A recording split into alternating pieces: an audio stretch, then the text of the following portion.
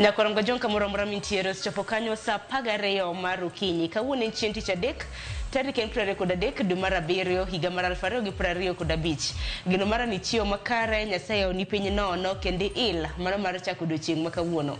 Wan ka mar kelo ni chenro mar piny kod mano mar mbaka oromo kaka pile kinja hera mar chenro makama ingene chenro chako sa pagareyo maru kinyi nyaka sa 5 mar onyango. Nyinga Sharon Ongao. Oyaore nyakwara mugia juang kamoro mora ma intiere okinyi machielo majaber mwachakwa romo e chenro mar piny. Kamoro mora ma intiere okinyi makawuono ichiew nade to chal mar kor lwasi kama intiere chalo nade. Bure Nairobi kae wachiew makare kato bedo ni koyo podi ng'ich wasechopo studio kae mar tayi chenro mar piny. Bed kudo nyaka giko nyinga Joyce Oduor. Joyce Oduor. Yes. Ichiew nade? Achiew makare Sharon to in? Anachiew makare. Iwacho ni koyo ng'ich nane no kata mnagu kinyi ne 14 degrees. Samoro ngendo dhega nyaka 12. Kora wuoro ni pinje mag jowagunda loka kocha Ingereza samoro idune negative gin gi dak na ni pinje mag jowagunda Sharon sani kata kinene mbuya kane wach ni gine sama matinde ni gin giwinjo liet koro wanyalo wacho ni lwasi man Kenya ka seche moko pogre gi mantiere oko tinyalo neno ni seche moko e kinde ma wan koyo chamo wakone ginto giwinjo liet to seche ma gintie koyo nitiere kocha to koni wawinjo liet mane momiyo neno kaka seche moko koro gibire piny Kenya weche mag limbe kinde mathoth kata kamago mago gin weche mag kor lwasi ok wanyal goe mbaka inya nikech ok wan jolony mana kama nyakoro mgajwa gino mara ni chiyo makare wan ka mar kelo chenro mar piny bang' ma ami weche manyien ibed gi ng'eyo ni piny Kenya ochiyo machal nade nondo mar gazet wachango okinyi makawuono Sharon gazet aneno ka oketo weche mopogore opogore kae aneno ka The Standard oketi kae ni the big con kakoro giketo picha mano mar Eliud Lagat mano jalupo gai mar obila kakoro giwacho kae ni Eliud Lagat ne owuondo jopiny ni obedo tenge kamar mondo miyo chiwo thuolo no tima nonro ewi nek mano mar Albert Ojwang Tisindo Bila kata kamano malingling to koro wacho ni kara ne okwayo rusa mar mondo miyo dhi e yweyo moro matin mano biluongo kod dongere ni annual leave kakoro ne wacho kanyo ni ne o apply for leave mano mar ndalo 18 mane ogai mar obila mano Douglas Kanja opuodho kakoro Douglas Kanja bende nong'ise kanyo ni gikwayo ne mar mondo miyo ywe maber e kinde ma entiere yweyo kata kamano magi koro mriasia kata mriambo makori wacho ni jalupo gai mar obila Eliud Lagat noketo godo jopiny kaluore kod oboke manondiko ni obedo tenge kata kamano ne okawo mana yweyo moro madundo taneno ka yweyo makamano bende no bed accepted no puodho odiochieng' onogono kendo kanyo Douglas Kanja ndiko ni your duties tijegi ibro bed kitimo kod principal assistant iwacho ni jalupni ma bende bro bedo ka konyi Daily Nation to wacha nang Daily Nation to ketaka ni UDA big wigs plot exodus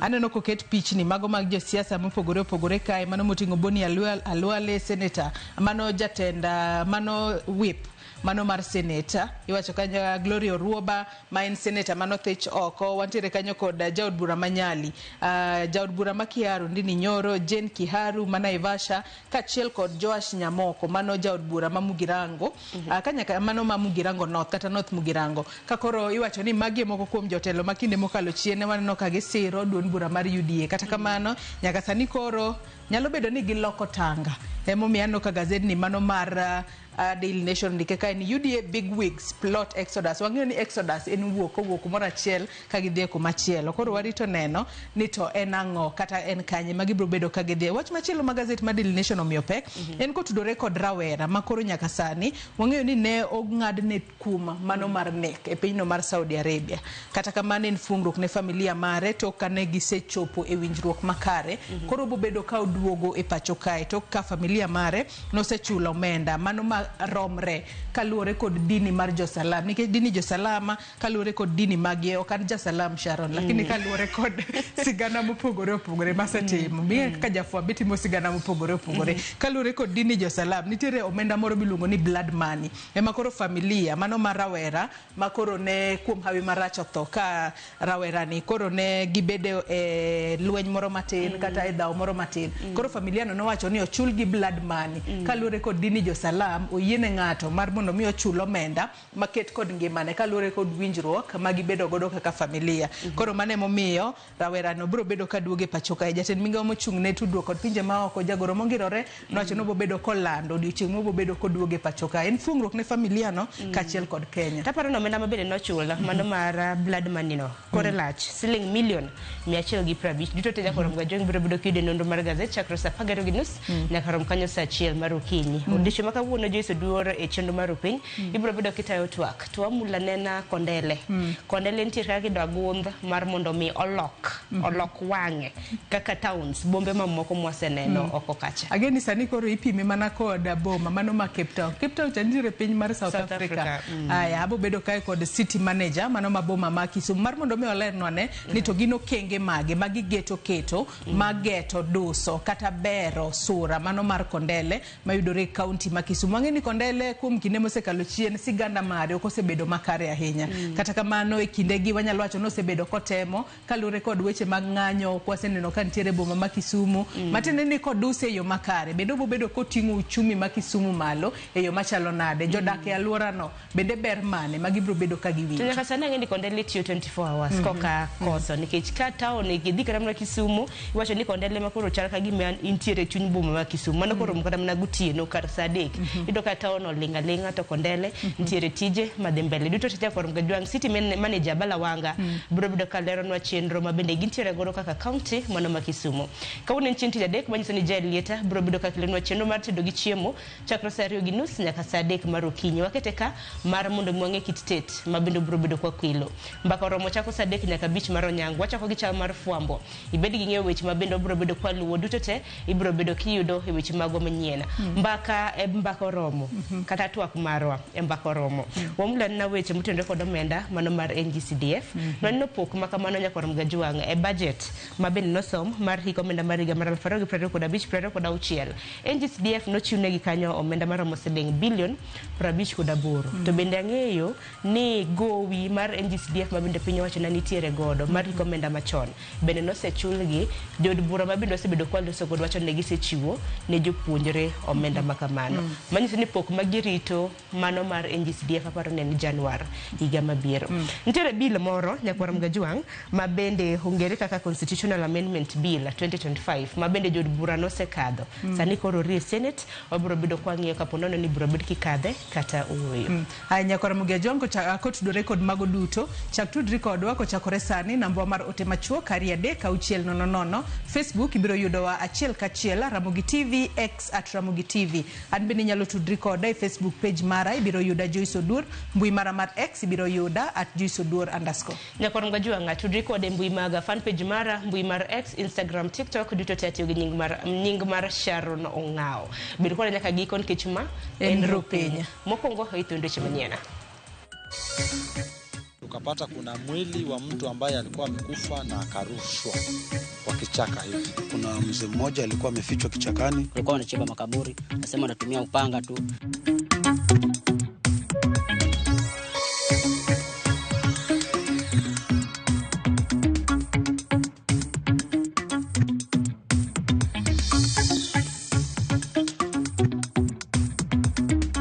Some of our universities and colleges have graduated STEM teachers who we are going to employ in the 24,000 that are coming up in September.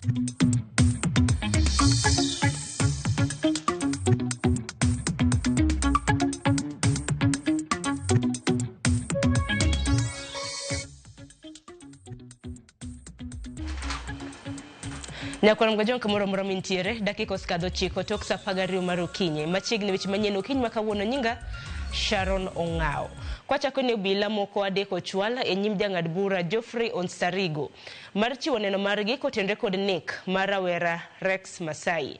E kinde neno margi obila go nowacho ni ok ging'eyo obila Isaiah Muragiri ma en achich ma itudo gi nek mano mar Rex Masai. Finyakidi nigi ler. Ne en odiochieng' machielo e doho ma Milimani mar winjo buchnek mar rawera Rex Masai manonegi e kinde ng'anyo mag Gen Z. E nyim jang'ad bura Geoffrey Onsarigo, joneno moko adek mabende gin obila nochwal mar chiwo neno margi. Neno manopedhe nyim doho kod apis jamin wach ne nyiso listi mar gige lweny matesend obila ma Central ma tarik 19 dwe mar auchiel higa 2024. Listino ne nyiso ni kanyo manondike nying obila Simon Waweru noruchi motelo ne ndiko nyinge. Kata kamano, jal manochuoyo kogno kanyo ne en Martin Kithinji. If you look at that entry where your name is now on top of the whitewash, Yes, Your Honor. are you able to tell whose name was had been deleted? No, you can't tell, Your Honor. You cannot tell. Yes, Your Honor. So how do you know that it was Corporal Martin's name which was there? I can tell from the signature that is on the head of the entry. Just speak up. You can tell from the signature. Yes, Your Honor.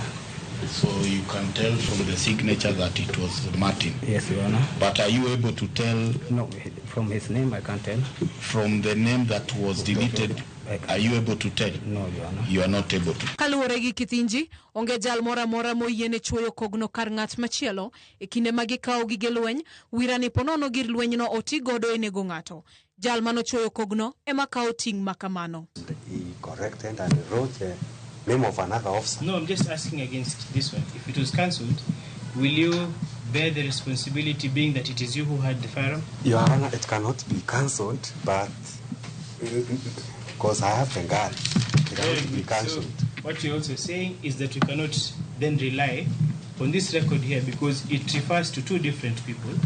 Simon Waweru, whose name appears here, and yourself, whose signature and post number appear on the other side.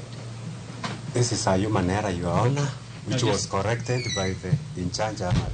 So, but this part is not where I the correct. did not have 2 firearms. I had only one. Neno no bende nonyiso ni obila machielo Geoffrey Murangiri noduoko bunde mibayo godo iro malungo wang' tarik 21 dwe mar auchiel higa 2024. Ma kopogore gi neno mare ni noduoko bunde no tarik 20 dwe mar auchiel higa 2024. Well, here that you returned the launcher on the 21st.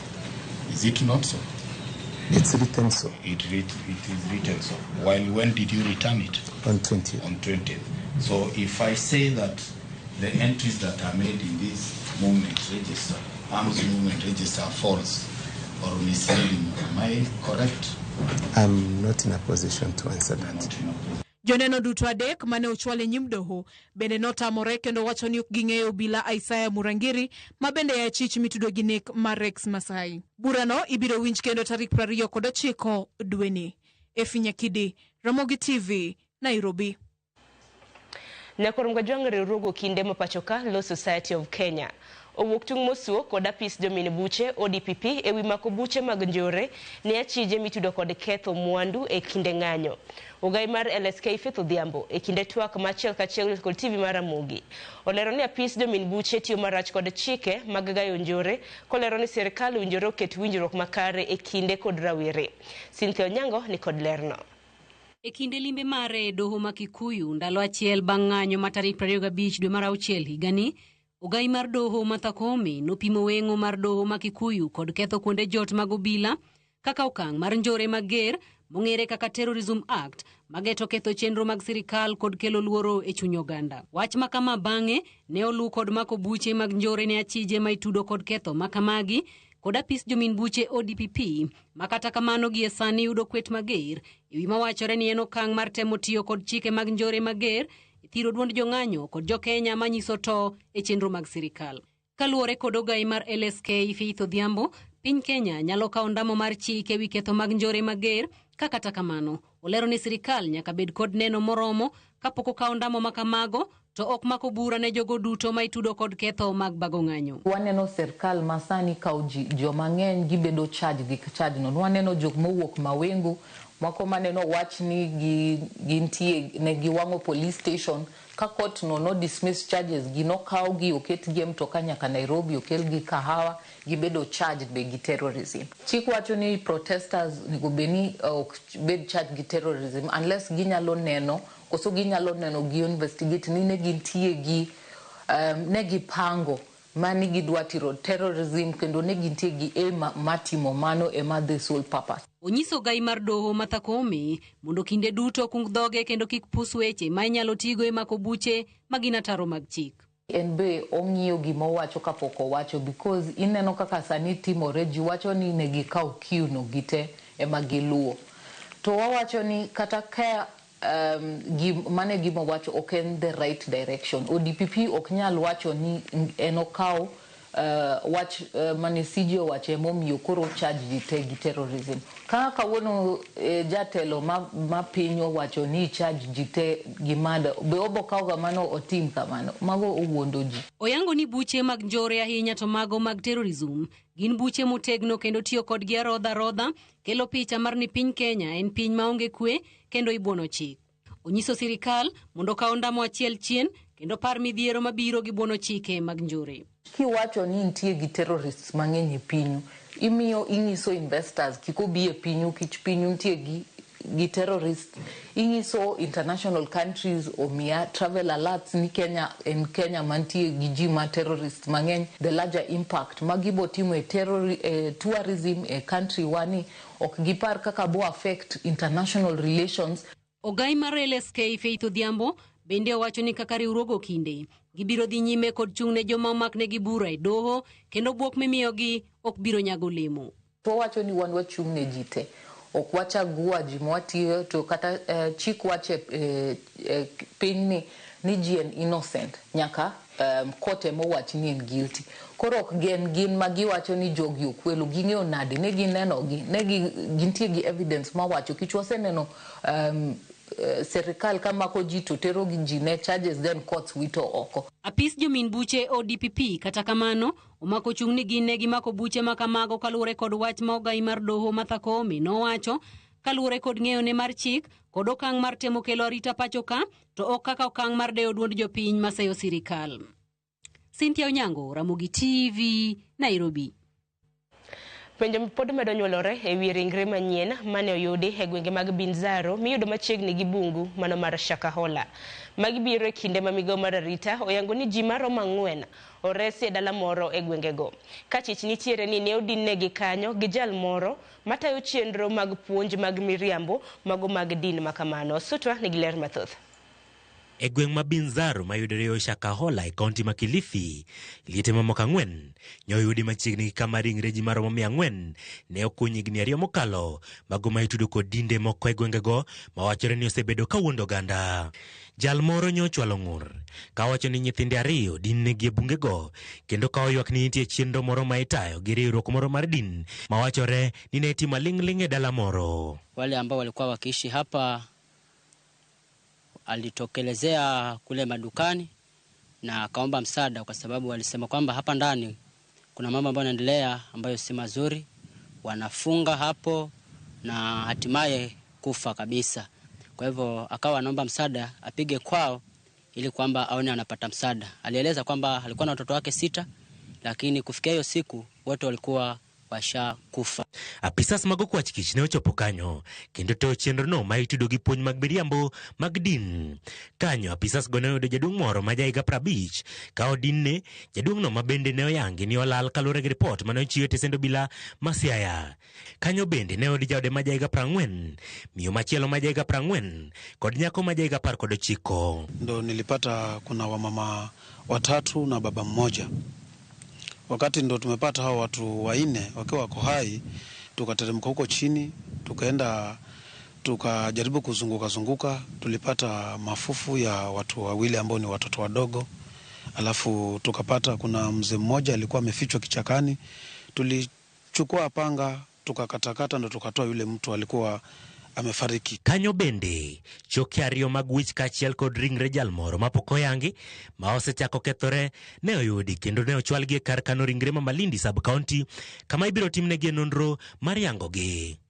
Okwach kicho yango ni achich maduong' e bura no osendhi kachiel kod ji mamoko 3 ma achich ni e jota chenro mag dalano. Ji mamoko 3 bende odinegi ka itudogi kod chenro mag uso ne achijno lo ma dalano gerie. Okwach kich wacho ni nonro sechako timore dalano ka giwacho ni gipuojo gweng' manyo kao ting' mar chiwo ripot makamano. Armstrong Osutwa, Ramogi TV.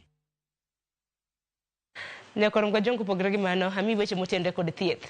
Geno mar jopuonjre maheo 2050 mano tieko kos mano mar nursing higa mokalo kendo nonego ochak tiegruok kata internship higani.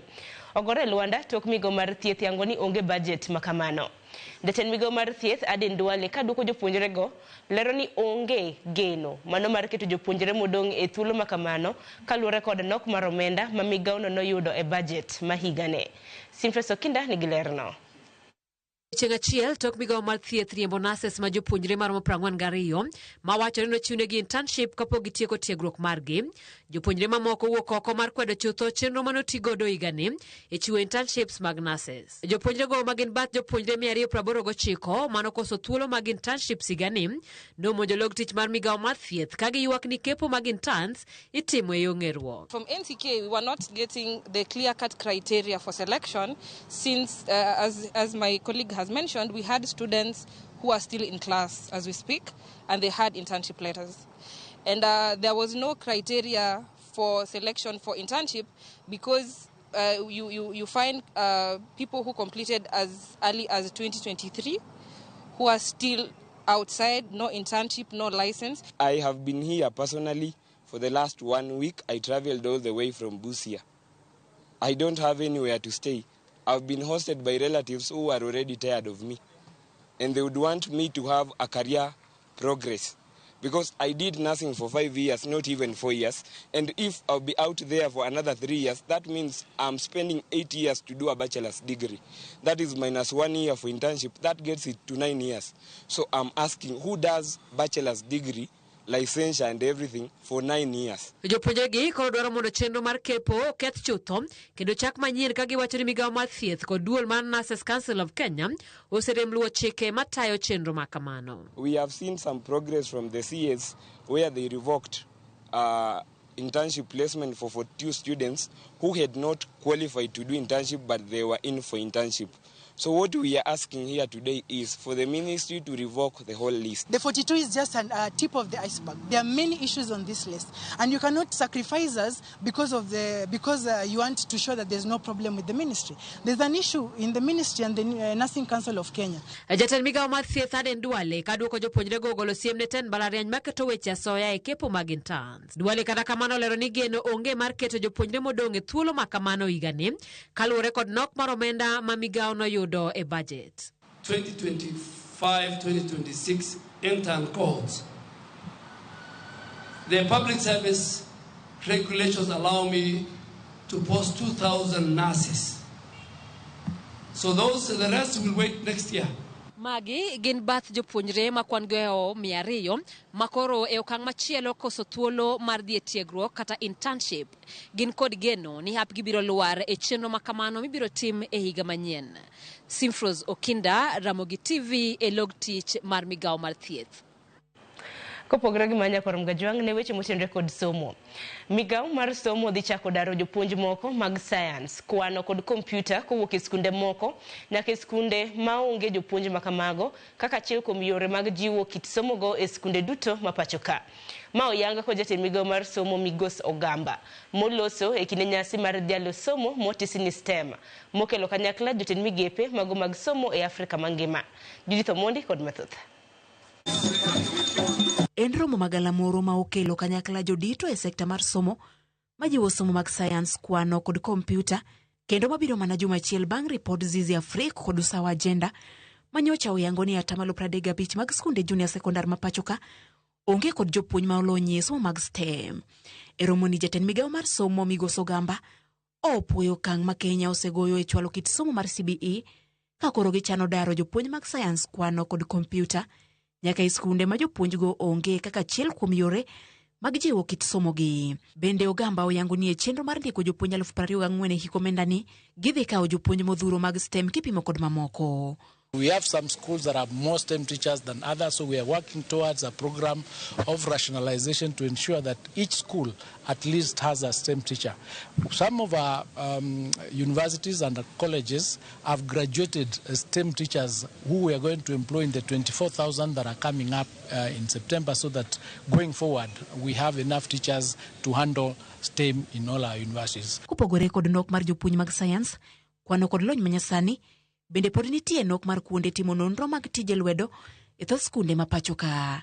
E twak mar ogamba, bende oyango chenro mar chako gero kuonde timo nonro mag science kapok higa ni orumo. From this month towards the month of October, we are building 1,600 laboratories to ensure that each school that did not have a laboratory, they do have, so that as our students get in there, they are able to do their subjects with the particular infrastructure in place. Kae weche mag omenda mag somo, to geno onge ne jopuonj madongo, nyaka tam manyien kaluwore gi ripod ogamba. 50% in first term, 30% in second term, and 20% in third term. However, we've not been able to do the actual amount that is required, and we are working with Treasury to ensure that the shortfall that was not released is released, and come third term, the full amount will be released. That is 22,000 shillings for secondary schools, 15,000 for JSS, and 1,500 for primary.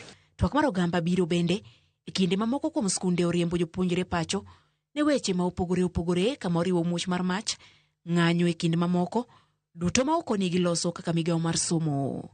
Judith Omondi, Ramogi TV. Nyakorongo Jwang Steve Munyaho, ja Kenya, mane tiyo e piny Saudi Arabia wethuolo, kendo gole jela bang' kane ong'adne buch tho e yor nek gi doho ma pinyno. Kaluwore gi dhawo mane odonjore gi nyawadgi ma gitiyo godo e pinyno ma gikone ne otho. Molandi gi jagoro mongirore migawo mar tudruok mar pinje maoko, Korir Sing'oei. Moyango ni jagono ne ogony okinyi manyoro kar saa 4. Lidio Keyo nigi ler. Gikone to Steve Munyako, masane ong'ere kaka Steve Abdukarim Munyako, wethuolo bang' kane ong'adne buch tho e yor ligangla e higa mar 2011 dwe mar 4 e piny Saudi Arabia. Ma en bang' kane odonjore e lweny gi nyawadgi ma japiny Yemen e kar tich, kama ne oweyo nyawadgi no gi hinyruok e dende. Munyako ne owinjo negi gi ligangla dwe mar 5 higani, to kata kamano migawo mar tudruok pinje maoko ma pacho ka ne odonjo e twak gi tend piny Saudi Arabia, kama ne giyie chwalo ng'eto makamano mondo mi gibed kod twak mar sojagono, twak manoriwo josiasa kod jotend din bende. E dwe mar 3 higani, jagoro maduong' bura mar UDA Hassan Omar ne olando ni winjruok ne osebedo e kama Kenya nowinjo chulio Saudi Arabia fwai maromo siling milion 129, omenda mane oduogo chul jatend din mar Islam ma piny Saudi Arabia, Muhammad Al Isa, ma bende en jagoro mar din mar Islam e piny mangima mong'ere kaka Muslim World League. E kinde manoyuoro e budho manowake gi jatend piny Kenya William Ruto e kar jot mare. Ambassador and our ambassador in Saudi Arabia have confirmed that request has since been honored. The $1 million has been paid and the Kenyan will return home safe. Muslim World League en riwruok ma ok mar piny owacho manie boma ma Mecca e piny Saudi Arabia, kendo ni kod ting' malando yie mar Islam kod mise mare kama oting'o donjruok e weche mag kelo kwe. Jagoro mong'ere migawo mar tudruok pinje ma oko Korir Sing'oei oyango ni mbetre ma Kenya e piny mar Riyadh oyango ni jagono omedne nying mar Abdukarim bang' tero alam mar Umra e piny mar Mecca, kaluwore gi dwach doho ma pinyno, alam machiwo luor ne Allah kendo nyisa achiel mar oganda jo-Islam. Oyango ni obiro lando chieng' ma jagono biro chopo e Thurka. Lydia Hukeyo, Ramogi TV, Nairobi. Kopogore gi mano, jatend migawo mar teko Opiyo Wandayi opoyo girmiti mar piny Kenya kod pinje mag jo-Arabu mar kelo mauta achiel kachiel, kendo wacho ni mano osekonyo fung'o nengo mauta kuom kinde. Kata doko ni ng'ur osebetie e kind jopiny kaluwore gi medruok e nengo mauta gi siling 8 dweni.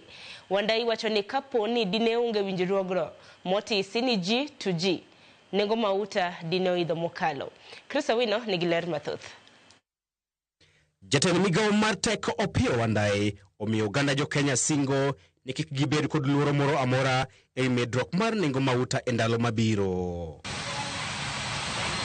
Kata odoko ni ng'urne osechako wuok kaluwore kod medruok mar nengo mauta kod siling 8 e kor dwe mar 7 higani, Wandayi wacho ni winjruok e kind piny Kenya kod pinje jo-Arabu e wi kelo mauta pacho kae dhi golo ne jo Kenya osigo mapek mar nyiewo mauta e nengo mamalo. Even with the latest increase in the prices of these three products, after a long time, the prices have not yet hit where they were in July last year. It's important to put that in context, that over time, In the last 1 year, these prices have been coming down. Wandai onyiso komiti mar od bura mar teko ni winjruok ma kamano mane oketie koguno higa mar 2023 osetego siling ma pacho kae kipimo kod dola mar piny Amerka kaachiel gi pong'o dero mar mauta pacho kae. Since the inception of G2G arrangement, the country has not experienced a stockout on any of the refined petroleum products. If you look at the trend from 1 year ago, that is July 2024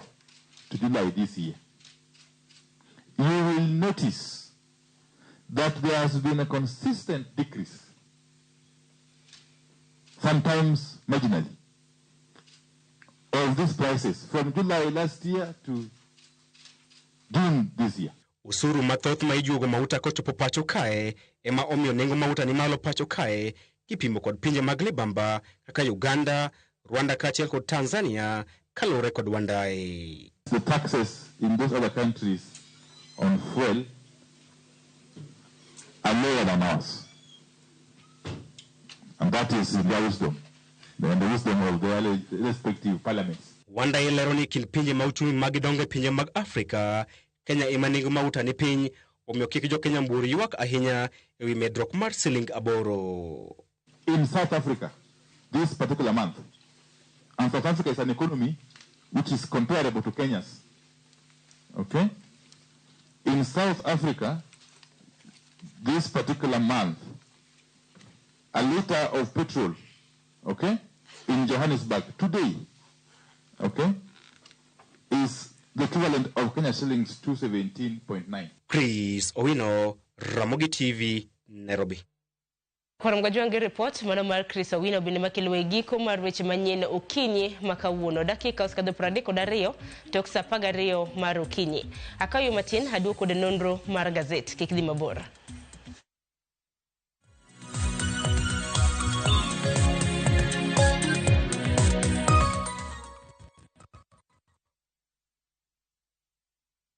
Introducing Wigo, your trusted ride. The ride with the most reliable, verified, efficient and transparent drivers. With fabulous cashback incentives for passengers, each trip on Wigo feels like an upgrade. Download Wigo from Play Store or App Store or SMS Wigo to 20425 and ride with confidence. Wigo, let's go.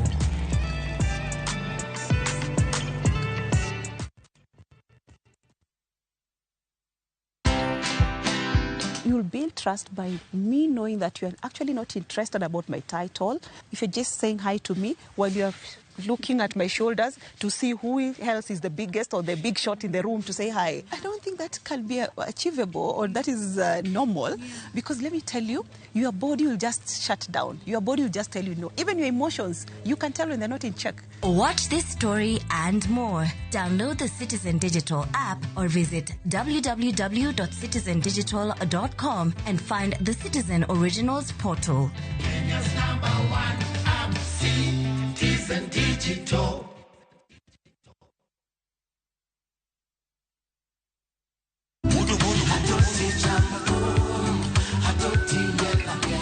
Woktich ka woktich wakelo ni don ya wotonagi. Kabinet chario kati chario nyakurunga juang en odiochieng' mar yuto mari. Chieng' tich adek kati tich adek nyakurunga juang en odiochieng' mar mine nyalo kachiel koda weche hera. Awendo. Kachopo tich ang'wen nyakurunga juang wakelo ni kama nene, yani TBT, kod thumbe mamit mokalo. Furahi the edition and thum kaliech. Loso kapuoyo nyakurunga juang. Ka wakelo ni jothumbe mopogore opogore. Kanyo ndo bende wakelo ni gimiluongo ni be yawa.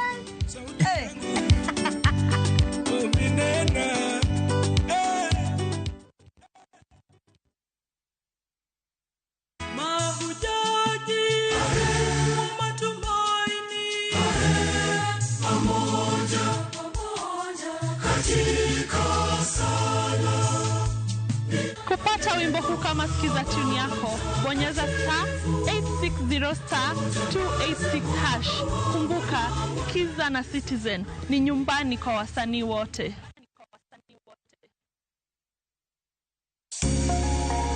Lwedo Chweyo. Koro ka sana sana watiyo gi lwetwa. Rom gi joma oseloko kit ngimagi kendo giseloko pok margi obedo ohala. Bechgi ni malo nikech kaka yudo materials dhi mang'eny. Duto en wach chwech, pok, tich matek kendo tiyo matek. Tim giri mitimono kikete chunyi tikete pachi. Mamiyo lek bedo adiera. Pok opogore. Tich ang'wen, saa 2 okinyi kod Sharon Ong'ao. Kik bai.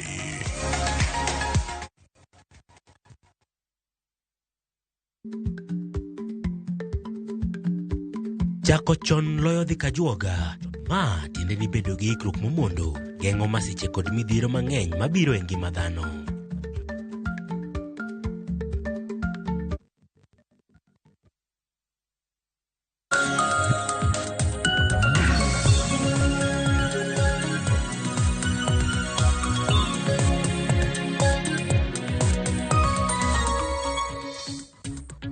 Nyakorom jonka moro mintiere dakika oskadho 35 tok saa 12 mar okinyi. Maine nonro mar gazet mataininga Sharon Ong'ao. Okinyi makawuono antiere gi Boniface Otieno jafwambo mabendo bro bedo kwaneno godo gazet. Boni hamusi ni oyawre ichio makare? Achio makare. Geno ibendi chio makare okinyi makawuono. Mor kendo chopo studio mar Ramogi TV kae okinyi makawuono mondo wadedh ni nyikora Moga Jwang. Gazet boma ma Nairobi aneno ka pod ng'ich kabisa kiani koyo machalo kama bro dhi mbele nyaka karang'o. To mago duto wacho mana ni chenro mar Nyasaye otherwise erokamano kuom gwer makende. Mana kamano aparo ni koyo makama nyalo dhi nyime nyaka giko mano mar dwe mar 7 koro wang'i godo. Koro kamano nonro mar gazet okinyi makawuono aneno ka gazeti okinyi makawuono miyo pek weche mopogore opogore. Daily Nation miyo pek wach motenore kod siasa. Gindike kanyo gi dholiech UDA bigwigs plot exodus. Nitiere kaka dibedi ni moko kuom jotelo motudore kata mantiere duond bura mar UDA chano mano mar dar kowuok e duond bura makamano ibro bedo kineno tipo mopogore mag jotelo makamago.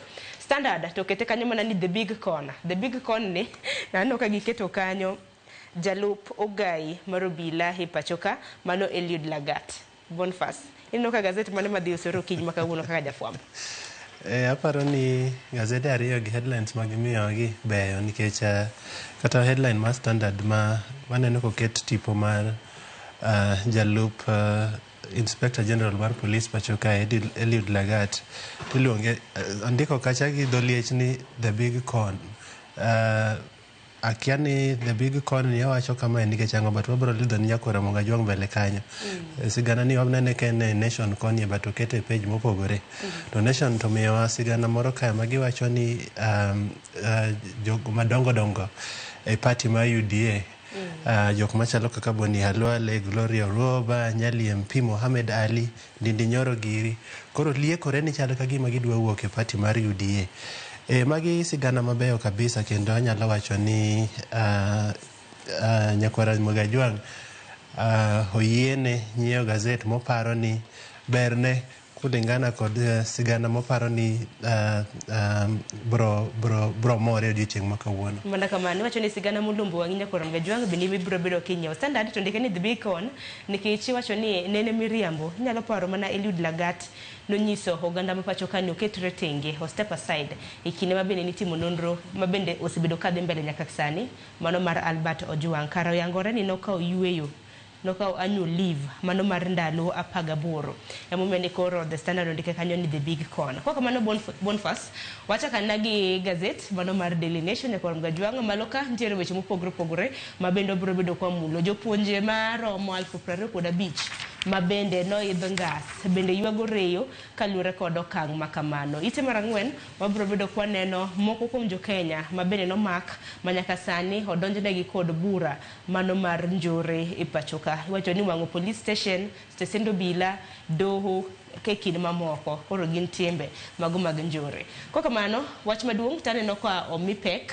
e ite mokwongo ondika nyo ne UDA bigwigs plot exodus. Dibed ni nitie kaka jotelo moko ma ntiere mabendo sebedo ka omako UDA motegno chano dar e duond bura mano mar UDA mano kaluore kod weche mabende gisebedo ka giporo machiegni ni Boniface neno tipo magi kanyo kotelnegi koda Boniface Halwale kata Boni Halwale mabende en jaleg kweth kata Senate Majority Whip.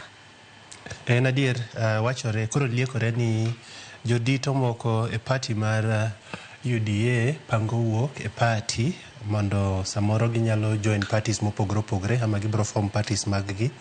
Aparo ni mane an kae juma mokalo nawacho ni kapok wadhi e yiero mar higa mar 2027 wabro neno gigo mopogore opogore e weche mag siasa. Achiel kuomgi en mae makoro wawacho ni nikech koro liekore ni jogi to gi chal ka gima gidhi wuok e party ma UDA kaluwore kod pogruok mar paro magisebedo go kuom jodito mag parties mag-gi. Moko kuomgi ne gin supporters mag Manotho Ichwoko, jalup ker Rigathi Gachagua, kendo gima nyaka wang'e gie sani ni jalup ker Rigathi Gachagua manowit oko en gi party mare. Koro moko kuomgi samoro nyalo wuok e party mar UDA mondo gi join party mar Gachagua. Paro osebedo mopogore opogore kata mana within UDA kae. Jolony mag siasa mawuoyo go wacho ni chal ka gima mbi mare mane en go kanwa dhi e yiero mokalo chalo ka gima odok piny, kendo gima timore ni kojal bedo chal mana gima notimore e yiero manwa bedo go moro cha. Nwayudo ka fallout ne nitie kendo jomoko nowuok e party ma the ruling party bodhi e party ma no form sirikal. Mount Kenya kocha to an gima ng'eyo ni jogwa man kono to koro gichal na jogo ma gin e party mar UDA but technically gichal jogo mosewuok e party no, kendo gima nyaka wang'e ni wabunge gi goyo kwano, girango ni kowadhi e yiero mabiro to party mane ma humbe bro bedo ni malo kabisa ma ji bro goyo ne kura kabisa.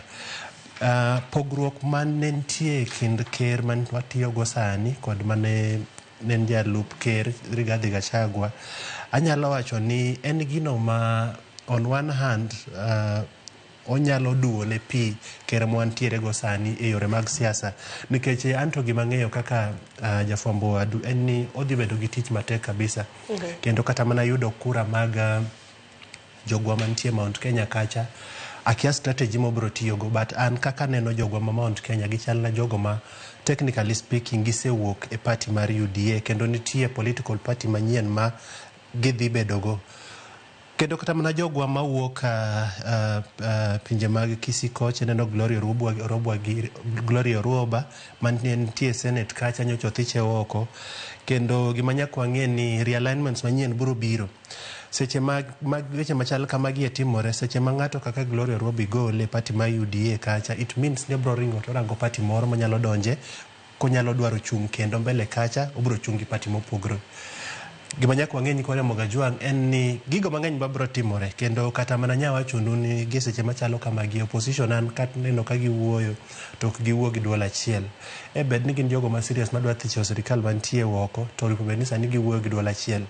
To kik wabuog kata mana kwa dhi e yiero mbele kanyo kwa wane ka number 1 marwa onyiewo kata jok moko mantie opposition mondo mi oyud kaka nyalo yudo votes mang'eny ma onyalo yombogo e yiero maduong' mabiro. Gik mang'eny bro timore siasa kae.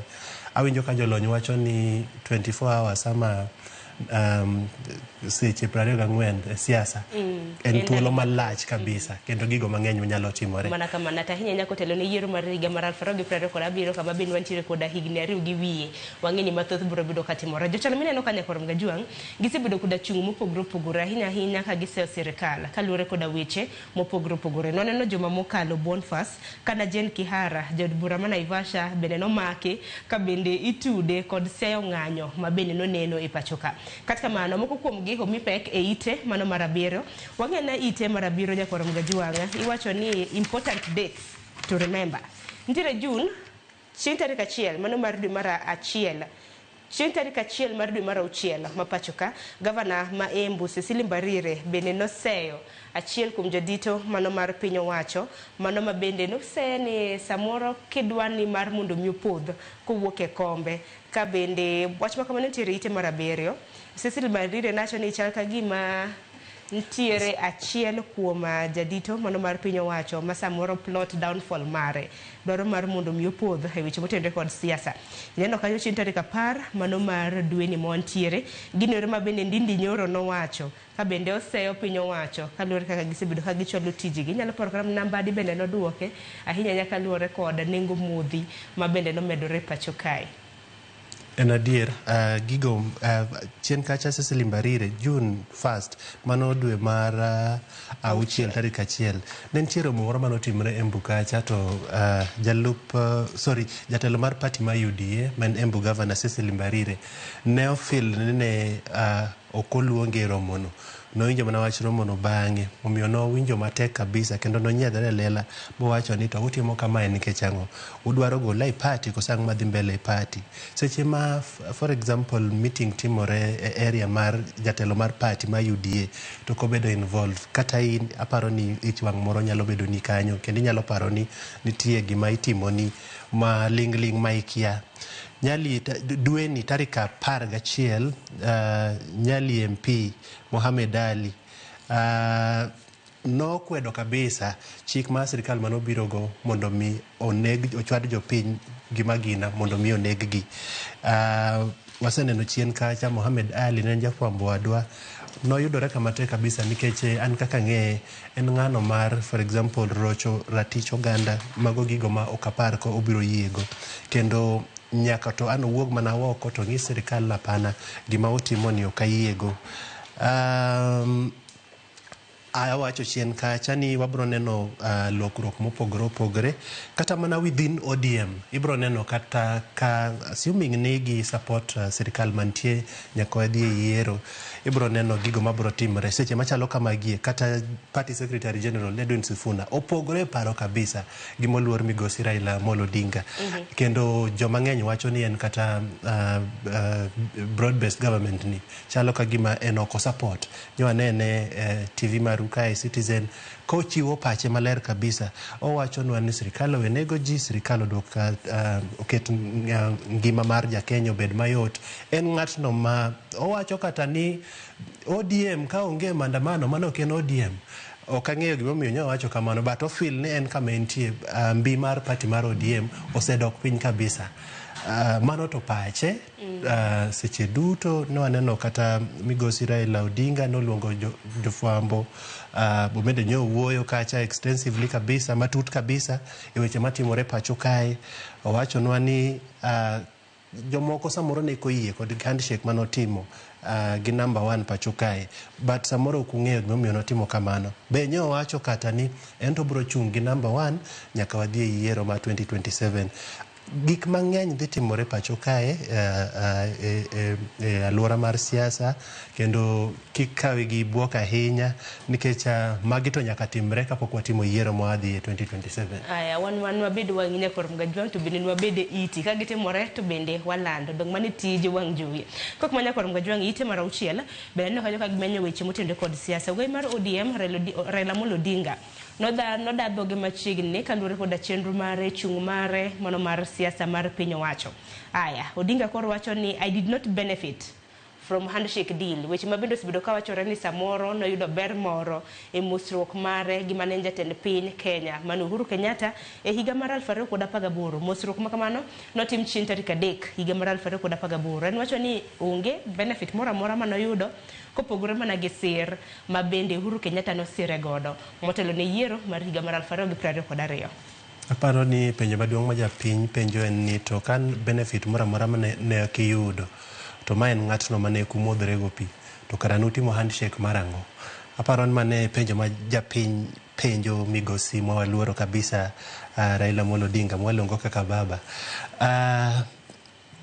Joma ng'eny osegabedo gi penjo mopogore opogore seche motimo handshake gi president mantie kendo baba e ng'atno ma dhano wacho ni en o control government to onge o control sirikal to kong'e seche mwadhi e yiero otemo matek kabisa mondo bed jatelo mar piny pacho kae lakini samoro Nyasaye mapok oyie but kata kamano obro neno matek dweche moko 2-3 but ibro yudo no bro duogo chien ba big strategy moro kanyo ma en makendo chal ng'at ma control sirikal gi seche mwuoyo ni wang'eyo ni en gi handshake deal kod number 1 marwa ka handshakes gitimo awinjo ni giluonge ni broad based ge sani ochalo gima wan go gima ne en go kod manoluor migosi barwa gima wapenjore ni to ka oko benefit ya gigi to karo timo gin kechango mane penjo maduong' kabisa maparo ni jopiny rube ni penje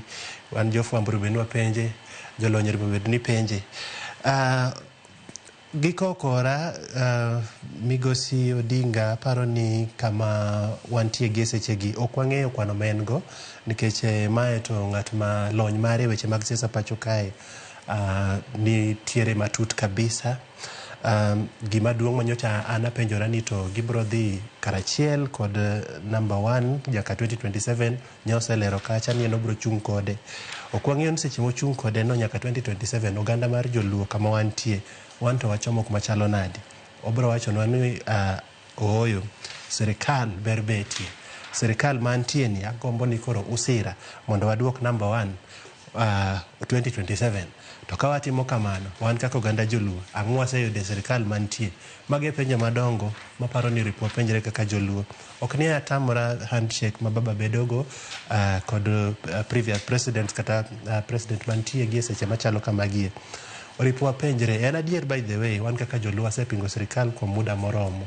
to ripo penjre gi seche ma wantie ni to be nitie ber mo aseneno e bede serikal to ka baba bora wacho na ni koro ento obro chungi number 1 nyaka 2027 to wacho wan ong'iso wan ni wan kaka oganda joluo akwayo ni mondo usira mondo wamed bedo e serikal penjo maduong' kabisa moripo wapenjre ni wan kaka oganda joluo wa benefitie ang'o mwayudo ere ber mane ma wayudo e bedo e serikal erokamano mana kamano nyakor ngajang gite marang'wen gi banda mano marabich bendo mulo weche motenre kod arita kwe pacho ka hinya kalure kod ng'anyo mabende noseneno oganda mabende nomaka manyaka sane hichwalo e nyim doho mopogore e ite marang'wen Bonfas ntiere jong'anyo abirio mabende sani koro hidhi ng'adne gi bura kotenre kod timbe maundu okata mana maundu wacho ni njore terrorism nyaka sani wang'eni odiochieng' ma kawuono bende moko kuom gibiro bedo ka ichopo e doho mano mantiere makahawa mano ma Nairobi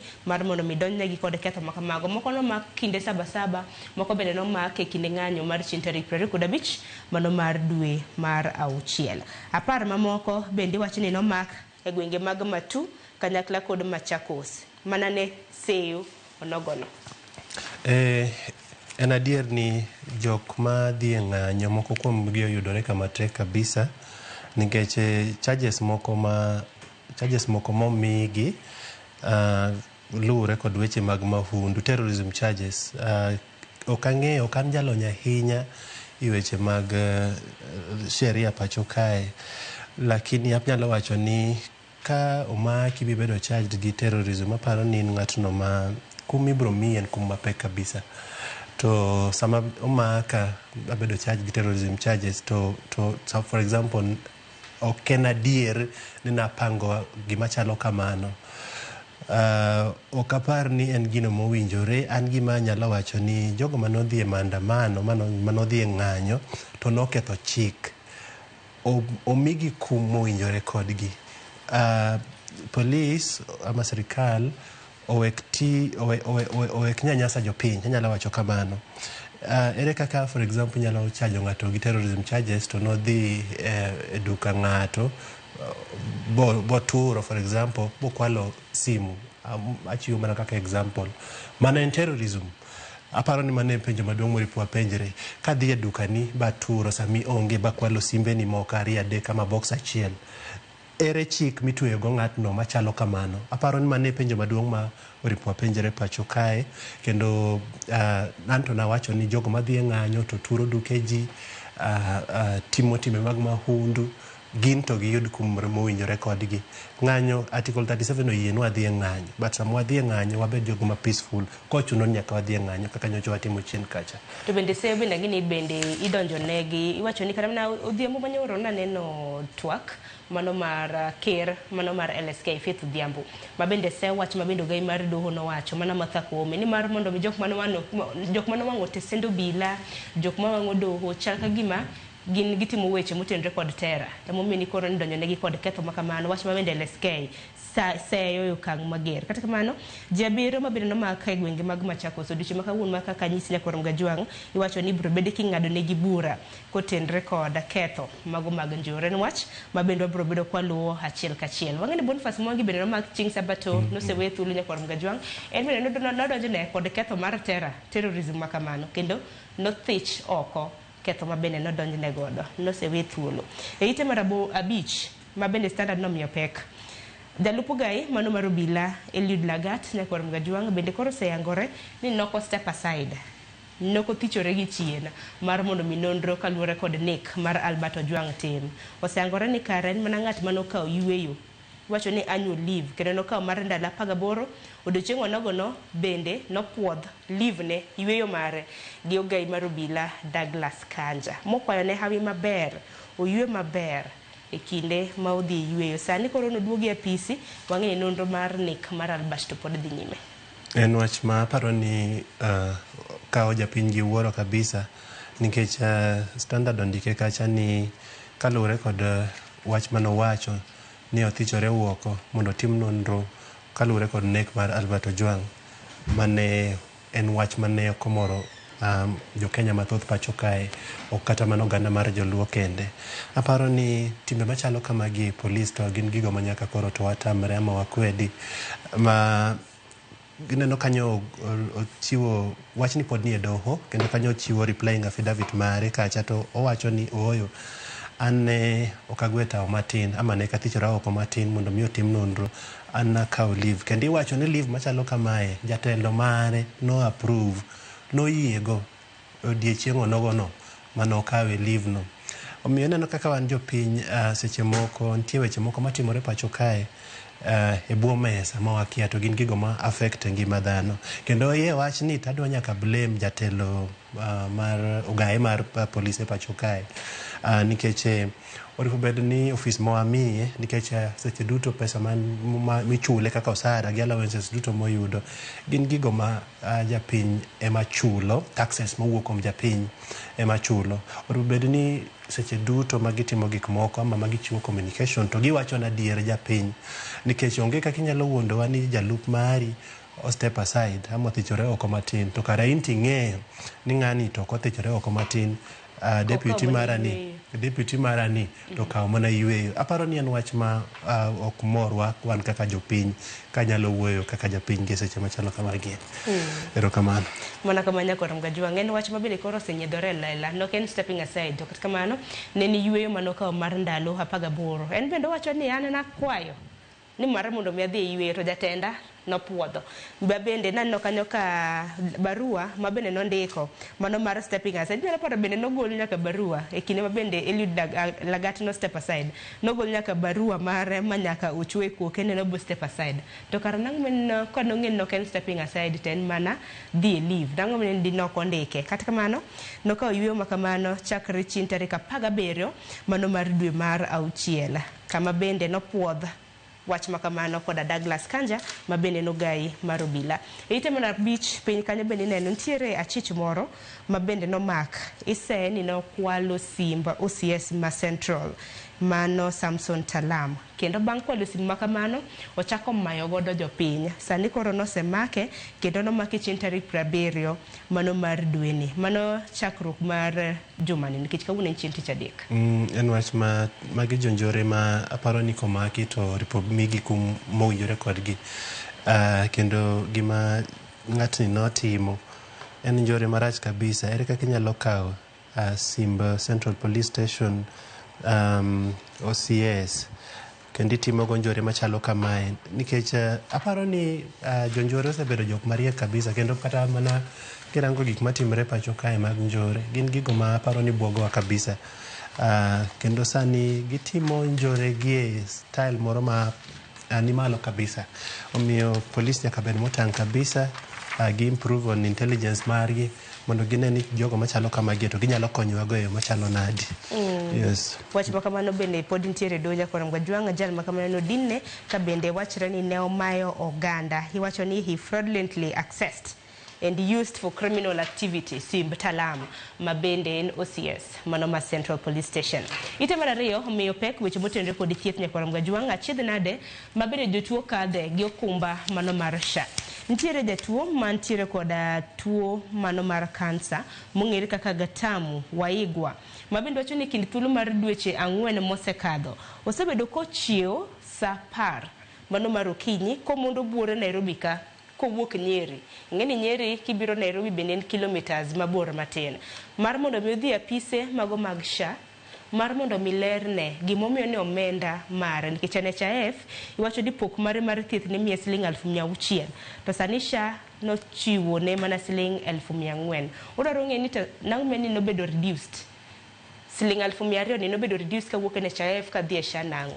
En mondo mosebedo komondo e apis SHA to duoko pok oyudo. Jogo madwaro chieth suptende mag piny owacho pacho kae yudre kama tek kabisa chakre no bed gi okumba manyien mar chieth pacho kae ma dho ngere luongo ni SHA. Kendo jogo duto ma kata samoro wawuoyo wacho ni okumba machon mar chieth mar NHIF ne nigi packages ama benefits mopogore opogore ma giwacho samoro ne ber moluwo gi wan go e SHA. Aparo ni wach chieth pacho kae, weche somo, weche machalo kaka magi gin gigo ma wasewacho kabisa e studio station mara Mogi kae. Kendo weche machalo kaka mag chieth magi gin gigo mamako gima japiny kabisa. Seche duto jogo mantie e sirikal ama sirikal mantie matiyo kendo ageno ni giwinjo kuonde ma gintie. Ka ok uketo ne japiny weche mag chieth mayot to gin jogo ma chunygi biro dhi mabor kabisa. Ineno kaka cancer patient ma wan go kae ni Gatamu Waigwa owuok e dala mar aparo Nyeri. Pile ka pile kobiro timo dialysis Nairobi to yudore ni nitie nok mar pesa e okumba men go mar chieth ma seche machalo kamagi mar SHA. Chon ni 1,600 sani 1,200 pesa 1,400 ing'ado kendo ibiro yudo ni koro package ne ni ok konye.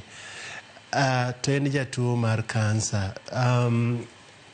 Ok ang'eyo gima sirikal biro timo nikech ywak osebetie mang'eny kabisa e okumba mar SHA. Nageno ni kane gichako ne gin gi problems mopogore opogore to moko kuomgi anyalo wacho ni gisetemo loso but pod gidwaro ni giluongre e mkutano mopogore opogore mondo gine ni to ginyalo timo ang'o mondo mi jogo machalo kaka Gatamu jotuoche moko mag kansa pacho kae yud kaka ginyalo yudo chieth gi okumba mar SHA e yo mayot. Nikech omenda bende mar thiedho tuoche matamama kamano bende en omenda makore lach nikech yedhe bende nengo gi ni malo nikech kuom ranyisi kineno Gatamu Waigwa ma bende wacho ni nitiere koda kansa nyakoram Gajwang', wacho ni otiyo koda omenda mathoth. Wacho ni en mana gi jumbe 2. Actually, I have 2 weeks left to finish the medication I'm taking. To actually, cost of the medication en 992,800. Injections bende nitiere sandan mabendo dhi ne kinde ka kinde. Sandan bende iwacho kanyo ni kochwoye kata mana sandan achiel en nengo mar siling 10,000 gi wiye. En mana midhiero achiel kuomgi en Waigwa tang'eni jotuo mopogore opogore nitiere moko ma bende osebedo ka puoyo okumba mar SHA, moko bende osebedo kata mana kaseyo. Geno maro no biro bedo koyudo kony mapile nikech bende kinene hike oniang' mar mondo mi omond pile ka pile kowuok Nyeri kobiro Nairobi nyakoram Gajwang', aparo ni en achiedh nade mathoth ma bende oyudo. Nyakoram Gajwang' ite mano mar adek bende aneno komenya tipo mano mar min Steve en jal ma bende nowuok e pacho ka nyakoram Gajwang' e higa mar 1996 kano dhi tich e piny Nero mar Saudi Arabia. Katika mano e higa mar 2011 dhaw kata mana pogruok mar paro nowuok e kinde gi jatich wadgi. Kata kamano nomiyo adhong' nowuok kanyo, dhaw nowuok, Steve noyudo hinyruok makoni kod kocha. Kata kamano jal manogore godo to ne onindo, ne otho.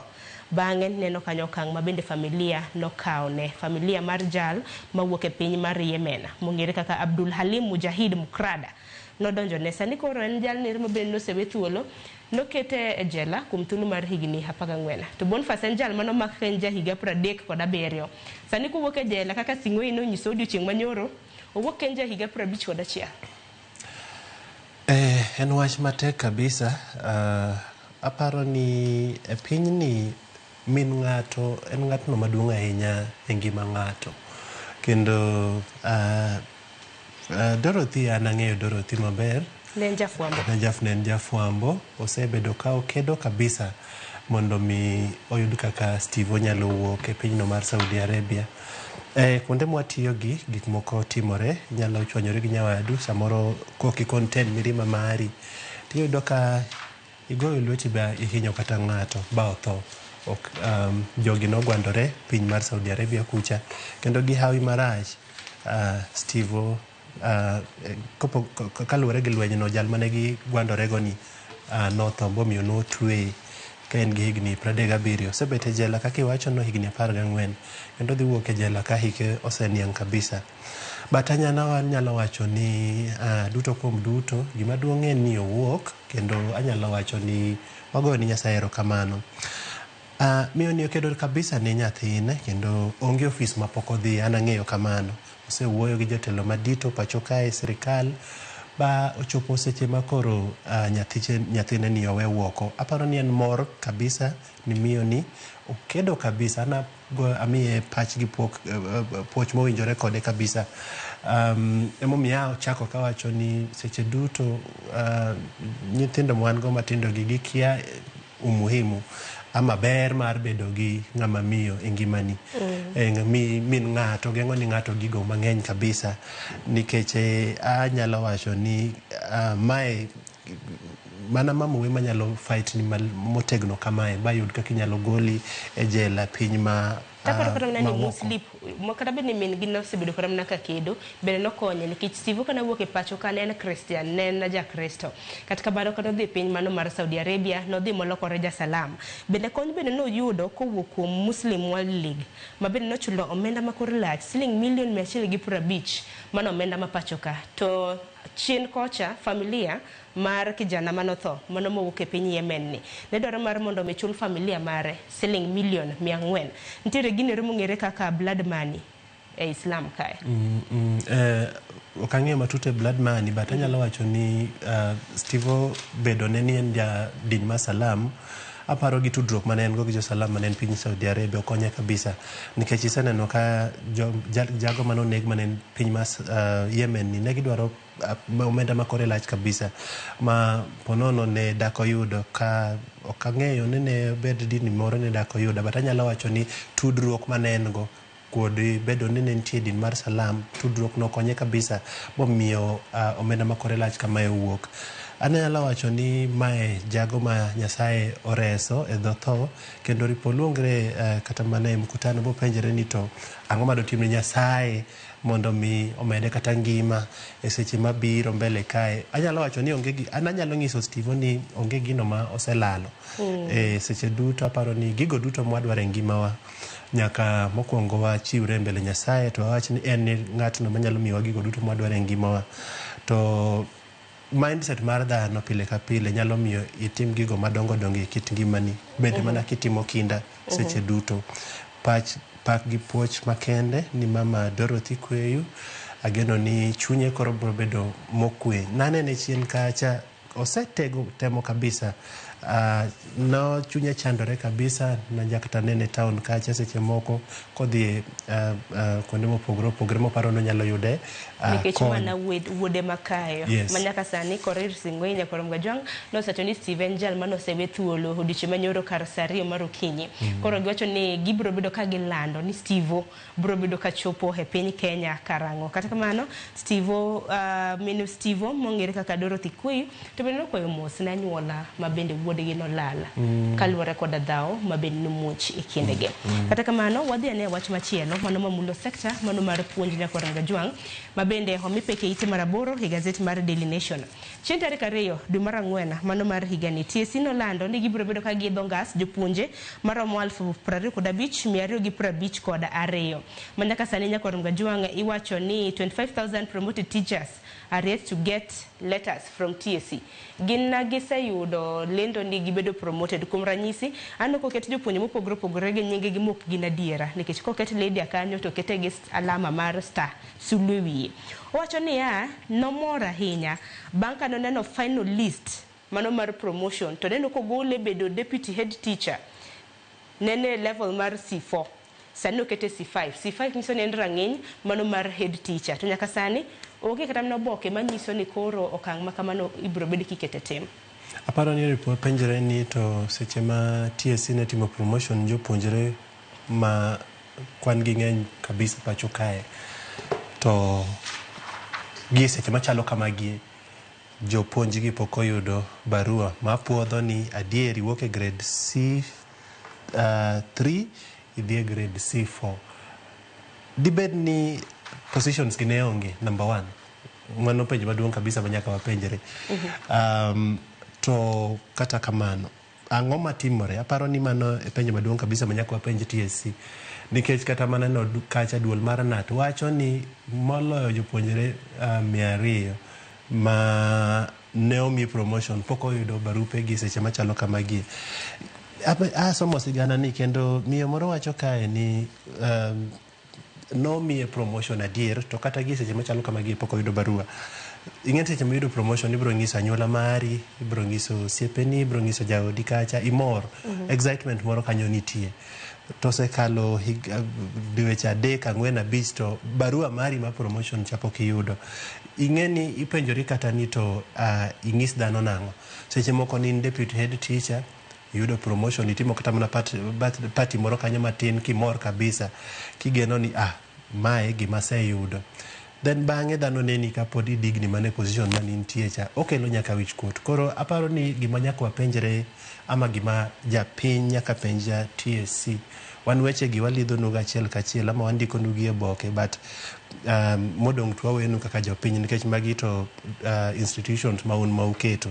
Gima nyaka upenj TSC en ni to numiyo jopuonje promotions to gi seche machalo kamagi pok giyudo barupe gi nikech ang'o? Ang'o momiyo jogie pod chunygi dang'ni? Be ung'eyo ni chunygi dang'ni kolure kod tim ma usetimo ni? Kang'eyo ni jatend TSC mantie gi seche machalo kamagi wacho ang'o e wachni nikech gima nyaka ng'e en ni jogo mane gimiyo promotion to pok oyudo gi chunygi nigachiedh nadi moko gi seche machalo kamagi. Yes. Mana kama nyaka Rangajwang' duto te ibiro bedo kisomo kapo nono ni japuonj ang'ni TSC bende gintiere gi jatelo makojolo nyalo paro Nancy Macharia ma bende nosebedo ka tayo TSC kaka jata chenro mar kuom thuolo malach ne osegwe tawo nyaka Rangajwang'. Gima jomoko kosentiere minyalo medo. Aneno kondik kacho ni jomoko ok duto te mapok oyudo. Awacho ni moko iwacho ka ni moko oseyudo to moko pok oyudo. To moko bende oseyudo but pok omigi responsibilities. En wach machalo nadi nikech ere kaka inyalo miya barua iwacho ni abedo promoted to okimiya responsibilities, okimiya gigo moro bed ni atimo kaka japuonj ma for example igolo bedo deputy head teacher itero head teacher igola bedo deputy head teacher to pod ariwo staff room gi jopuonje mopogore opogore. Jopuonje kale midhiero mopogore opogore aneno gi chien kucha nikech kata mana moko kuom gi iyudo ni gen kata HODs gin jotelo migawo mopogore opogore e skunde ma gintie to pod giriwo kama gibetie gi jopuonje moko chien kacha. En wach no ma paro ni TSC winjo gima wacho kendo ageno ni gi biro neno gima ginyalo time. Mana kuma nyako Rangajwang' kopogore gi mano Boniface an gi in wan jofwambo to aneno ka jofwambo bada jofwambo mopogore opogore iwacho ni riwruoge mag jofwambo mopogore opogore odiochieng' manyoro bende nochopo e nyim kamiti mano mar od bura mano mar twake kotenore kod chike manyien ma bende gidwaro mar mondo miyo kete tema ma bende biro bedo katayo tije fwambo e pacho ka. Wach ma kamano omi peke ite mano mar 10 moko kuom chike manyien ma bende gidwaro mar mondo mi oket e tim. Iwacho kanyo ni stricter regulations for media operations including heavy penalties gidwaro mar mondo mi chiw fai malach ne jogwek ma bende biro bedo katiyo kata mana gitiyo marach gi artificial intelligence nge AI kopogore gi mano publication of misleading AI generated content nikech tinde ikakra mana ni mar AI ten mane to mar adiera ten mane nikech AI ni king'isa gimoro to koro golo kaka intiere. Kopogore gi mano bende gidwaro mar mondo mi separation pogruok obedi wacho ni between betting or gaming content and general news. Aparo ni sectors mopogre pacho kae kata mana mar fwamba ni nyaka wabed kod chike ma nyiso kaka watiyo nikech kata mana wano kwa wan malo mar chik ka waketho chik to wayudo ga kum mopogre kindiko gino makowinjore ewi ng'ato ma oki verify okitimo nonro matut ng'atno nigi ratiro mar tedi ka Media Council ama kata onyalo teri e doho. Omiyo mana kaka sewacho sectors mopogre pacho kae ni kod chik marito gi, bengi nigi chik marito gi, jo sports nigi chik marito gi, kuond chike marito wa pacho kae ama engima wan kaka dhano. Omiyo jofwambo aneno ka gibiro biro gi chike manyien magayo kaka waburo tiyo pacho kae nikech wan kaka jondiko gimoro biro kae ni artificial intelligence.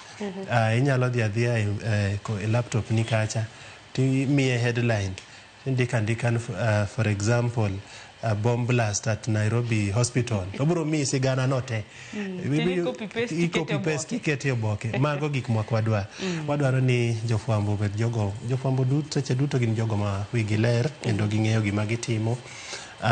Kendo gido tiegruok makare sikul. Tijwa nigi challenges mopogre but seche duto watemoga mondo wachiw sigana kaka entie. Onge ng'ado shortcut sigana duto mwachiwo.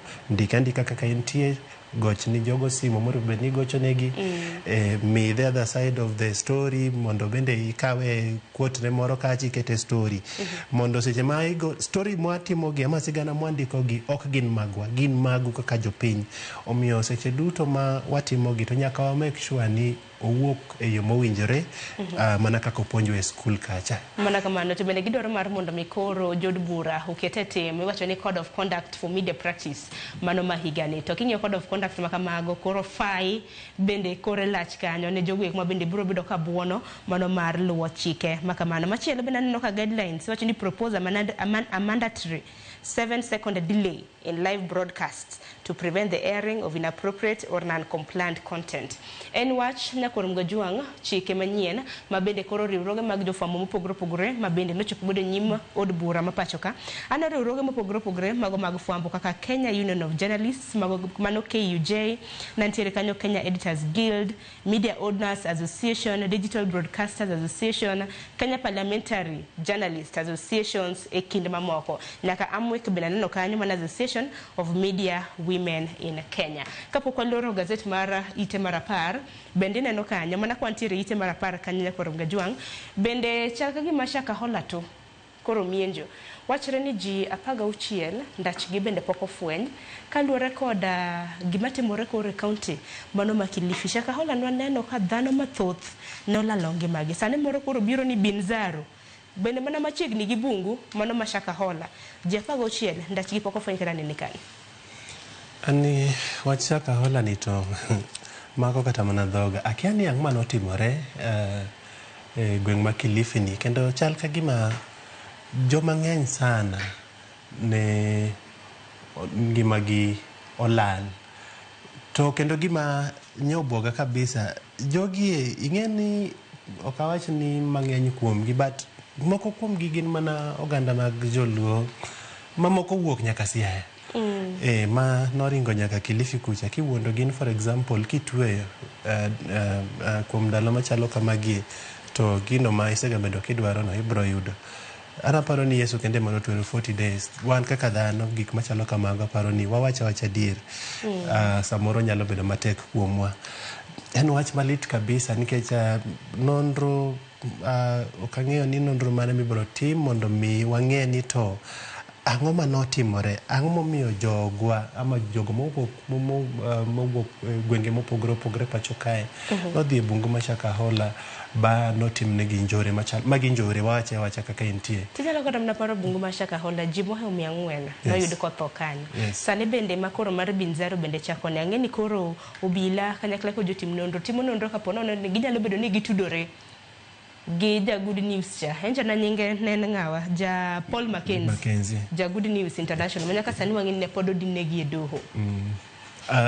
Ageno ni gibro pod odinegi te sendo bila ageno ni aparo ni nonro ma kamayo ripoti mie mapiyo kaka nyalore nikech wach ni aparo ni ja piny mantie pacho kae penjore ni to ang'o ma notimore bungu ma Shakahola kae nikech kwan mar jogo ma notho kae ng'eny kabisa nikech liete pod nitie kacha naneno kata mane wang' jowi kacha liekore ni pod liete nitie e bungu mar Shakahola ni. Ageno ni okwach kich bro timo nonro mowinjore. Ja Kenya dwaro ng'eyo ni to ang'o ma notimore to nek machalo kamagie ng'ama ne timogi buche mani ike jogi ng'ama ne kunyo buchegi ni ko gi sanduku oseneki gi sanduku to ang'o ma notimore. Aparo ni mano gima duong' kabisa ma ja Kenya dwaro ng'eyo gi seche machalo kamagie. Kendo ageno ni duol mar polise pacho kae ama okwach kich pacho kae bro timonwa nonro mondo ng'iswa ni to ang'o ma notimore. Mano e gima duong' kabisa ma paro ni ja Kenya dwaro ng'eyo gi seche machalo kamae. An gima lit na ni ke in ng'at maduong' Nyakwaro Mgajwang' to isewacho ni an to koro ma din ma bende adwaro donje nang'o mi nitiere nyaka nyithindo ma nyaka nyithindo dhi to tho kuom ranyisi familia masia ma koro no miyo wuoro gi nyithindo 6. En wach matek kabisa. En wach moro matek ahinya. Nitiere machinglo e ite mar 13 lakini machinglo ni inene yo machal nade wacho ni pach jandiko gi pach jasomo opogore to machinglo ma kama dibed ni en wach ma ben jatend piny Kenya nowacho e chakruok mar jumani chieng' Jumapil ne nitiere county mano mar Machakos. Discipline your kids or else. Machinglo ero ni kanyo Nyakwaro Mgajwang'. Osewacho jatend piny Kenya osebedo kowacho ni wan kaka jonyuol ema wa insight nyithindwa, wan kaka jonyuol ema ok wami nyithindwa puonjruok mowinjore, wan kaka jonyuol ema watero nyithindwa e yo ma ok ni kare.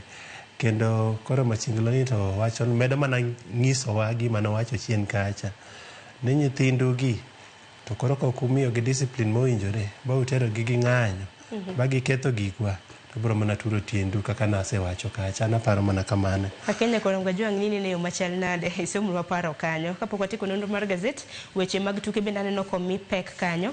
Nitiere piem mago mag ng'we ma bende biro bedo katimore e piny Tokyo Nyakwaro Mgajwang' e boma ma Tokyo ma chakore chieng' tarik 13 nyaka chieng' tarik 21 mano mar dwe mar 9 mano mar higani. Nitiere tim Kenya squad ma bende oseyier. Par ni tiegruok mano mar yiero gi bende notimore e gwenge mago iwacho ni jo Kenya 58 nosekaw kanyo gi Athletics Kenya mano ma bende biro bedo ka nyiso tuke mopogore opogore e pinyno mano mar Tokyo. Ineno kanyo team squad men kanyo ineno Ferdinand Manyala biro bedo kanyo ringo ng'we mag mita 100 e kind chuo mamoko jong'we mamoko mapacho ka. Javelin nitiere kanyo, women category bende nitiere kanyo e kinde mamoko Boniface. Ageno ni jogo duto ma watero e competition mag ng'wech midi kidienje mopogore opogore pacho kae biro ting'o bendera mar Kenya malo. An seche duto gima ng'eyo ga ni weche machalo kaka mag ng'wech to wasebedo kwa timo maber kabisa kendo wasebedo ka ting'o nyingwa malo. Dhano machalo kaka Omanyala gisebedo ka gitimo maber e ng'we duto ma gisebedo ka gitimo. Faith Kipyegon Giri kendo wan wanyalo mana wacho ni pod wageno kuomu kendo wageno ni ubro mana medo timo maber e ng'wech mabiro e competitions mabiro mopogore opogore pacho kae. Mana kuma Nyakwaro Mgajwang' par ni kinyo gazet mar Daily Nation ibro bedo kiyudo weche mopogore opogore. Nitiere weche mag tuke, weche mag ohala, weche mag somo e kinde mamoko, hikruok ma bende piny Kenya nitiere godo. Mano motelo ne tuke mago mag chana. Sani ikono mana ndalo 10 ne tuke mago mag chana makamago. Aparo madhi gazet mar The Standard kapok watieko nonro mano mar gazet. Gazet mar The Standard nyakoronga juanga thoro wach mag miyo pek gindike mana ni the big con. Bang' ndike kamano kaka nene wang' jowi mari kanyo to gichiwo picha mano mar jalupo gai mar obila mano Eliud Lagat.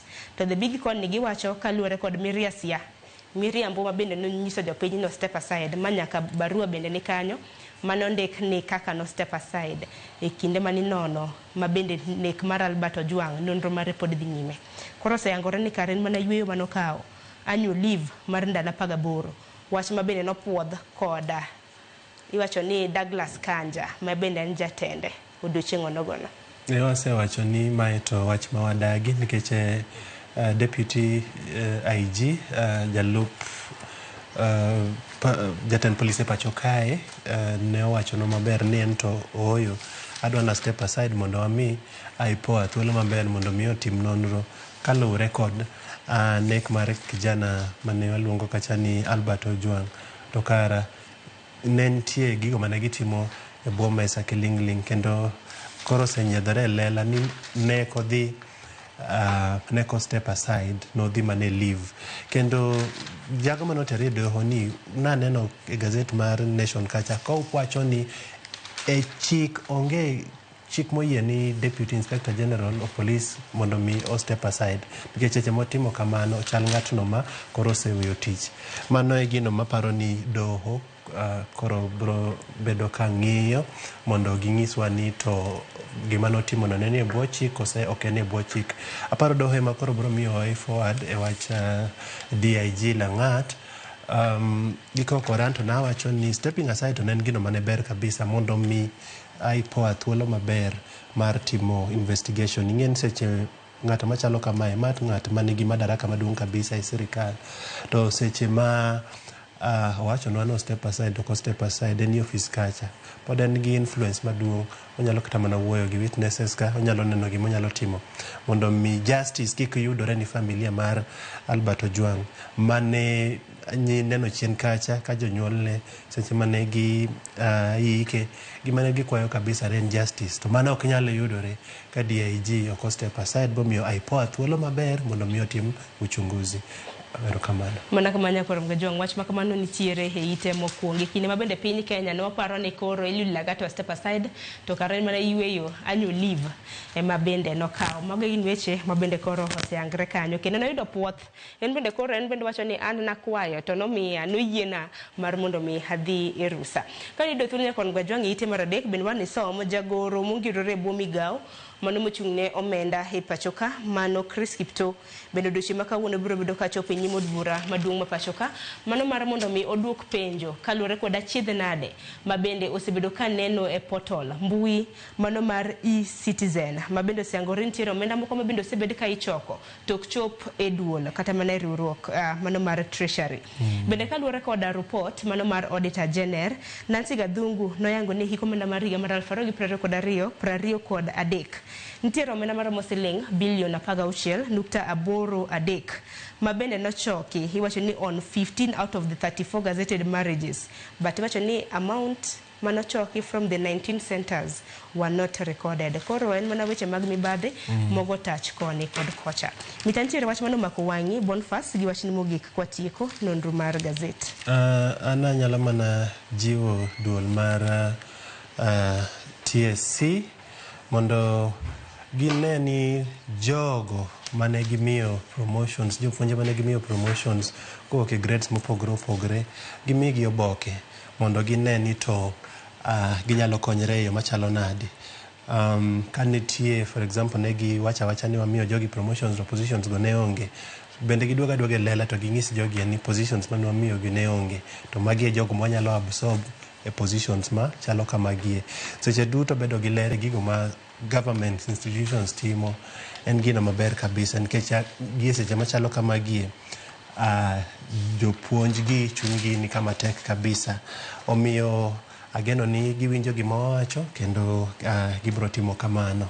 Kopogore gi mano anakwayo ni manam ni wamed bedo gi kwe pacho kae wan kaka jo Kenya seche duto kwe ber budho wacho kamano.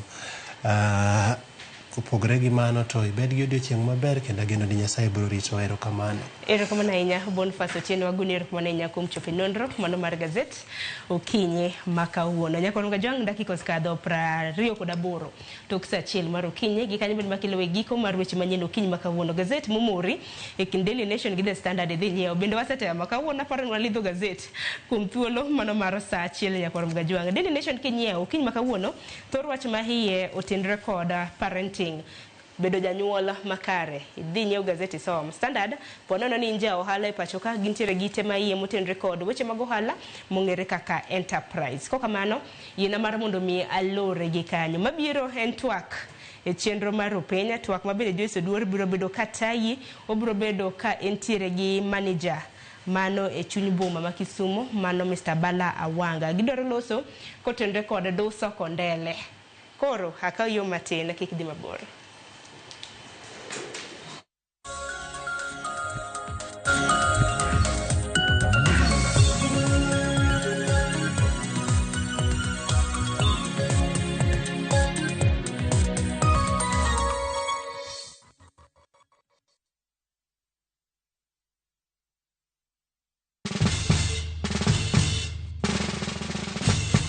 Guess what? Citizen Duca now delivers! Get amazing discount on your favorite essentials and have them brought straight to your doorstep, all for just 200 shillings delivery fee. Go to citizenduca.com, select the product you want, pay, and we'll handle the rest. Citizen Duca, home of discount.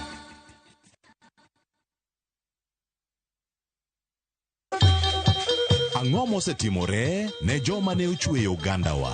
Adhi primary Kangonditi Primary School. Gin kanye sani?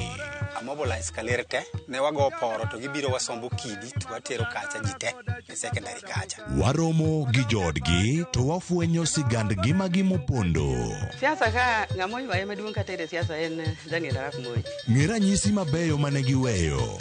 Ne japiny opogore kata ng'ama ne nie duond loch ne neno ni kopo ni Kenyatta dhi Tom okawie thuolo ni mondo tanwa pinyni kaluwore gi mwaseneno kuome. Ang'o ma gitimo sani?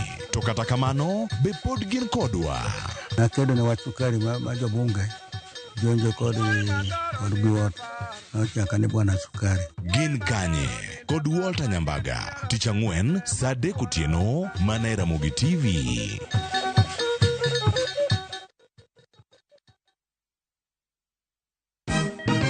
Siku njema huonekana asubuhi. Kabisa Anuari Amang'ana gao. Seti hin. Chamige. We museo. Kenya nzima tunasema jambo Kenya. Wax, tiki, taka. Twende sana my people. Hapa ndo nyumbani kwa muziki wa Afrika Mashariki na malezi ya vipaji. Sasa tuko tayari ku drive on. Mibibi na mijize. Leteni porojo sasa. Kwa habari za kuaminika kutoka kila pembe ya nchi. Are you ready? Leo kati ya Ingwe na Gor Serikali. Hapa ndio home. Wawa. Radio Citizen. Radio number 1. Radio number 1.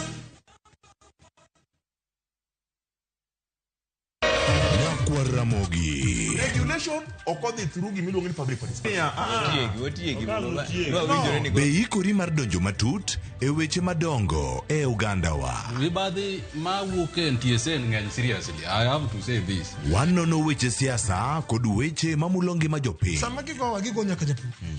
Nikech japur ni obro puro kande ni otere kanye. Buch jopiny en kama wamiyo pek paro kachiel kod nonro ma intiere godo. Wan gi chike mabeyo matayo gigi waduto te. Ok diang' wachnya every time ka ng'ato dwaro to waloko chike. Nyinga Trevor Ombija jandingo panga jonyakach dendo nombija taya nyakwar guok kocha pesa. Wanere kendo. Tich adek ka tich adek saa 3 otieno mana e Ramogi TV.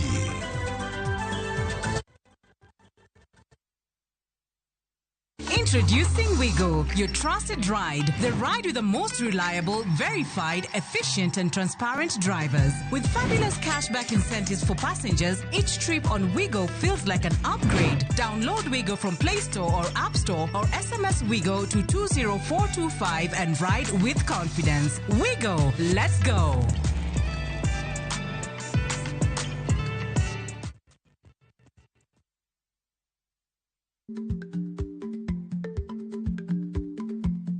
Jarikni jamuod nyoyo gi goyo.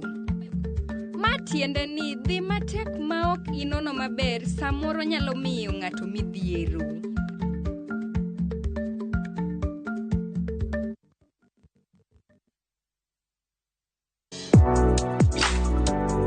Chiemo ka chiemo nigi sigana mare. Moro ka moro kuom kit chiemo miyiero kelo nigi moro manyien. Ojuri to koro kine en machagi ma en okelo ladha. Chiemo. Okelo appetite. Kata bed ni en chiemo mamit, manigi suya mamit, kata manigi iro, waduto wawinjo kitgi. Omit. Kochakore chuny pacho nyaka e Kenya mangima, wakelonu kit chiemo mopogore opogore, sigendni ma ok ong'ere koda timbe machon. Aleya en ringo ma wanyiewo walire to wakete gi chumbi. Kokalo kuom chiemo ka chiemo, biuru e wuodh ng'eyo kit chiemo, kit timbe kod tudruok. Tedo gi chiemo kod Jaelieta, tich adek ka tich adek, saa 2 okinyi, mana e Ramogi TV.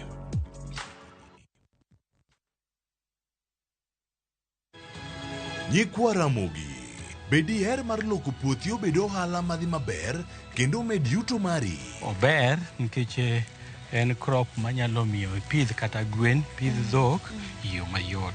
Wakelo ni chenro mar pur gi ohala. Chakre ikolo nyaka geng'o kute machamo pithwa. Pur mar nyanya nyaka ing'e tuoche mag nyanya mokwongo. Mar ariyo nyaka ing'e yedhe migoye nyanya. Puonjri yore mabeyo kendo manyasani mondo imed keyo mari. Mondo iyud yuto maber en ni niang' nyaka ido maber miol ne pi, timne irrigation. Kaka chiro medo lokre, wanyisi gigo mausre kendo nigi nengo kaka kinde loko. Koro rabonda nuka pure kota eka nika pure maber balose tayute molo kana yudo oduma e puodho mar kota ne eka. Tudri koda ana lori nyaka Black tich adek saa 1:45 to mana e Ramogi TV.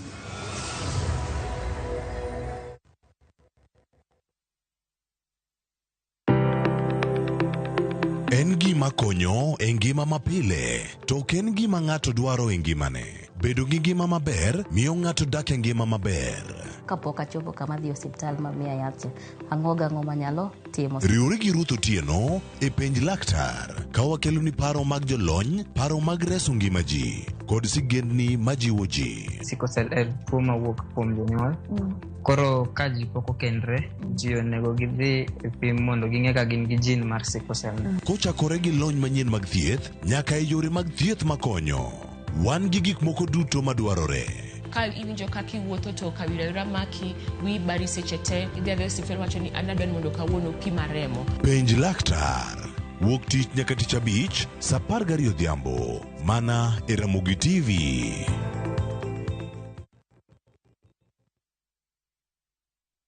Chakre dho nam lolwe nyaka e nderni mag boma maduong', pesa ka pesa nigi sigande. Kae en kar dak mar jolok ohala. Growth wa mostly bedo attributed to consistency and hard work. Kokalo kuom jo ohala manyiso rieko margi e ohala mopogore opogore. Ka gima nyaka ikwong ing'i en location kamidwa kete dukano. Wapuonji timo ohala okang' kokang', kaka ilose, kaka ipidhe modongi, nyaka kaka irite mondo odagi. Siri mar business wane gimomiyo osebudho kabisa en ni itiye gadier. Kae kama timo gik moko gi kinda, romo gi rieko kod lek mabedo adiera. Watemo choko artifacts mag luo to watiyo kod gas decoration e ot ka. Ohala gi mwandu gi Cleophas Oluoch, tich ang'wen saa 1:45 otieno. Kik bai.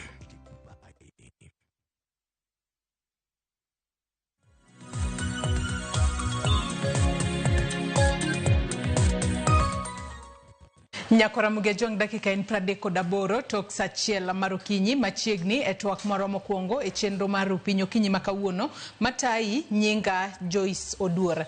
Nyakora Mugejong okinyi makawuono antiere kod wendo e kaunti ma Kisumu mano city manager maboma ma Kisumu Abala Wanga wadwa twak tudore kod duso boma ma Kondele kata duso kar dak ma Kondele kanyaka sani koro ten kaunti mano ma Kisumu geto kata chano loko sura mar boma ma Kondele e kaunti ma Kisumu mar mondo mi obeda maket kod bombe moko mayudore pinje maoko. Abala Wanga mantiere gode studio maro e kaunti ma Kisumu bro bedo kongisowa ni Kondele idwa dusi mar mondo mi obeda maket kod boma ma Las Vegas e pinyno mano mar America kose boma mano ma Cape Town e pinyno mano mar South Africa. Oyaura Abala Wanga ka intiere kaunti ma Kisumu ichiew nade kendo machiegni twak.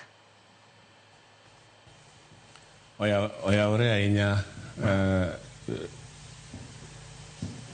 machiegni twak okinyi makawuono ka watwako tudore kod duso Kondele. Kondele kaluore kod ten county mano ma Kisumu idwa duse mar mondo mi obed market kod boma mane Las Vegas kose Cape Town. Abala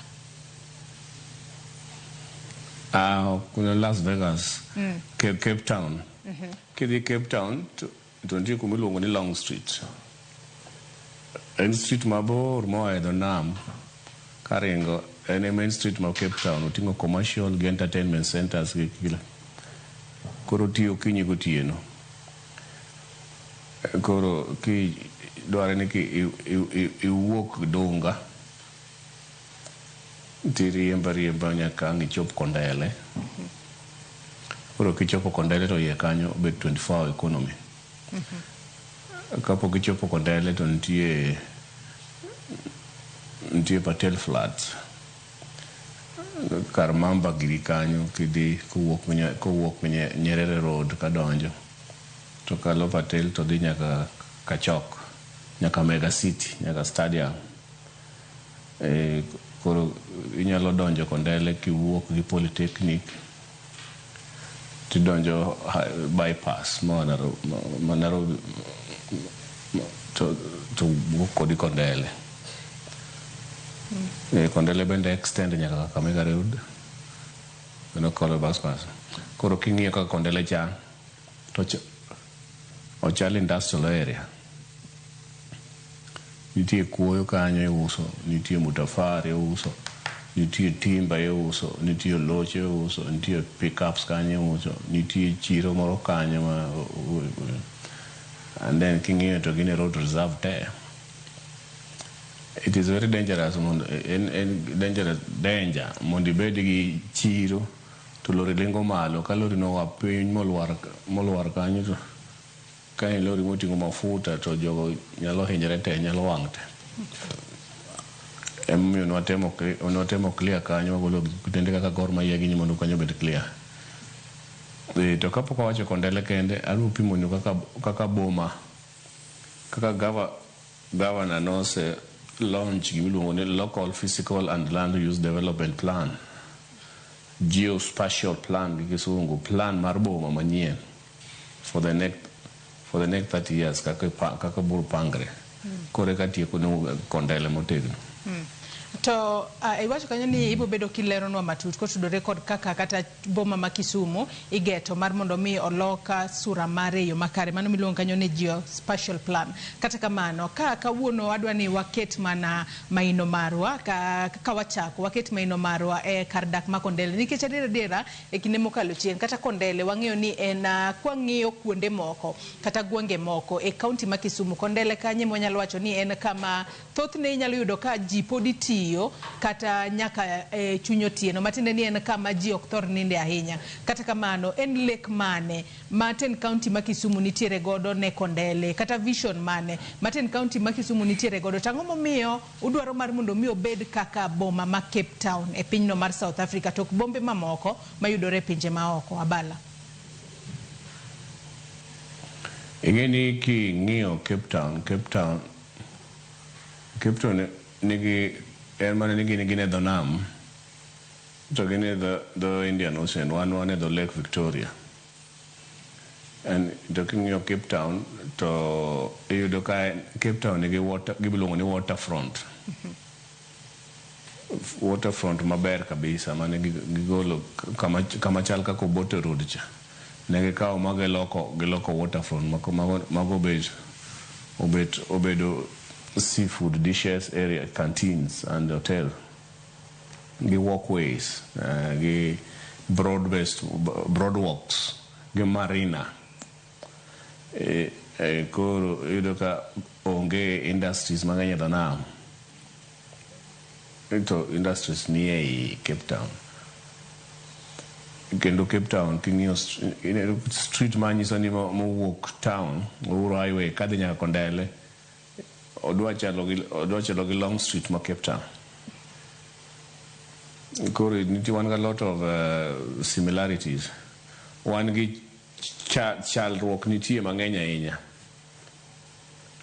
e Cape Town gi Kisumu. Koro wanyalo benchmark in Cape Town. To nyaka sani mana kaka isewacho koro inyalo dhi mbele monde kapok apenjo penjo moro. Koro Kisumu sama lose ni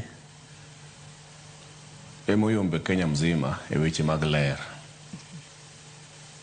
Gipango kaka mtokni wuotho, kaka ji wuotho. East Africa wa namba 2. Kigali olowa, kidhi Kigali kayudo ka gitie gik ma Kigali otimo mabeyo molowa. Yudo ka Kondele ma Kigali opogore gi Kondele ma Kisumu. Kada Kondele ma Cape Town opogore gi Kondele ma Kisumu. Waseloso boma gi kuond moriyo boma miluongo ni CBD. Koro wapogo gi ni CBD1. CBD1 ni Jaramogi Oginga Odinga Triangle kama luoro sports ground. Basi nitie CBD2. CBD2 nitie ABC.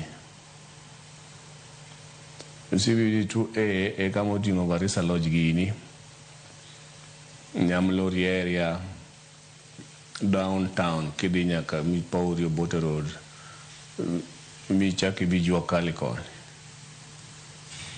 Koro CBD2B en koro kar Jua Kali kanyo Uhuru Market midhi nyaka Mamba. Kama koro gine mantie mang'eny. CBD2C en koro kar stadium, mega city, kama affordable housing bire. Maka Sembo, gi Lamu Lumumba, gi Lamu Fund, Arena bro bedo upgraded, Ondiek bro bedo upgraded. Koro mago iluongo ni affordable estates within CBD2C. Koro CBD3 e Kondele area. Koro neno kan wachako gi CBD1, wan gi shida mang'eny e CBD2A, kech nyaka wadwa transfer traders to market areas, to pod wa negotiate kod gigol kanyo moko be pod medre. Onego be ni street go ma opposite ka kan go, walkway go los maber, gin kuond ma ji okorire use olose drainage ma system makanyo kethre, sewer line makanyo collapse nikech ji timo hala ewi drainage. And then kibiro to see wadwaro loso gimiluongo ni, wagero gimiluongo ni industrial park monego wa transfer Jua Kali sector mondo gidhi kama ber kabisa,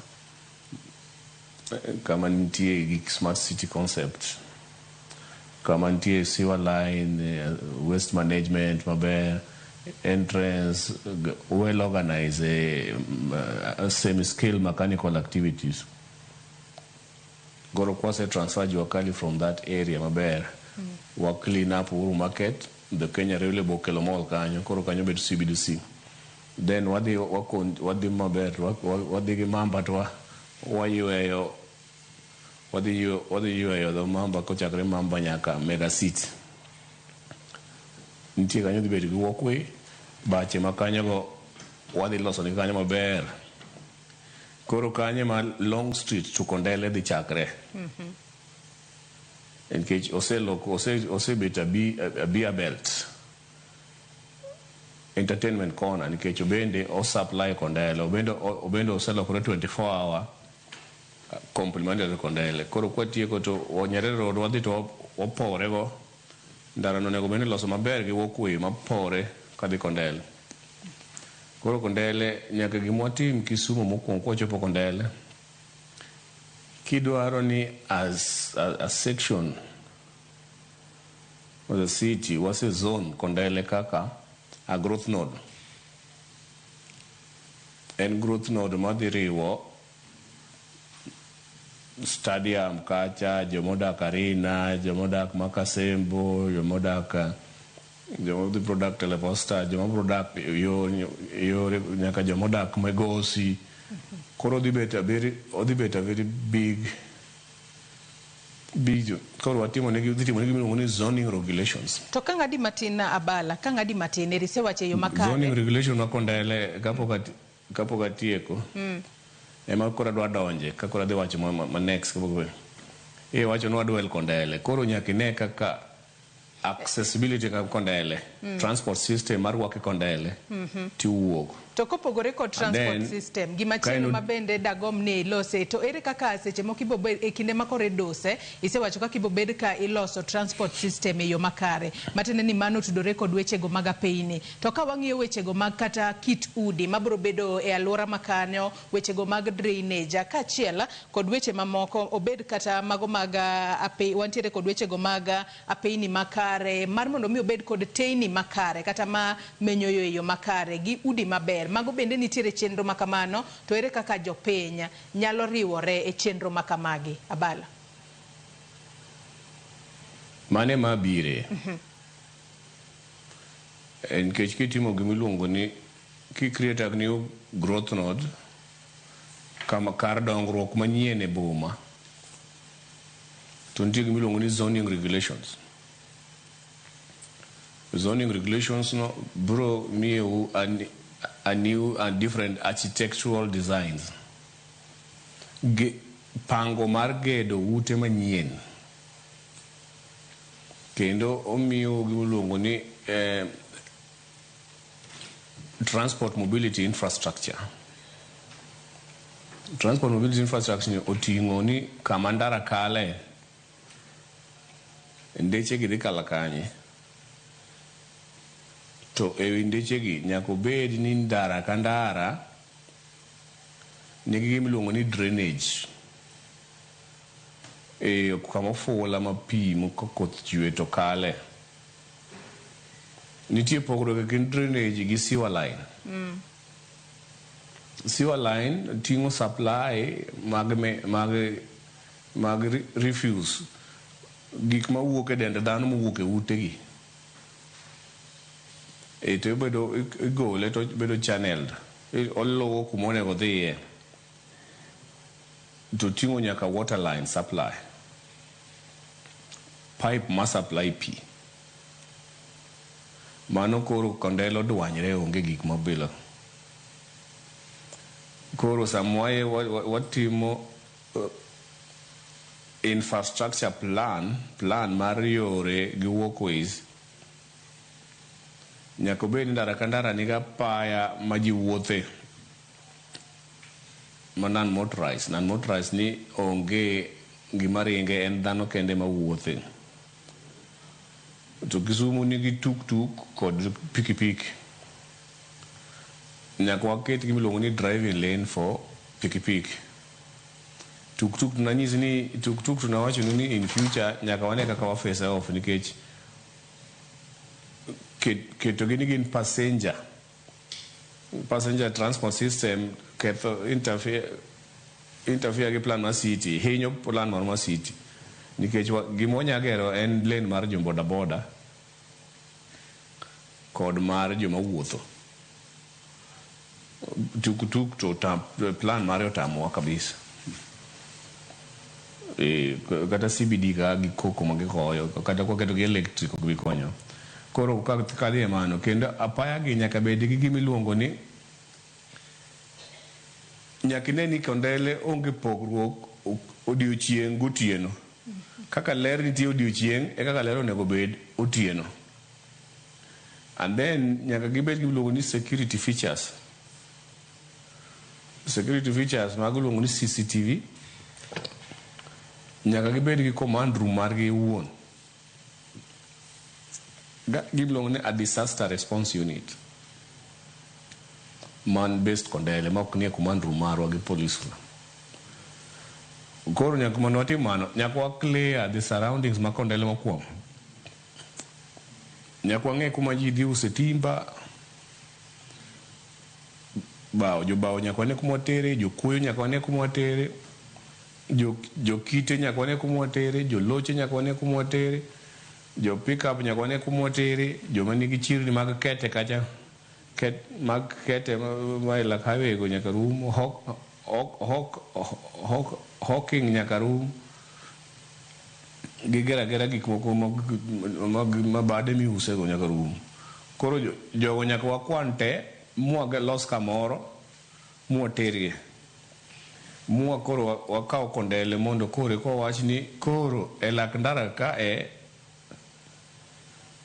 wadwaro ndara ni wokwe ndara ni wadwaro ni jomogedo gi usud gi chien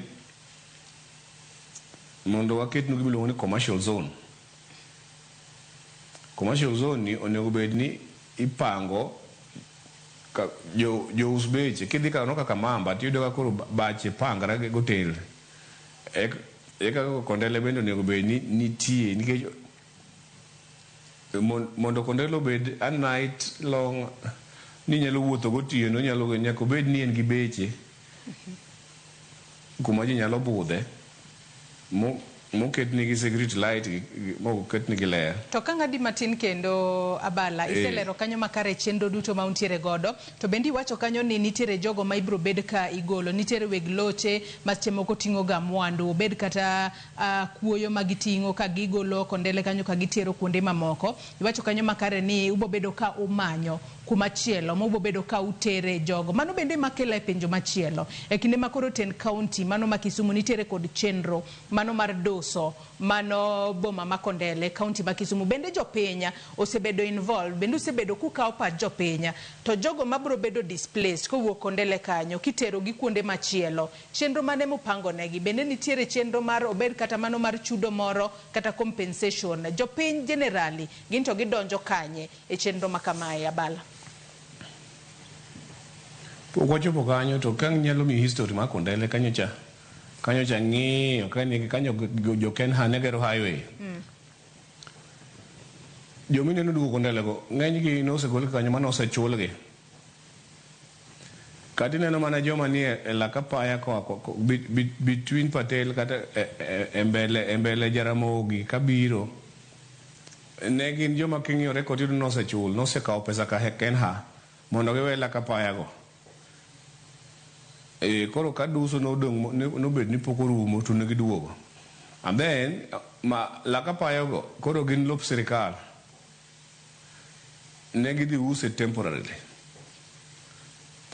to kwanyal dhi adhian wagolo gi kwakia kuma gidhiye wabro dhi loso kodgi process no pok ochakre nyaka walos kuma gidhiye mondi emanyisi ni Kisumu wadwa loso kama duong' miluongo ni industrial park ma wadwaro ni jotimba kama kondele joma uso kacha ahinya gin jotimba wadwaro ni Kisumu city ka kiwuok tidwa dhi nyiewo bao ting'e kuma idhiye kuma nitie gated waloso nigi ndara ma gidonjne gi shades gang'o koro gima ginya chulowa en mana rates gi small rent matin to koro wamiyo ke kanyo ni giuse mana kaka ng'ato dhi uso Kibuye kata Jubilee market to wadwaro kama organized koro jo hardware te around kondele kila kitu nitie kuma nyaka waketgie mondo space modongo koro ng'ato nyalo kete duka supermarket kinyozi gik malure gi gima dhano dwaro timo gotieno godiochieng' nikech kondele koro en commercial area monego obed opogre gi industrial area city ka city nyalo mana goro ka nitie industrial area maduong' nitie waterfront nitie commercial areas man gi night activities. Una kata kidwa timo shopping gotieno tidhi e supermarket itimo kia kanyo tidhi rieri ti ibudho kamoro gine. Koro Kondele en area ma nyaka walos kamano. Ma iyudo ni population ma Kondele sani kende oseidho. Ok kede kede ni Kondele, ichako go Bunga, ibiro Nyawita, ibiro Migosi, ibiro Manyata, ibiro Arena, ibiro Gekoso, Joyland, kuonde go te, midhi nyaka Makasembo, midhi Lumumba, surrounding kata iyudo ko ofueso ji mang'eny ma koro iyudo ka CBD mwan go ni buro tiyo godiochieng' to kochopo gotieno to en gi welo mobiro e otende mabeyo beyo to koro kochopo gotieno to oweyo tich ni Kondele gi Mamba area. Ato nyaka sani wanyalo wacho ni chenro makamano mano mar doso Kondele akia ka usebedo piny ma ugoyo mbaka kata uporo wach ni obo bedo koka omenda maderom adika mai to ng'ama bro bedo ka telone chenro mar doso Kondele en ten county ma Kisumu en sirikal mamalo kosubo bedo ka umanyo jokit mwandu mawuok e pinje maoko mar mondo mi obi okonya e chenro mar doso Kondele Abala. Kidwa doso Kondele nyaka iti gimiluongo ni multi-sectoral agency for both for national and the county and the partners. Multi-sectoral any county government emani driving seats gine magitele wachni to nitie jomiluongo ni partners mane ieka. Koro gin gibet ni gidwa gikelo wakwagi konyruok to gikelo. Wanyalo dhi kwayo kaka nyicho wakwa national government digero Kibuye. Mano koro ber kendo kony samoro be wayudo pesa ka World Bank waloso Kondele, samoro be wayudo pesa kaka nwayudo Kisumu Urban Project mar jo French ambassador.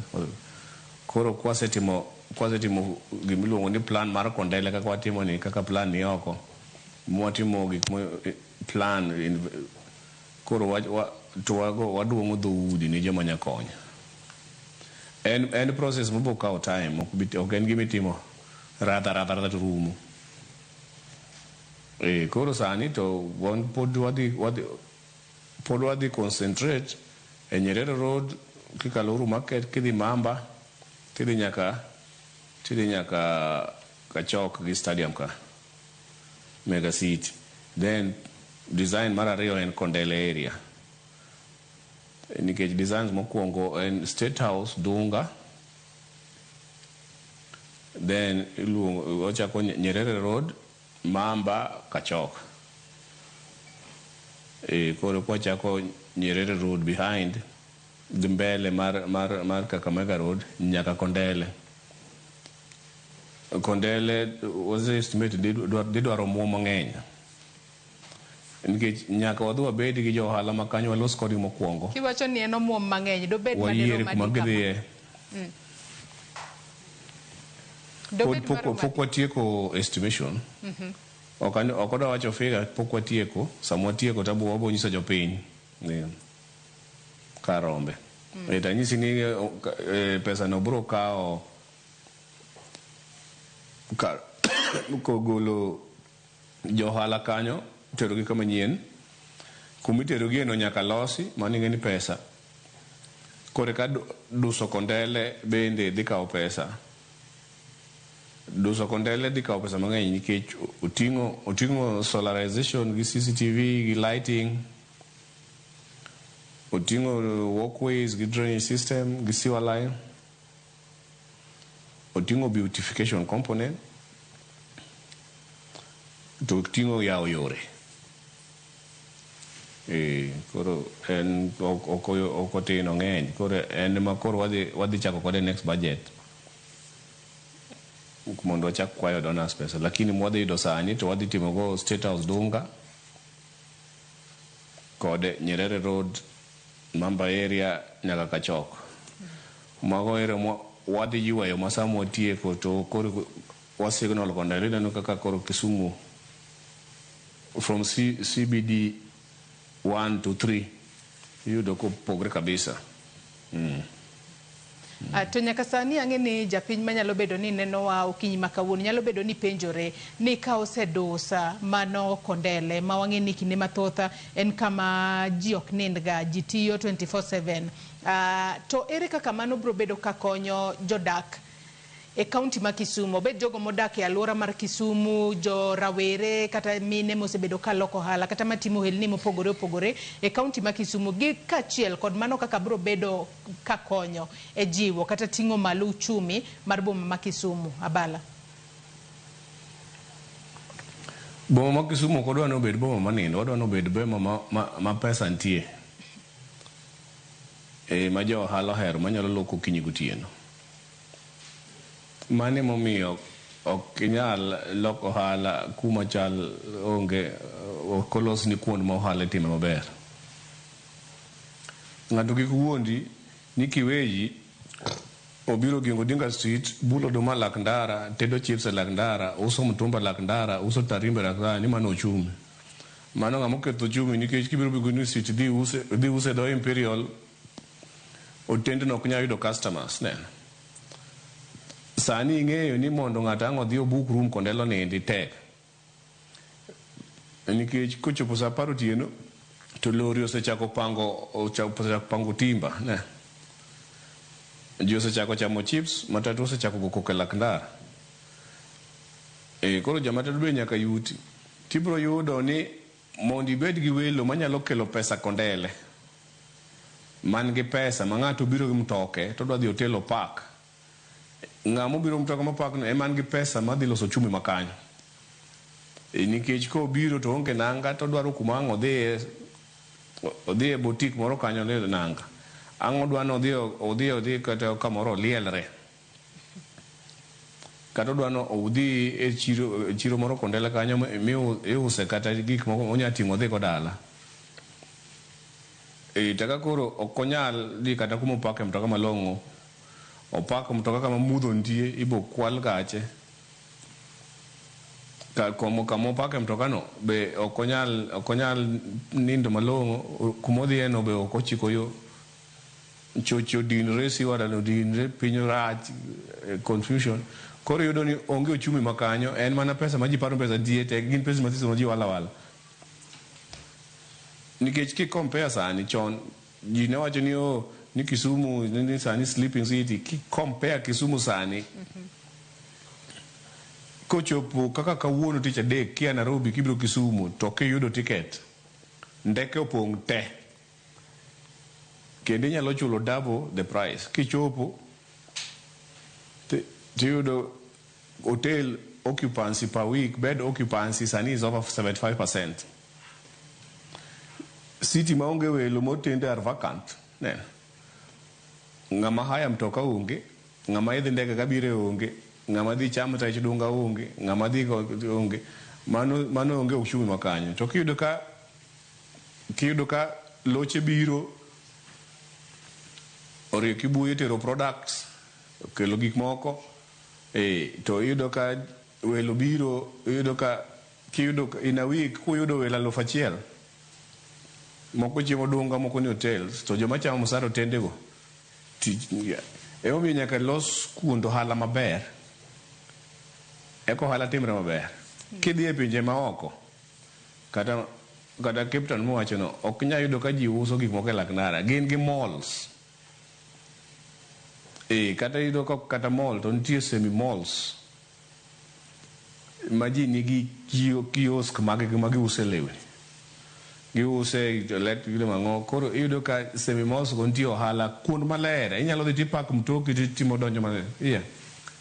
Onge kata mana in maloso kodi, onge kaka inyalo dhi timo ni inyiew gik moko kuma onge security to lil to kethre. Onge mano ichal ng'ama ni market moro mani chuny bungu maonge kore. Mano ng'ato kik iwuondi no chumi, mano ko chumi. Chumi o grow kama organized. To wang'eyo maber ni Kondele chiegni kod chiro ma Kibuye. To wang'e ni chiro ma Kibuye en achiel kuom chiro kata chiro maduong' mogik. Iwacho ni the largest open air market e East Africa. Bedo mar Kondele machiegni kod chiro ma Kibuye. Ere kaka mano bende nyalo konyo e gerruok kata e dongruok mano mar chiro mano mar kar dak ma Kondele e kaunti ma Kisumu kod Nabala. Kikao ginene kwan mar joma timo ohala Kibuye. Iboyudo ni ng'eny gi wuok Manyata, Migosi, Nyawita. Kibuye oriwo nitie wholesale gi retailers. Wholesales gi joma oko. Iyudo ka giwuok gi nyanya Loitoktok, kitungu Loitoktok, moko wuok gi Kampala, moko wuok gi rabolo Kisii. Kichopo Kibuye saa 9 otieno, tiyudo ka loche opangre moa maboyo boyo. To jomodak Kondele mause chiri kacha Mabunga ka mause lak ndara ka, giwero Kibuye. Gidhi giwaro nyanya Kibuye, giwaro kitungu Kibuye, giwaro gik mang'eny Kibuye, kata bales mag mtumba mobiro giwaro kanyo. Koro ka gikawo giwuok go gidhi uso. Koro Kibuye en chiro maduong' ma Kondele ma kiketo 25 kono to Kibuye no be kosegere nyaka obed no ouso nyaka midnight. Kendo chiwo kugwen. Koro nitie kaka gin related, nitie kaka gin wede. Kondele gi Kibuye gin wede. Sama koro wagero Kibuye ni ema nyaka wa plan Kondele maber. Gi surroundings, gi maluoro mag Kibuye gi Kondele. Koro iboyudo ka pesni makale kind Kibuye gi Kondele ng'eny. To nyaka sani wanyalo wacho ni project makamano kata chenro makamano mano mar duso Kondele entiere kod en chenro mowinjo bed ni kawo thuolo maromo nade kata timeline mare romo nade, to jopiny biro bedo ka chako neno weche katimore ground karang'o Abal?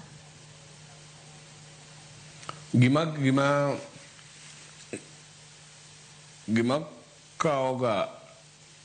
kawoga seche mondo mi project olew en ni dhi timo project kama ji nosebet ni timo ohala. Process mar loso gi jogi gi golo jogi ema kawoga sana. Nikech nitie joma gin dongruok no gineno ni koro gidwa loke siasa. Moko biro dhi e court be kore kochiwo court order. Moko be kore kochako dhi street dhi koko Abala must go. Moko bende dwa timo koro loso gi jopiny gi winjruok kodgi ema kawoga sa. Ibo yudo ka jopiny jo ohala ma serious ma chunygi ni ohala madwa dhi timo ohala kamoro maber gin samoro atamalo 75%. Gin gi support ga. To nitie kudni moko maricho iye kama gin iwacho ni gin nyaka goche bila go nyaka go e koko. Koro mane maketho ga. To da beda ni gigo ji nyalo ga wacho piyo miwinjre.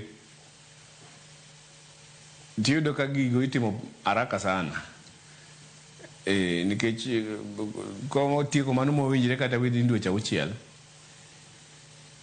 to kada January February duso ma Kondele wachaka. To duso Kondele te mitie gibiro kawo almost 18 months. Dweche 18. Mano biro yudo kwa watimo 60% ma duso Kondele. Adwa nasoma ne moko kuom ote ka achiel kod penjo manyako Ramogi Ajwang' nitiere godo ote makamago abobedo kwasomo gi achiel kachiel mar mondo mi wawinjane paro mopogore opogore manyako Ramogi Ajwang' nitiere godo. Ruth Nyathi Ochieng'a wacho ka ni mano paro maber koro giketie tim puoch gi pak ne Abala Wanga tok duse to koro giket security obed maber duse kende okoromo, a lot need to be done. Odhi mbele kwacho ni penj nago ni to koro kose duse donge bech ngima dhi idho malo. Mar ariyo joma yuto gi tin gidhi dar kose gidhi timo ginade nikech chalo makanyo ok dhi bedo klas gi. To iseche ma duso dhi nyime gidhi daro residents makanyo kose to mogik ong'isa ni to ka gise duse gilok nyaka tabia mar jodak ma ok osebedo makare. Aluo twak an Umoja Inako. Adwa no mak mana oteno gi kanyo mar mondo mi Abala Wanga oduoka ne penjo ma Ruth Nyathi Ochieng penjo kanyo. Abala geno ni winjo penjo ma Ruth openjo kanyo, wacho ni kose duse dong koro dhi bedo e kiwango moro mamalo ma jogo modak kanyo, jogo ma yuto gi ne penya bro bedo ka dhi kanye kaachiel kod weche go mag arita ma bende koro wacho kanyo ni kaber to winjo bed ni jiwo e ng'ala mamalo. Abala e mano diere boma maonge arita kwe ok en boma. Kidwaro ni Kondele obedi kaka Cape Town, asewuotho e pinje mang'eny. Cape Town ndalo moko nadake kuom 1 month. Tiyudo ka Cape Town pesa magi city no yudo mang'eny en mar welo madhi kuno. Dhia ni idhi neno Table Mountain, idhi neno kuma notwe Mandela, idhi to kitieko ndalo 4 kata 5 kiwuok kuno to pesa ni orumo nikech pesa no idhi chodh kuomi kabisa. To kama nyisi ni waterfront ma Cape Town ni Long Street nigi beche mokalo 100. To inyalo wuok saa 3 otieno ka chopo saa 12 to wuothe bache kata 30 to gi pong to gi dich te to supermarket oyaw to otende ten active. Long Street no kende miyo Cape Town pesa mang'eny malich. Ten garita kwe ma onge giminyalo timo marach nikech CCTV menyi ka artificial intelligence go nyaka wangi picha onge nyaka kumiae kila kitu. Transport system margi onge boda kanyo lakini gin gi taxi system ma kiwuok kumiae tiyudo ka in gi taxi maber. Arita kwe dwaro kaka ngiwuotho gotieno kumidhiye kuondo budhe midonjego kabe gin gi security features. Kumi wuothe no be nitie security nikech jokuoge nitie madwa chwe gi pala gotieno to mae gik moko, nitie joma dwa obamb mon to magi gik moko, nitie joma dwa notur ute, nitie joma dwa nohoji. Koro mondo Kondele obed kama nigi biashara ma otieno, arita kwe ne momo na wacho nyaka waket gimiluongo ni aluora mar kanyo bed gi ler motieno nyaka e dhoudi ma ji odakie. To ler motieno gi nyaka bed gi gimiluongo ni CCTV mobedo iluongo ni kizungu integrated with artificial intelligence features. And then nyaka waket ni wan gi police post gi police patrol gi local community policing system. Manyaka mano nyaka bedie, kama no onge to Kondele ok nyal bet 24 economy nke jonjore bothago ji. Mar ariyo, ok koselos kanyo residents modak kanyo nyaka donga kanyo nikech gin e weg ohala makanyo, gin magidhi bete dukni makanyo, gin magidhi tiyo supermarket makanyo, gin magidhi tiyo tende makanyo, gin magidhi riembo taxi kanyo, gin magidhi timo gik moko kanyo. Employment opportunity dhi malo, idhi ndiki ji tich mang'eny. Taxi dhi bet mang'eny indike ji tich, tende dhi bet mang'eny indike ji tich, gik jouso dhi bet mang'eny indike ji tich. Koro yudo ka economy makanyo jo residents nyaka ema yudo ni chiemo kanyo, ema tiyo kanyo. To kiloso kar ohala, joma ni kanyo masani mabiro benefit. King'iyo beche man Kondele sani gi Safa, kidhi kata mbele Entebbe girika, iyudo ka mbele Entebbe ok nyal yudo biashara malong'o nikech kata parking lot margi monego ji pake mtokni, iyudo ka ji okete koro timo ohala mopogore opogore. To kiyudo kikalo kod lak ndara koni kia Tumaini koko dukni ma e lak kanyo, iyudo ka chiro ni kanyo modino kanyo te. Koro joduka ka Safa mok nyal tata uso ni. And then iyudo ka koro giloso nyaka kargi mar keto takataka e lak ndara, waste management gi affect to population medre to ketho gik mang'eny mag boma. Koro onge ng'at mabiro ni class dibet mamalo. Kama wadwa dhi ng'awe class en State House Dunga. Nikech en wang'iyo kode welo. Ka welo ang' osedhi mochamo rech mobudho godhiambo, koro inyalo biro miel kondele koni. Ka ng'ato biro gi driver, driver weye kodhi Imperial kata Acacia, koro driver na nyalo ridre gi mtoka na kondele. Omethe gi nyaduse moro kanyo, owe siling 5,000 moro kata 10 kanyo. Kaka kere ekonomi ma kondele. Aya, we amed soma nemo kukum ote kachiel kod penjo manya kwa Ramogi Ajwang' nitiere godo ote makamago wasomo gi achiel kachiel kapok watieko twak mar okinyi makawuono. Orwata yor wang'isa kae ni majority leader wuodu yo makabong rachar aneno Ramogi TV maler. Wang'isa kae ni Joyce Oduor mosna jatelo Abala Wanga amor kobiro mar twak. Kod jopiny Ramogi TV penjna go ni kochopo 2027 to dhi manyo kom moro gema kata kamano mano ango duok watieko twak. Engineer Lazaro Kanyambok ngisa kaina Abala Wanga is the real deal oduoko Kisumu physical plannings kaka dwarore changes nyaka beda koda burden and consequences. Wadhi mbele kwacho ni koro johala mabiro bedo affected kod changes gi nyaka prepare kata wana joka nyada ne ochuna sensitize Joarujo Ward the importance of weyo chance ne expansion mar Kabunde airport. En gima normal ni jonyiego to nyaka ne malit nikech nitie joma believe ni everything gin manyaka giwachi. Mano Engineer Lazaro Kanyambok mar Kariobangi Jamaguye Kanyada East. Abdalla wacho ka ni an Abdalla mar Katito ngisani mosna wuod Siaya penjna go ni Katito igero karang'o. Janino machielo wacho ni jam moro jabedo kondele e roundabout joma kalo ndara be onge footbridge kanyo. Bende nitie plana mar konyo wachno e seche ma iduso kondele. Adwa ni chako da penjo mogikno jam majabedo e roundabout mano ma kondele kachiel kod weche go mag footbridge ma onge e apaya maduong' nikech wang'e ni kondele bende yudore e apaya maduong' mano mar Kisumu kochomo Kakamega. Bende nitiere chenro mano mar gero footbridge kachiel kod tieko jam kata dhugruok mar nyamburko ma janeno e roundabout kanyo. Abala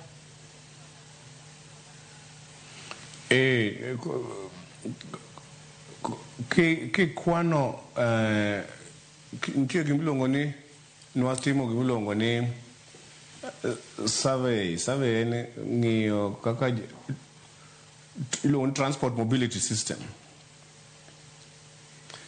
Nwakwano noyudo ni Kisumu pod ji wuotho atamalo 64 pod ji wuotho kadhi tich. To boda ting'o ji mang'eny. Mtokni ting'o mana atamalo 14 kata okal atamalo public transport. Okal 20% nikech Kisumu pod en city modinre. Ndalo mabiro bedo metropolitan manyaka Ahero Maseno to biro pogre. Koro iyudo ni kama mtokni luorre mang'eny en kondele roundabout. Nikech nitie mtokni ma Kakamega, nitie moa Nairobi, nitie moa Busia, nitie moa town. Kanyo wakwano mtokni to wayudo ni en gi mtokni mang'eny kabisa. Koro kochopo samoro to yudo ka mtokni go ng'eny. To jam bete. Jam mokelo jam mokwongo nchopo ni jomatatu madwa ting'o ji e lak ndara. Odwa nochung' e roundabout kanyo to ting'o ji kanyo. Tuk mabende dwa kawo ji kanyo. And then Kisumu pok waketo gimiluongo ni traffic lights. Mano kore kanyo chwatieko feasibility assessment mar traffic light system in Kisumu and traffic control. Mtokni man kondele pod kantie traffic light maji obedo display mwaketo our traffic marshals jam ok nya bet kanyo. To nyaka wagol emomiyo nyaka wagolo jela kapaya nyaka wagol kuma pikipiki kale gi mtokni mag public transport kale. mane makelo jam kanyo nikech yudo ka loche te kalo kanyo loche and then joma koro kelo jam kanyo maduong' loche mag niang'. Loche mag niang' watemo neno kaka gichak tiyo gi ndara marabuor. Gin gisepong'o kanyo gikelo nyaka accident. Koro wadwaro plan ma ka ndara marabuor oselos malong'o to koro wa restrict loche mag niang' kanyo ok luw kanyo kendo. Wasekwano wayudo ni gin magikelo jam nikech lori mar niang' bor to ting'o niang' to kitambo luore mochop kunyo mokoro kodwa gomo kodhi Kibos samoro dhi Kakamega Road yudo ko ogeng'o movement mar mtokra ahinya. Mano ni e plan mar bero Kondele. And then Kisumu duto te wasepango kaka wadwa keto gimiluongo ni kuma loche major parking loche mang'eny ai dhi pipeline gidhi kawo more pipeline. Goro waloso gi jo airport nigi lowo kanyo maduong' mondo oger ni loche mag mo te oloch nigi parking kucha. And then nawacho ni loche matimo biashara gini bende walos nigi parking mopogre but Kondele mokworo ahinya maybe Kibos kata kuma dhi los industrial park. To ndalo mabiro wase gimiluongo ni tramway train madhi wuok Ahero Maseno to wuok Kiboswa nyaka Dunga gi interchange ma dier town. Koro mano bro yudo public transport the ease. Koro mane mosekwano tuktuk wayudo ni gin almost 9,000. Koro ka this public transport biro to jotuktuk wadwa no absorb gin magiti kuondgi this public transport manyien wadwaro bigger basita electric buses makawo ji from Maseno to Ahero. Koro ki wuok Maseno tidwa dhi Dunga ichopo town tikawo materi Dunga kata ki wuok Ahero tidwa dhi Kondele tichopo tikawo koro gima nyaka watim mokwongo Kondele mokikoshedo en wach mar gwenyruok mar mtokni gi joma public transport. To nitie penjo ma wacho ni bwana ma wacho ni bende nitiere ng'ame penjo kanyo ni to Katito igero karang'o to bende ang'eyo ni nitiere chenro mano mar wechego mag kata kuonde mamoko ma bende igeto mar mondo mi obi one kaka inyalo dusi gin wechego kata kuonde kaka Kisumu Lakefront, Nyamasaria, Kisian kaachiel kod Kibos. En chenro mane ma untiere godo kuonde makamago Kisumu Lakefront, Nyamasaria, Kisian, Kibos kaachiel kod penjo mane janeno penjo ni to Katito tiduso karang'o Abala? I discuss what you want in Kisumu as a city. Katito, Ahero, Maseno, Holo Kombewa, Muoroni, Mago Lunguni, now municipalities. Gin their town managers, the boards maggi. To administration Governor Nyong'o sani itimo nigi gimiluongo ni spatial planning margi dhi mbele. Ang'eni mar Ahero chiegni rumo, mar Maseno be dhi mbele, Katito bende ok inyal dhi chaka gedo kionge mpango. Kata kidwa dhi go dala nyaka wach ni ayudo loan en 1 eka, ot madonjo go dala en kama, rangaya ni koni, rot ni koni, adwa pidho yien ka, od meno house bro bet kuma kama. Koro Katito ipango gi kamano kata Katito bende koro nitie plan madhi mbele ma korumo to governor bro launch to town manager, municipal manager makanyo gi board no bro chano wachno. To nitie ng'amo oseo kata osiro wach mar process ma wach mar kidwa gero gimoro to gima ketho ga seche. Kaka koro sani ok wanyal duso Kondele gi Mamba area gi Lakefront to kwadus Kibuye.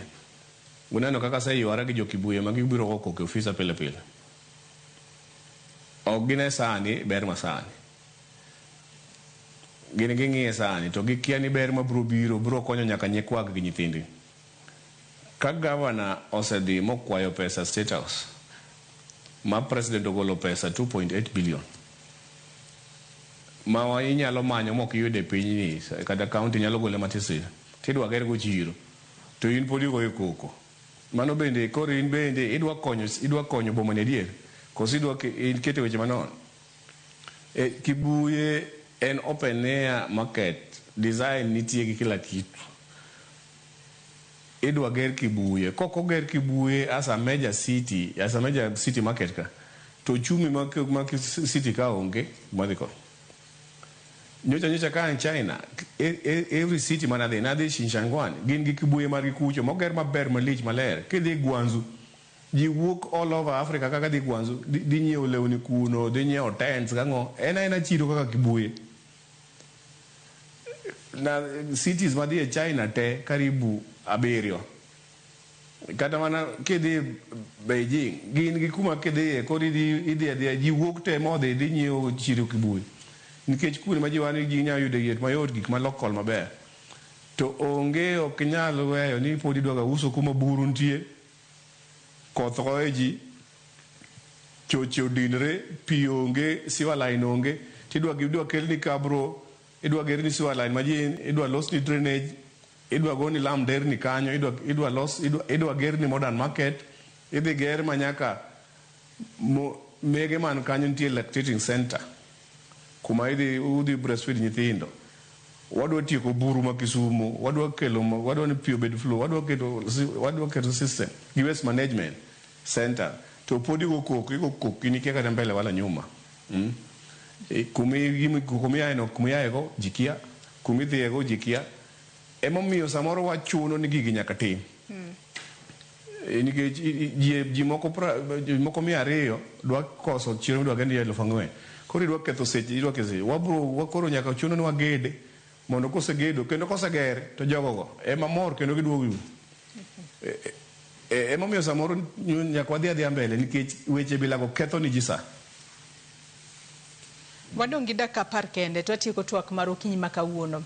Abala Wanga City Manager wacho kanyo ne untiere kod lek mano mar keto Kondele mar mondo mi obed market kod boma mano ma Cape Town mayudore e pinyno mar South Africa. To dira wang'eyo ni Cape Town en achiel kuom bombe ma jolimbe kata jogo mawuok e pinje maoko jathoro dhie bomano mano mar Cape Town kaluwore kod kit gik mopogore opogore mabeyo maginyalo neno kanyo. Chiwo ranyisi ni gintiere kanyo kod Table Mountain kachiel kod gik mamoko malombo ji mar mondo mi odhi e boma ma Cape Town e pinyno mano mar South Africa.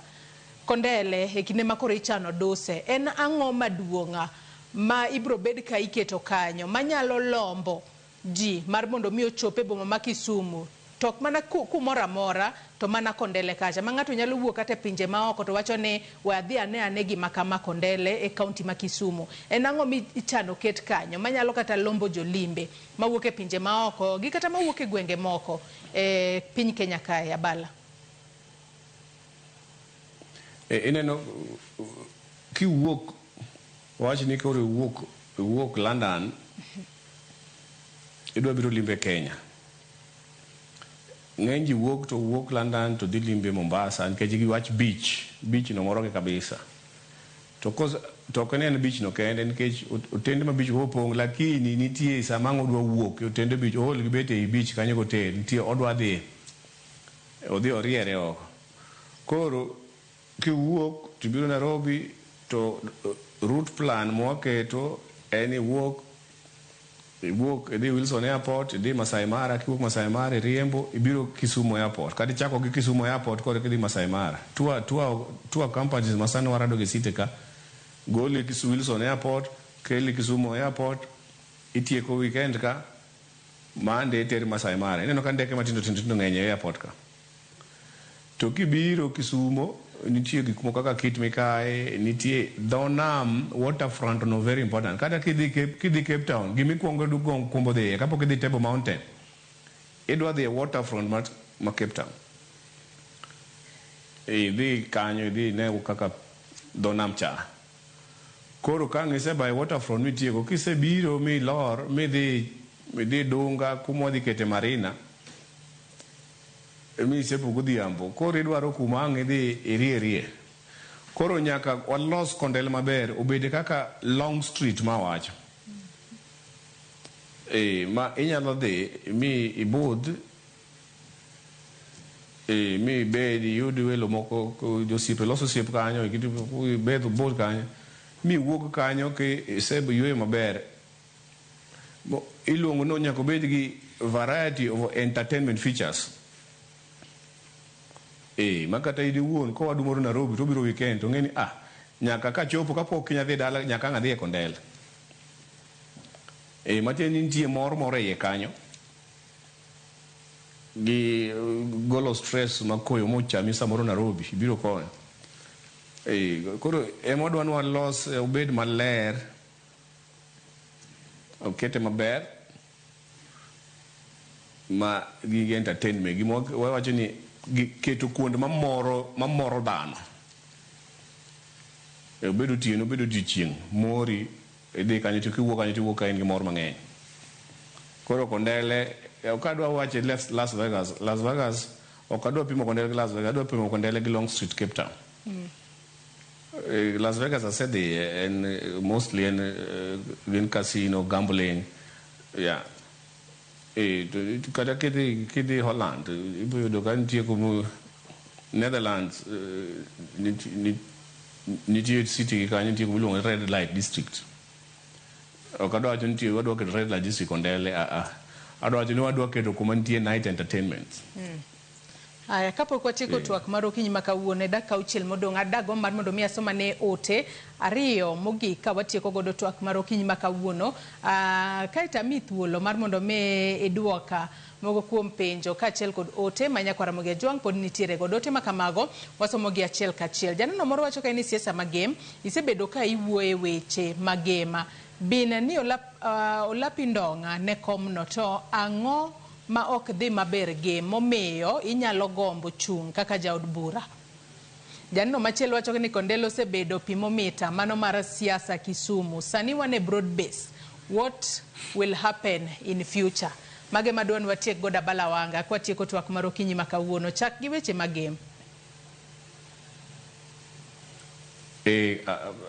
Abiro discuss weche ma Kondele. Abiro lose weche pango boma wa Kisumu. Pod atiyo kaka city manager ma Kisumu. Aja game, onyuola game, adongo game, dalana ne game. Kochopo sa the game samora I operate from dala, samoro pile samora out from Kisumu. Koro kadhi dala bende kae kanisa, kaka nchadhi kanisa luor to jodongo biro to wamadho chai. Koro nyocha giwacho ni game inego ji. Nitie nyithindo manyiri ma oseneg game, gin karibu nyithindo madhi skul, oneg gi e yo marach, moko ng'ad dendgi. Gino nyocha koro kelo kuyo gi lit e kor gwenge ma game. Ema nyocha ok anyal ling ka dalawa gik makamagi ma otimre. Ema nyocha wawacho ni warad mwaseloso nyaka county commissioner. County commissioner ber malich. Warad kaka community leaders magem gi county commissioner mondo ginyiswa nang'o matimre. To game ti samoro kan ti nyithindo mok dhi skul iluongi arambe ka gi kacha. Wan e Africa society kama chandruok ng'eny. Idhi yudo ka jomoko kwamo nyithindo, nyathi okalo penj maber, en gi grade maber, onego dhi university. Kata moro kalo primary maber, onego dhi, iyudo ka samoro idwaro ni los gosiepeni moko Kisumu ka okonyi chul fees ka gi kacha. Wach siasa to pod ok wanya wacho sani, to piny bende nyaka kuodhi. Piny ka piny kuodhi maber kochopo sechego ka koro isetiyo gi nyo Kisumu moromo, to inyalo dhi loso game. To kapo ni chance mbelano oyudre chieng' moro madhi game, tandiso jo game ni kuma neno gi game bor. Anyalo dwa golo kuma chuodho ma untie materu e map mar Kenya. Ma uwach ni kara game kara en constituency moluore Kenya mzima. Nitie weche mang'eny, weche nderni, weche somo, weche chiemo, weche ohala, weche chirni, makethre game monego losi. to mago kwado wacho kasani mago waboro wacho mbele kanya haya mana ngeni sani to kadwa tieko koni mana ngeni wabedo ka wawacho mano kotelo ne yiero mar 2027 kata kamano wach mogi ka watieko weche go ma Kondele wang'eyo no osebedo mana penjo ma janeno wano penjo kanyo ni Kondele Kisumu osebedo pimometa mano mar siasa sani wane broad based what will happen in future ka watieko Abala ingeni wach mar Kondele kia pimometa mar siasa Baghdad mane gima wadwan wagol e gima timre Kibuye sani Kibuye ok en koro osekobeje ok en kar jo hala en kar jo siasa gi cartels koro ji paro ni Kibuye gi Kondele ni ko kionge support to kenyal bet MP o kenyal bet MC o kenyal bet governor mane gima wadwan wagol e pach ji wadwan ni kuonda riyogo obed ni itime ohala emo mi wadwan los Kondele mondo bed kama japiny modak Kondele timi ohala to yudo pesa ne godhiambo kata gokinyi to dhigo ot ok wadwar ni no kete ni en kar siasa kar gorruok ya Baghdad mane maketho chumi mar Kondele gi Kibuye koro kuondo go nego be ni kaka ncha dhi Gwanzu market ano kana no siasa kan adonja dukni nitie kanyo mi use t-shirts use lewni ok naneno ng'at ma wuotho gi microphone no go siasa kiangono nini kijende moko wuotho bouncers en purely kamiloke ha emo miyo samora wacho ka ni king'iyo kata Singapore samoro nyaka ibedi mager gi gik moko mondo piny odongre Singapore prime minister moloso Singapore kata koro Kondele bende sani governor nyaka obeda motegno mondo weche mag ni Kondele ni en kar rally ma siasa kia Baghdad mondo wawerego mondo walose mondo jopiny oyutie kaka kar ohala goro mag gikia pimono mbeta mag siasa wako kaka donje wadwa ni waneno wach trade kakuti biashara mag ji gi kaka jinya yuto kanyo amogi ka watieko Abala wanga mogi adwa nyiso jo Kisumo ni sirikand governor Anyang' Nyong'o oseloso Kisumo en ubro paro governor Nyong'o gi jakom Raila kaka gisetiyo Kisumu ka magiketo city ni kumantieni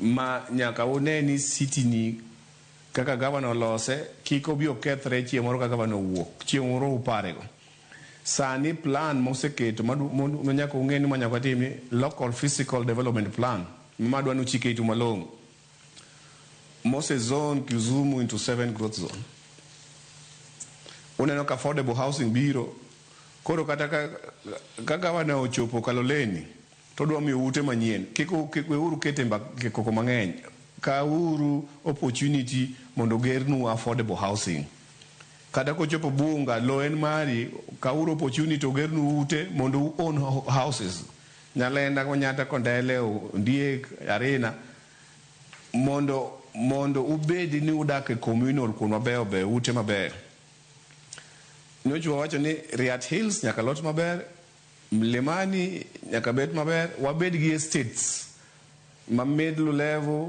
ma kila kitu koro kwa pango boma wauro we governor nyango pango nu boma mondo governor mabiro mbele kik bed gi tich matek oyudo ka boma osepango malosi koro mi uru administration mar governor Nyong'o jumabeta awacho nunu chieng' moro ubro paro Nyong'o nyaka chieng'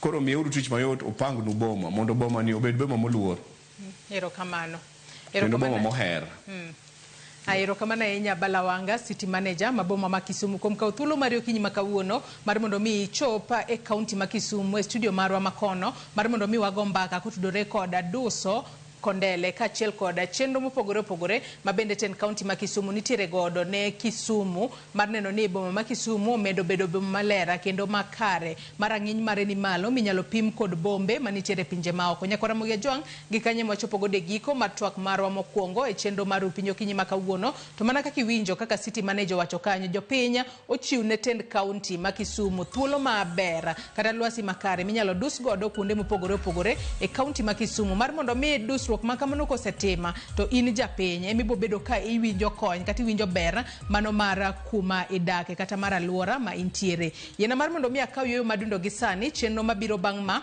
en tedo gi chiemo gi Jael Lieta. Oriti masani nyinga Joyce Odur.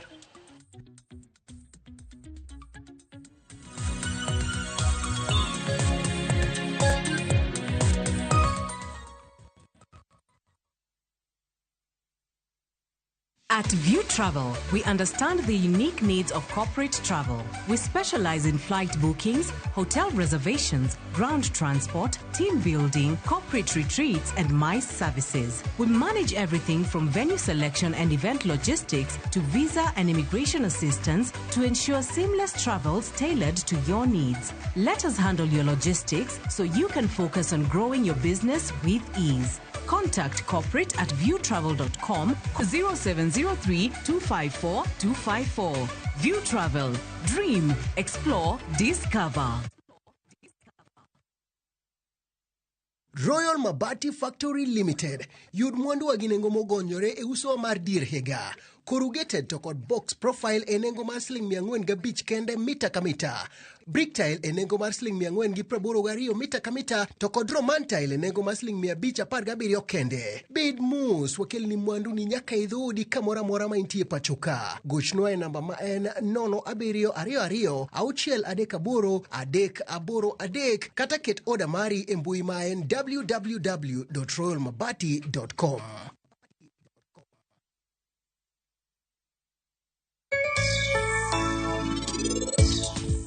Ngeni tigo marino ok en pesa mang'eny manyalo konyo od ni kata matin. Omiyo rang kaka ini wuoyo to weche maricho richo mantie pachigo bende adwa ni mondo rum negaji. Iwinja? Lerne weche gi maber.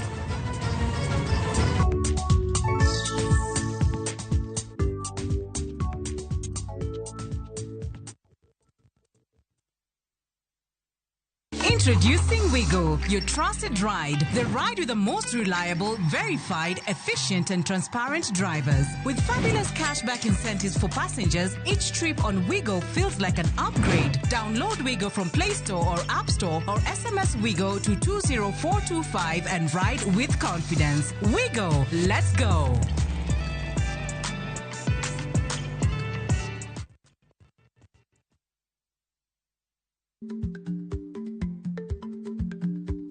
Jako chon loyo dhi kajuoga. Ma tiende ni bedo gi ikruok momondo, geng'o masiche kod midhiero mang'eny mabiro e ngima dhano.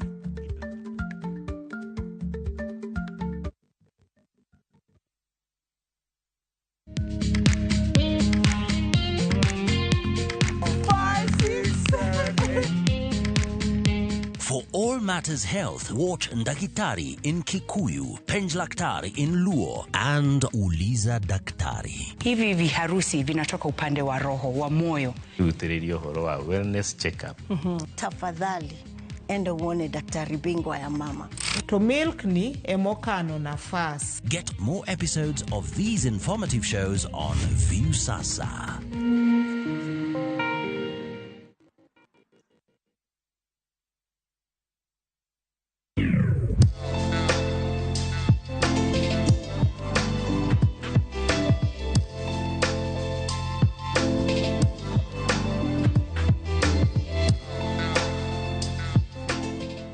Oyaureka mora ma intiere machiegni e chenro machielo kendo mar tedo gi chiemo kawuono mana kaka inene antiere go mena mumombele na kendie toke koni bende antiere gi fulu bathe kocha kamongo mbuta rech duto te ntiere kendo yudore Homa Bay Fish Market kaka wuono wado puonjore kaka iwango obed mbuta obed omena obed fulu mago duto te wantiere koda miyo ma bende dwaro mondo okonywa e tetwa makawuono kata e chiedo makawuono wanyaparo kaka chon ne wawero omena chielore kawuono wadwa ng'eyo kaka ochielore oyaore madhi Oyaore jai. ero kama na inya kuom rwakowa wang waluongi ni ng'a An Lucy Ouru, an e chiro paya.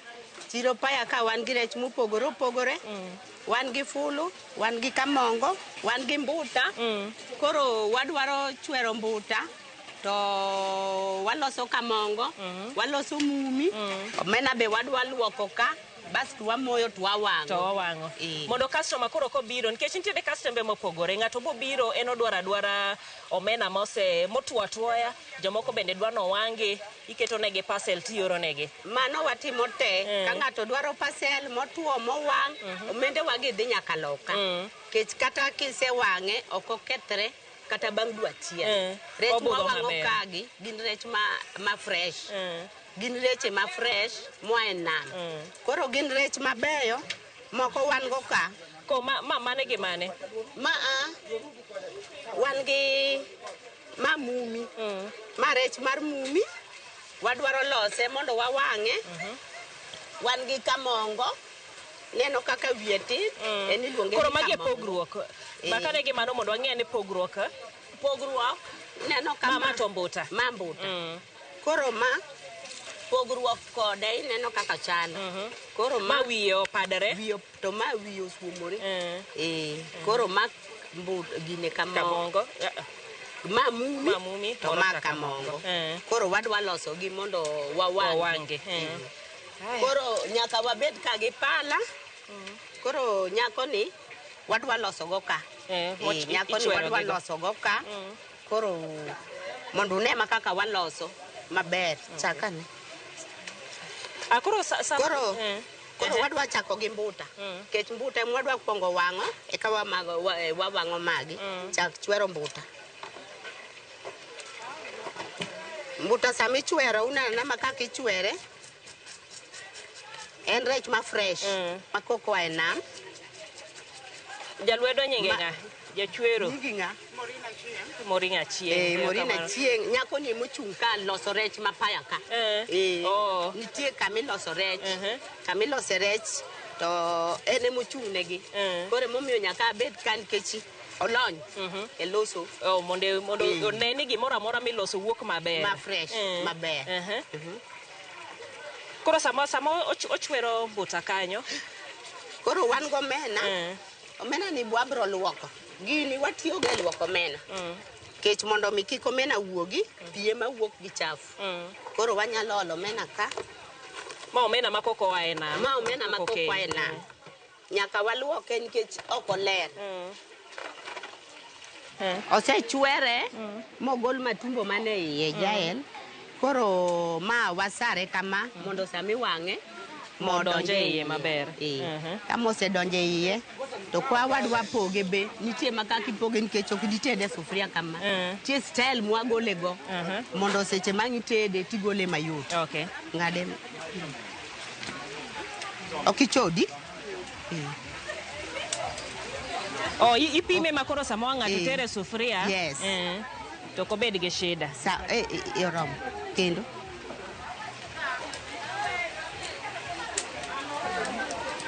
Ero. Bas. Koro kama. Koro sama ngitede ka wase wang'e. Ng'ada ng'wen. To koro seche mang wase wang'e owuok mayot. Okay. Koro igolo ka. Koro iketa sufria. Koro mano watieko gi mbuta. Machielo no.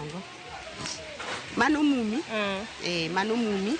Etok mumi to onge gimi chwero. Etok chwere.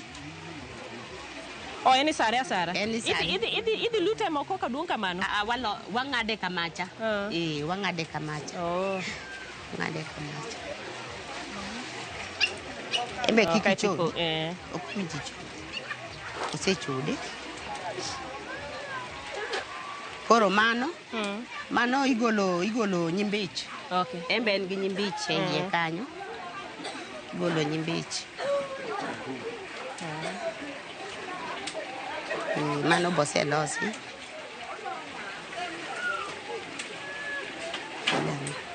Embe wanyalo gole te ama wanyalo miye line makaka nwa miyo mbuta cha. Embe miyore line e kamacha. Koro mano bigolo ga. Kagakla ne gino lahane nok cham. Koro mabe waseloso maber kama. Embe idnya wang'e inyalo gole te ama wanyalo miya line. Line makaka inyalo gole tede sufria. Koro ma mumi wasetieko. Kato koro ng'ado kamongo. Koro wachako gi kamongo. Ma iluongo ni kamongo. Embe wadwa lose.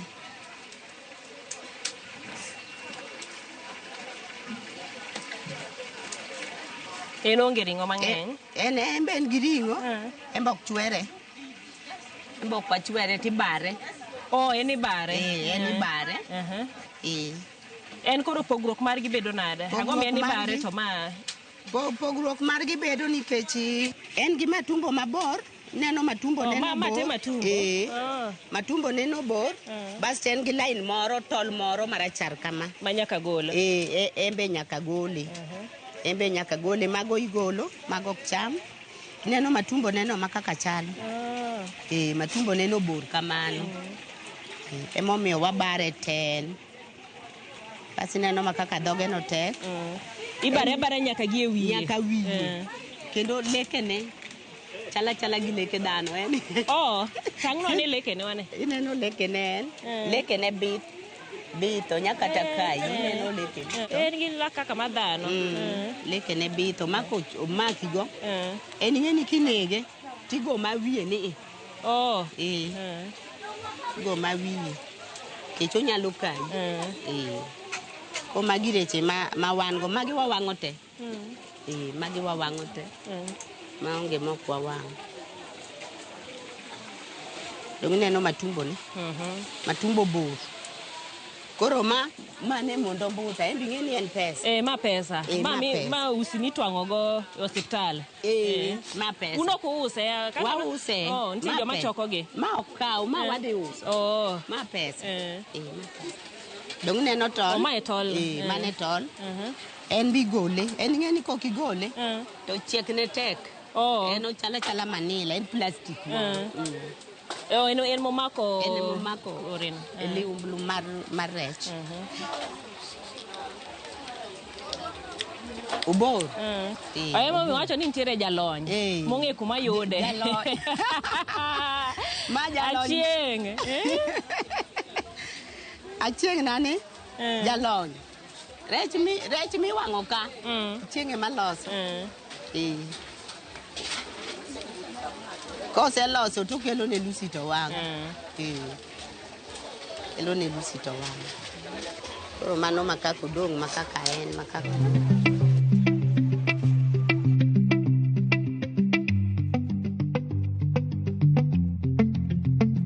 Koro wanyasare.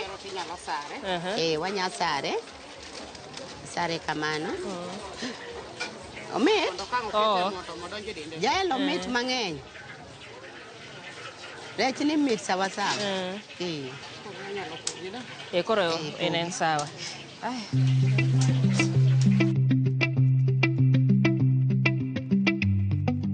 En kori poge. Poga. Ng'ade kamano. Mondo kik ng'ato bed blamed ni rech ne olany. Mak. Urito customer wire chonge. Ere wirea. Biere odhi kanye. Koro mondo mi warit customers. Ok wachod. Ise ni kaka wiye nyaka tu. Wiye nyaka tu. Ineno makako chalo. Aya, koro magi idhi luoki. Koro iluoko maler. Kose luoki, wang'i chaki mogi ko kilutemo koso wang'i ilutemo. Nyaka waket gima gichwe. Okay. Waluoko kwase luoko twaketi chwe. Jal rech wagi kata seche mag wase wang'e. Kuone mimanyo makata soda. Ichako mana hetho. Imadho gi nyaka gi soda. Imadho gi soda to kata chai. Imadho godo. Jal bise madho soda gi gini. Girech. Kamano. Se madho go. Podi. Dwa madho. Kawuono. Dwa madhe paya. Ito mang'ich moke fridge. Kok ing'eni karuni to liet. Liet. Wan watiyo gik mang'ich gi gine ma fresh ka. Koro wadwa iluoke ma properly. Iluoke ma iluongo ni tara. Iluoke. Iluoke. Neno kaka nyako ni lwete dhi piyo. Piyo. King'iyo koni tiduogo. Ok ing'eni customers be ng'eny ok ibudhe gimoro achiel. Ok ibudhi customers ng'eny. Ok ibudhi. Iketo kanyo mondo pige mang'eny go wuog matin.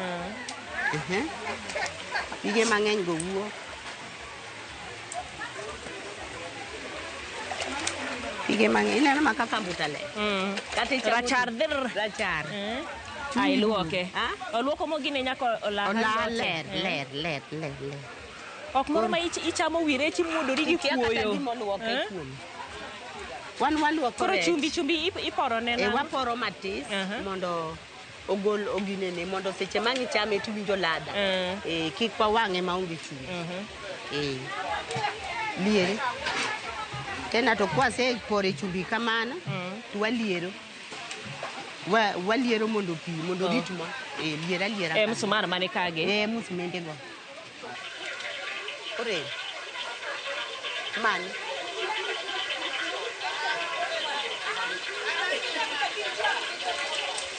Mano be wamoyo kamano.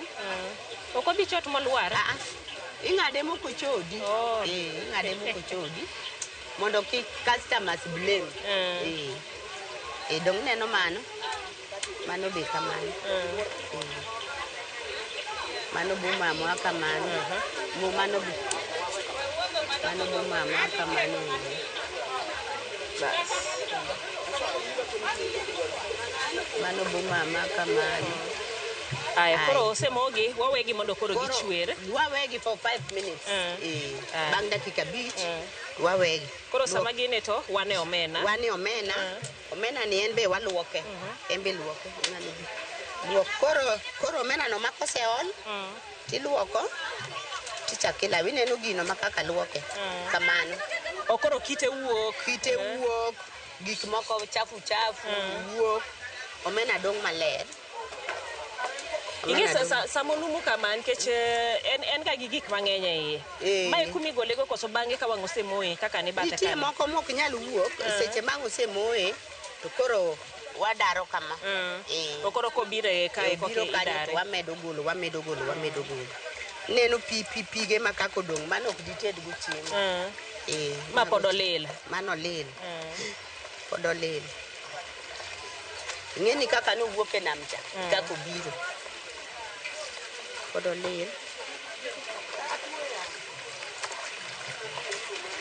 Omena ti jok chamo tuo jael. Wang'na. Mi omena. Sani ji chamo.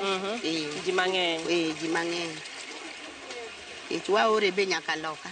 Omena mineno. Di nyaka loka. Ne medwo tete mo. Ng'ato ni Amerika to chamo omena molo kata jadala. Chamo. Kendo wawang'o gi mo ma fresh. Watiyo gi salad. Koro kanye makoro iwacho ni gipogore. Nitie mimoye mang'ich kamano. Seche mineni moye mang'ich kamano to idwa no yare. Yare kose yare to pi chwer. To omena were gi wadgi. Do neno makako moko ni. Koro omena were gi wadgi. To bet achiel. Koro ma midwa wang' kaka maroma koro idwa wang' iteremo. Idware motuo marom nade? For 1 hour. 1 hour. Koro macho serom. Mano koro winjo bedni kata ma. Winjo bedni koro ikete ma okete mit sawa. Okose were makoro en achiel. Odi wuok achiel. Koro ka ng'ama moye malose makoro golo gine kaka magi. Mago. Ema igole were. Emigole were. Fulu gini be. Koro fulu.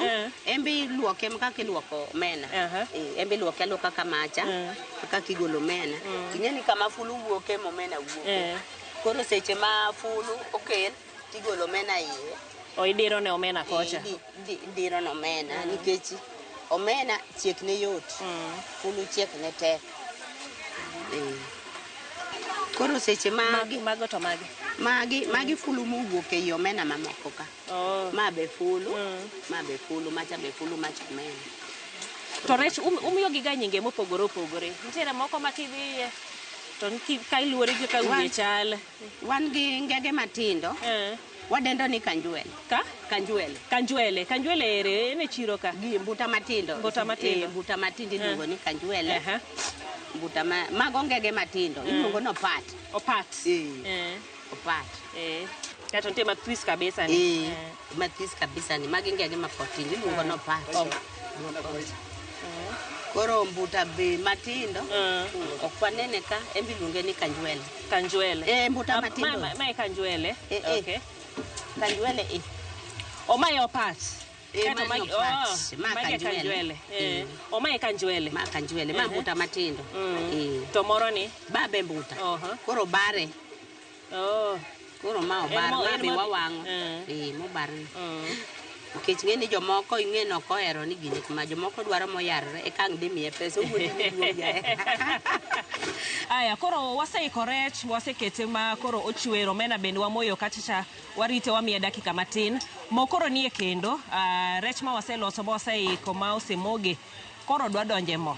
Madhi wacho ni mo maliet. Mo maliet pod ochiek, we mondo ochiegi. Pod ochiek. Wow, ochiegi. Kuodhna gimoro. Jomoko wacho ga ni uweng'o gi mo transformer. Apana. Jogo rach. Wan waweng'o keto no hala. Ne salad no ler. Koro wadwa no chiegi to kosechiek to wachako gi mbuta. Nang'o? Mbuta wachako go nikech magi chiek gi tek. Gibudho e mo. Gibudho e mo molo mbuta. Koro waketo mbuta. Chako chiek. Iketo gi rieko jana. Ay, mono liet.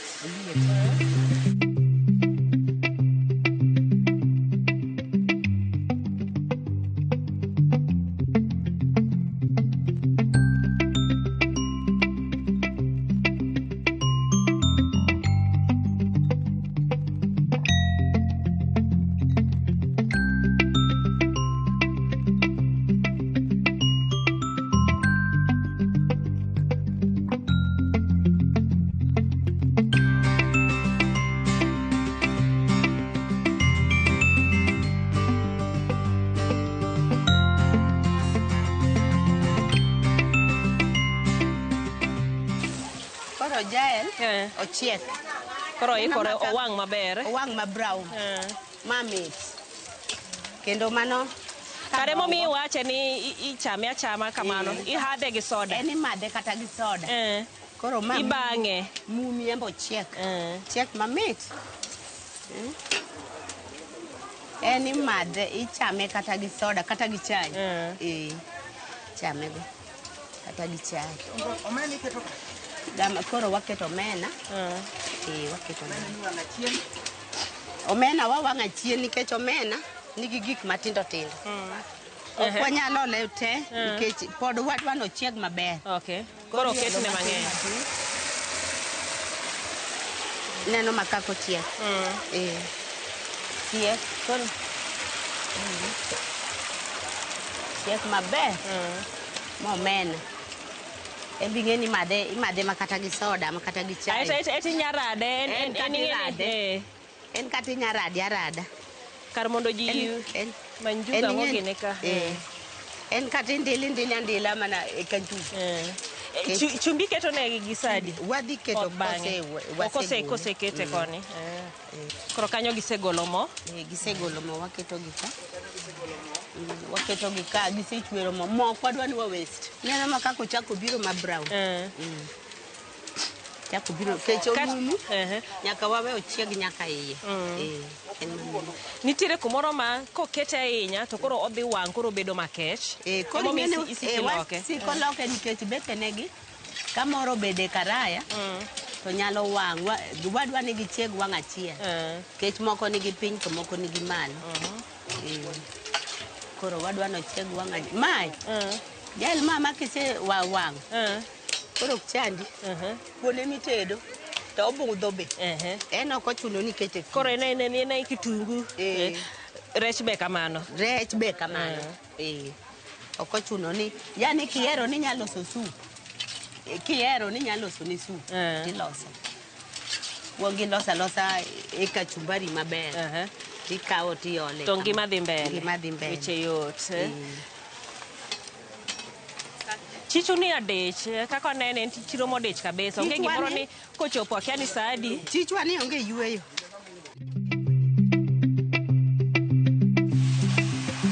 Koro manyiso ni ochiek. Ok wadwa no twa ahinya. Nikech motwa ahinya ber ach. Ok wadwa no twa ahinya. Wadwa no bet maka be pod omedo bed. Pod omedo. Kaka imetede boko bed gima tedore ahinya.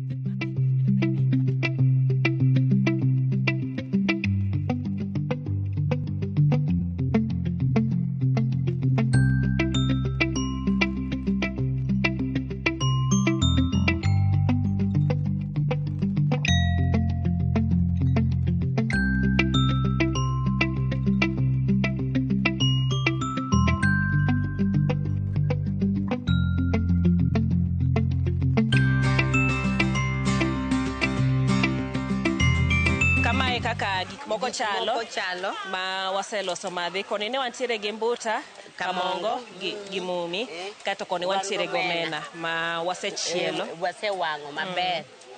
Koro magi oromo chiemo wachama chama. Aya, mana kaka iwacho, kisedonje chiro kendi, en chiro ma iyiero kaka idwaro, chiemo no midwaro ma itiyo godo. Kako wacho ni gigi chopo nyaka loka. Ikore ma be loka. Kaka mae, chieko kata dwe achiel. Ko wang'e maber. Waneno nyaka process molose godo, kaka luoke momoye motwo. Makoro inya chame kama inya rade, kaka warade ni. Kidwaro bede chielne soup moro, mondo chame go. Mae wacho ni gi soda. Kata gi soda. Nyalo donjo kode maber. Kamano inyalo Mama Lucy, inyalo mana miyo wach ni gik kaka ng'ato nyalo yudi gik makamago. Awacho ni kudwara tane Paya Beach ka wawang'o rech. Koro ng'ata ma nyalo dwaro wang'o rech kata omena kata fulu manigi welo. Bira Paya ka to yuda. An iluonga ni Lucy Akinyi.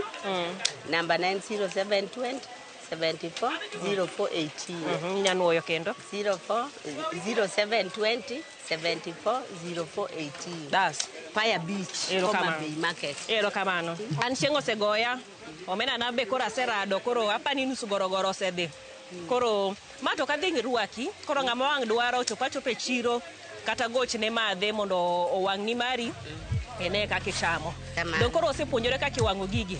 Koro ng'iyane kaka iloso soup mari. Nyako odiochieng' machielo, chieno machielo matedo gi chiemo. Nyinga Jailieta.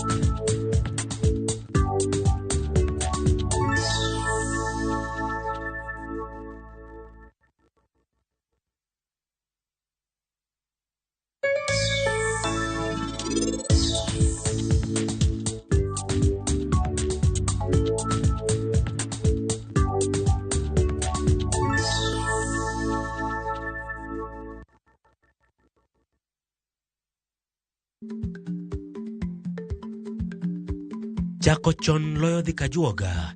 Ma tiende ni bedo gi ikruok momondo, geng'o masiche kod midhiero mang'eny mabiro e ngima dhano.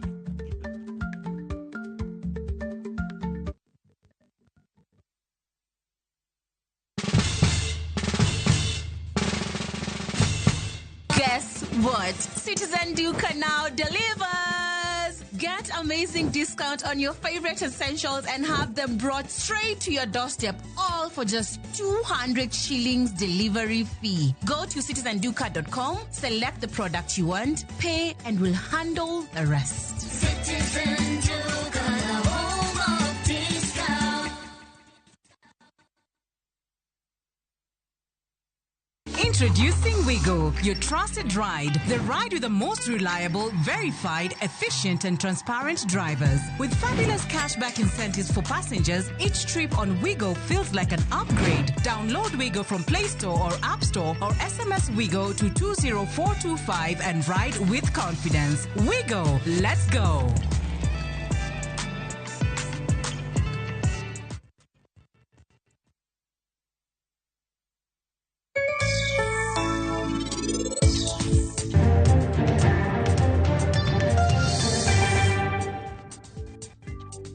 Midhiero mantie maduong' en mar market, chiro. Maki make breakthrough chiro, tionge tabu.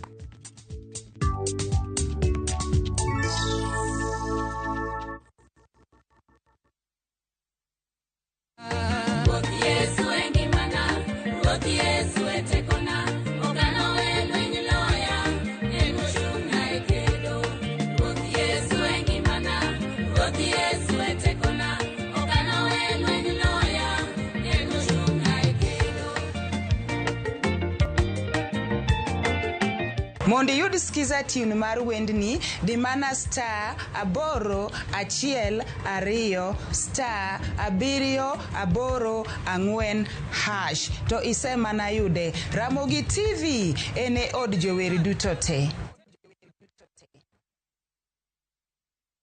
Have you figured out a vacation plan for the kids for the August school holiday? Treat them to an unforgettable 2-night bush safari with View Travel, where adventure meets family bonding. Head to the legendary Masai Mara from just 19,450 Kenya shillings in a van or 23,000 Kenya shillings in a Land Cruiser. Or go wild in Samburu, 2 nights from just 37,100 Kenya shillings in a Land Cruiser. Our Samburu departures are fixed for 8th to 10th and 29th to 31st August. All packages include accommodation, meals, game drives, and endless memories. Changamka, slots are filling fast. Book now and pay in installments with our Lipa Pole Pole plan. Visit viewtravel.com or call 0703 254 254. View Travel. Dream, explore, discover.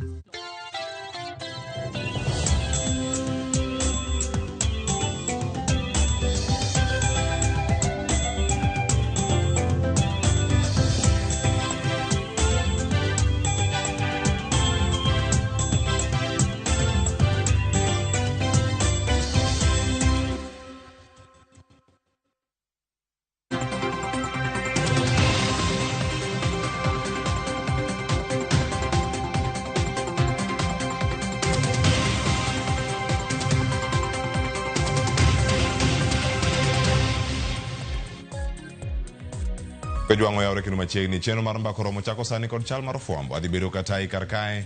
Nyinga Cleophas Oluoch, jakisumo kanya kwar mukeo nyaka chisango machiegni. Wachako ka kur weche manyien bende nya kwara muge joma madhi bedo kaka loso weche manyien mag migago kagi kacha ng'ich welo kod mano maro imore kawuono chieng' tich adek. Ka wantiere kodi kachiel kachiel. Wachako kod magi nya kwara muge joma bende nitiere kar ka warango ni riwruok mago mag jochiw thieth, mago mag nurses, mago mayudore e kaunti ma Homa Bay odiochieng' ma kawuono dhi bedo kod romo mano bang' ndalo abiriyo mane gichiwo motelo ne ng'anyo margi rumo. Mano chiw kanyo ayanga kalore kod wach mabende Ali Abich luonwa kar kacha kawuono gidhi bedo kacha ka gitwak mago jo Kenya National Union of Nurses Homa Bay branch gidhi bedo kanyo ka gitwak kod jogo ma gin jotend county ma Homa Bay. Wamedo luoni mano chal mar thieth e county ma Homa Bay.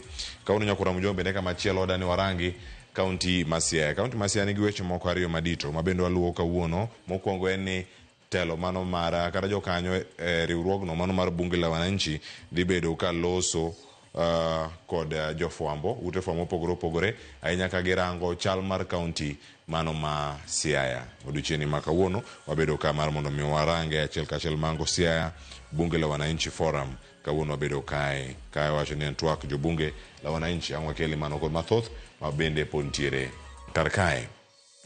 Kama chelo bende nyakura mojwang' Georgia oko kanie kaunti ma Mombasa lerno kar kae ni nitiere nok mar arita alwora ma Kongowea e kaunti ma Mombasa kama wacho kanyo ni nitiere miyo moro ma jaohala ma ochiel gi magina ma owito ngimane kod jogo mapok oyang'e ni gin jok mage weekend mano giko dira mokalo. Mane nonro mabende bedo kae ka oluwo kendo mano dhi loso weche manyien odiochieng' ma kawuono wabedo kod ng'eyo ni chal mar arita kwe kaunti ma Mombasa alwora ma Kongowea to chal nade mano Georgia oko dhi bedo ka miyo lipodno e yo makare.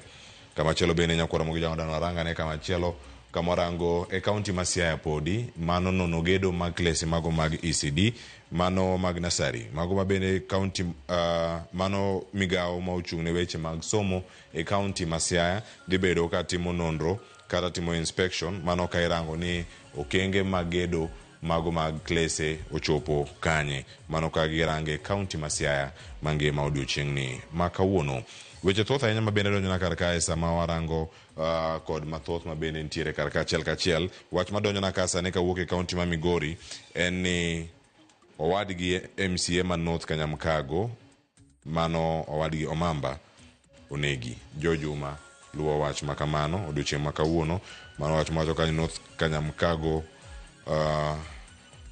MCA mano owadgi MCA ma North Kanyamkago ward onegi piny murugo do kawuono Koso sani ang wabed kod mathoth ka bende ang watudre kod George Juma e kinde mabiro ka mondo miyo waler mathoth kotenore kod mano. Mos ne wede anyuola kod osiepe kuom wito wuodgi. Kama chelo bende nyakwara mogo jong'eni maluwo matimore e counties mopogore opogore wadhi bedo kae ka warange achiel ka achiel mar mondo mi wakoni ni chenrogi to gin mage mabiro ni kawuok e counties madongo kod bombe madongo kod matindo mabendo bedo kae mondo mi wakoni madhi loso weche manyien odiochieng'ni. Ka wayudogi ang' wabed kodgi ka achiel. Mane makela giko mar chal mar fwambo tudri kod twak mabiro mwadarango aguch NGCDF ka warango maling'ling mane iye budget ka diponi ong'adi momedi gero chal nade to chike makoro gintiere godo paro mar kete katiba mapacho kae jod bura nosepuodhe gidhi chalo nade e kinde mabiro ka diponi chope Senate wadhi neno ka jo Senate bende dhi kale koso dhi bedo e yo machal nade ikete mana kar ka duoko twak makama antiere ka kod welo ariyo jod bura manyando Jared Okelo kaachiel koda ka jatatije ka County Governance Watch Kevin Osido mabende osedonjo studio kar ka aduoko kodgi bang'yo makaw sani kik idhi mabor.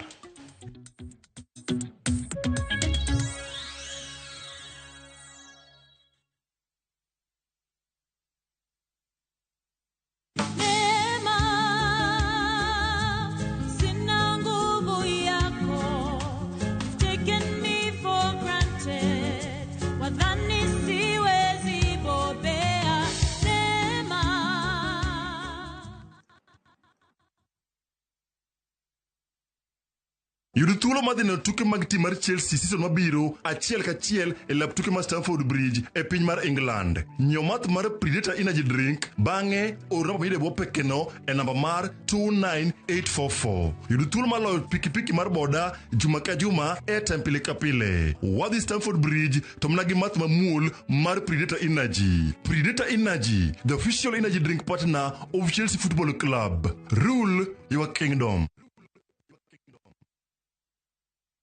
Introducing Wigo, your trusted ride. The ride with the most reliable, verified, efficient and transparent drivers. With fabulous cashback incentives for passengers, each trip on Wigo feels like an upgrade. Download Wigo from Play Store or App Store or SMS Wigo to 20425 and ride with confidence. Wigo, let's go.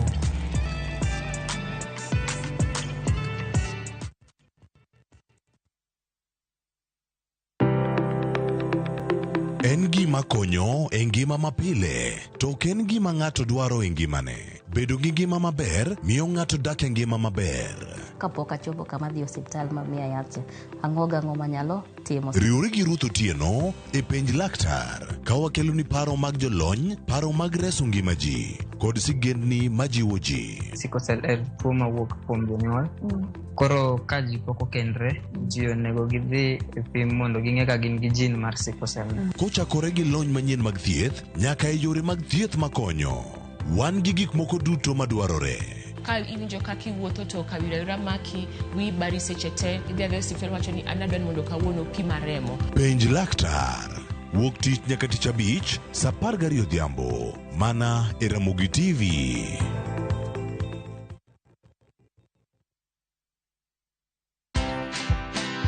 I always tell people, guys, it's just advertising.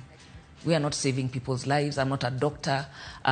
It's never that serious. I have been known to kick people out of the office in the night. I'm like, please, I don't want to see so many people working late every day. And it's something that I hope many young people can learn because they are in a hurry to grow. They're in a hurry to push themselves for, to be successful in 1.5 minutes. That is not the way the world works. And sometimes if you're not resting, you don't give yourself the best of yourself to anybody or to anything. Watch this story and more. Download the Citizen Digital app or visit www.citizendigital.com and find the Citizen Originals portal. Kenya's #1 app, Citizen Digital.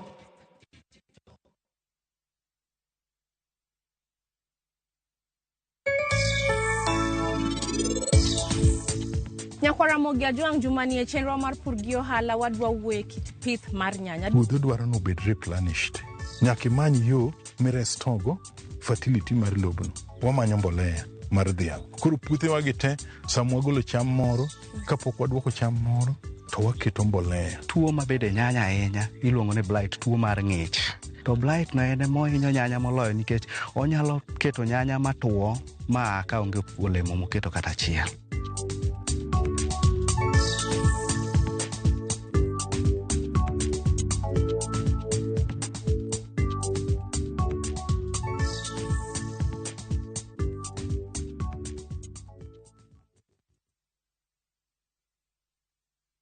The August school holidays are the perfect time to unwind, relax, and enjoy Kenya's stunning coast with View Travels Getaways. Stay in Mombasa on a full board basis from just 28,750 Kenya shillings via SGR or 44,350 Kenya shillings when flying. Escape to Malindi Watamu from 35,000 Kenya shillings via SGR or 45,000 Kenya shillings by flight. Bask in the Diani Ocean Breeze from 66,300 Kenya shillings via SGR or 49,300 Kenya shillings by flight. All packages are per person sharing and are inclusive of return hotel transfers. Book now and pay in installments with View Travel's Lipa Pole Pole option. Call 0703 254 254 or visit viewtravel.com. View Travel. Dream. Explore. Discover.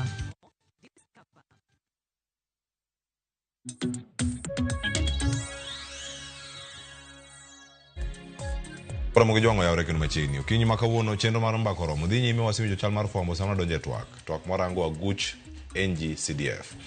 Nyakore mogi jwang dobed gimoro ma oganda moko de wach ni jod bura none ka ni kumoro achiel e twech achiel gibiro kanya achiel kendo gikadho paro mano mar chik maketo loko chik no ahinya mano mar NG-CDF kendo kete chike ma pacho kae ne gichopo od bura karomgi ne gigoyo ombulu duto nyaka jogo mane onge notiyo nyaka gilony nyasani e go ombulu ka gitieko to nokadhe kendo gichome achiel kachiel nyaka od bura mar Senate kama kore winje kacha ne odhi chomo kure kama gintiere kanya kora moge jwango oganda mathoth osebedo ka golo paro kendo kawuono wan gi thuolo mano mar twak ewi paro mar chikni mano ma kadiponi okadho mopuodhi to dhi chalo nade kod jod bura kod jogo ma osebedo ka ogeno ahinya kuom NG-CDF.